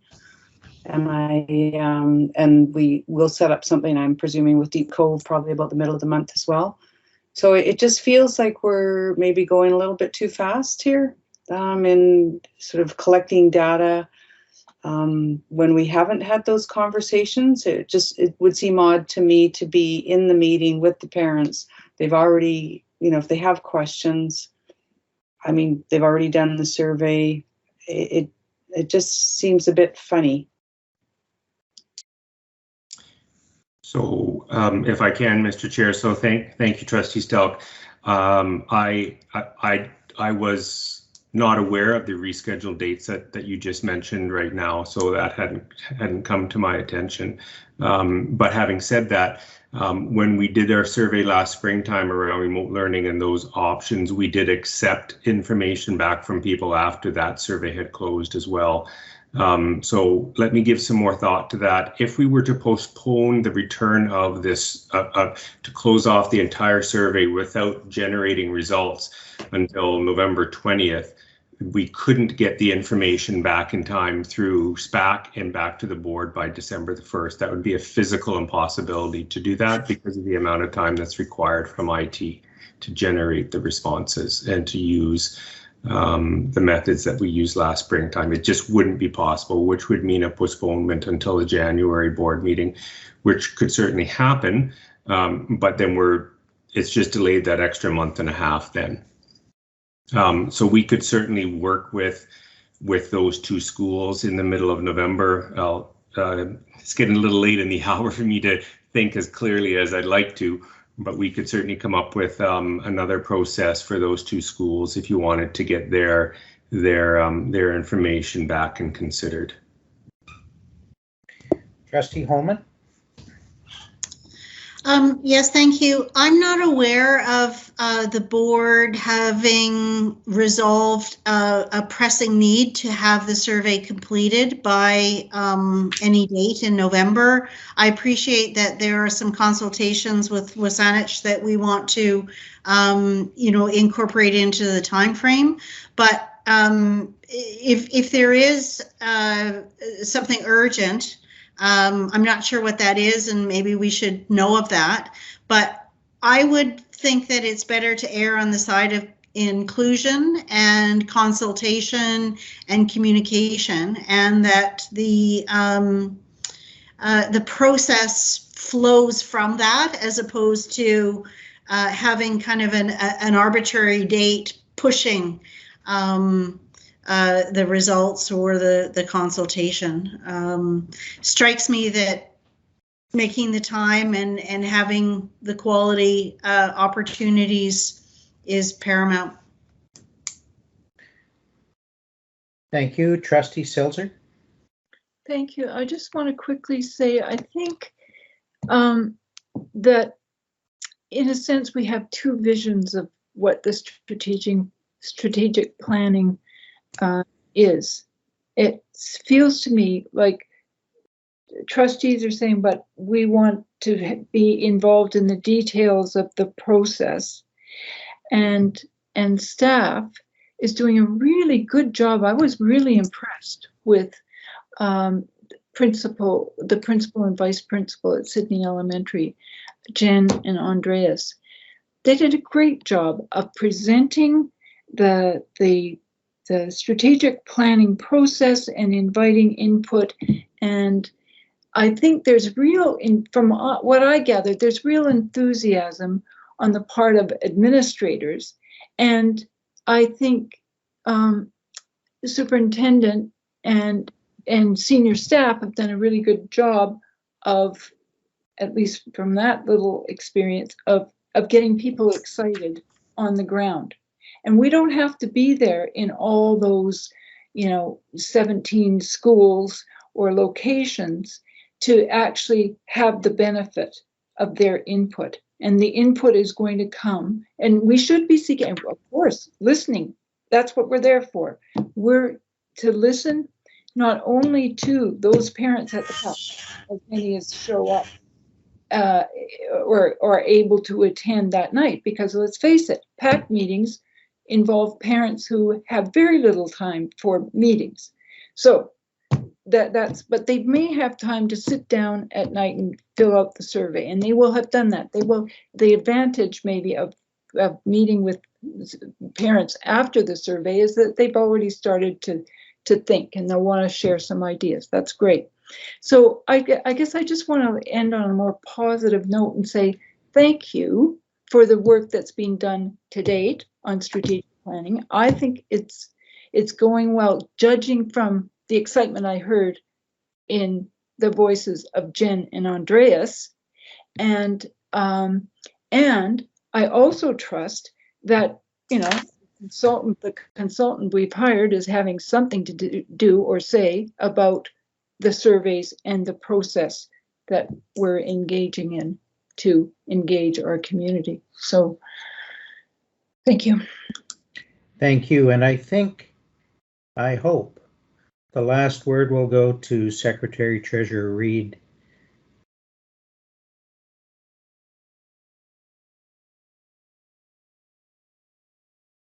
Thank you. Just unmuting myself. So I just wanted to highlight with respect to the survey and how the survey was constructed.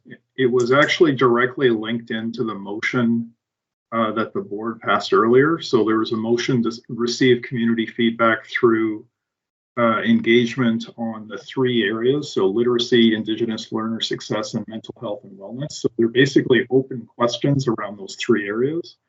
And then it also reflects the other part of the motion that the process of community engagement also seek feedback regarding other possible areas of focus. So I just wanted to reassure the board that the survey actually flowed directly from that direction from the board. Thank you. I did indicate that Mr. Reid would have the last word. Do you still have your hand up, or is this something new, Trustee Silzer? Okay. All right. Good. Thank you. Thank you, folks. That's a bit of a marathon, but it does complete our agenda. Thank you all for your patience and attendance and participation and contribution and decision making. Is there any objection to adjourning at this time? Seeing none, I declare that the meeting is adjourned. Thank you. Good night, all. And good night.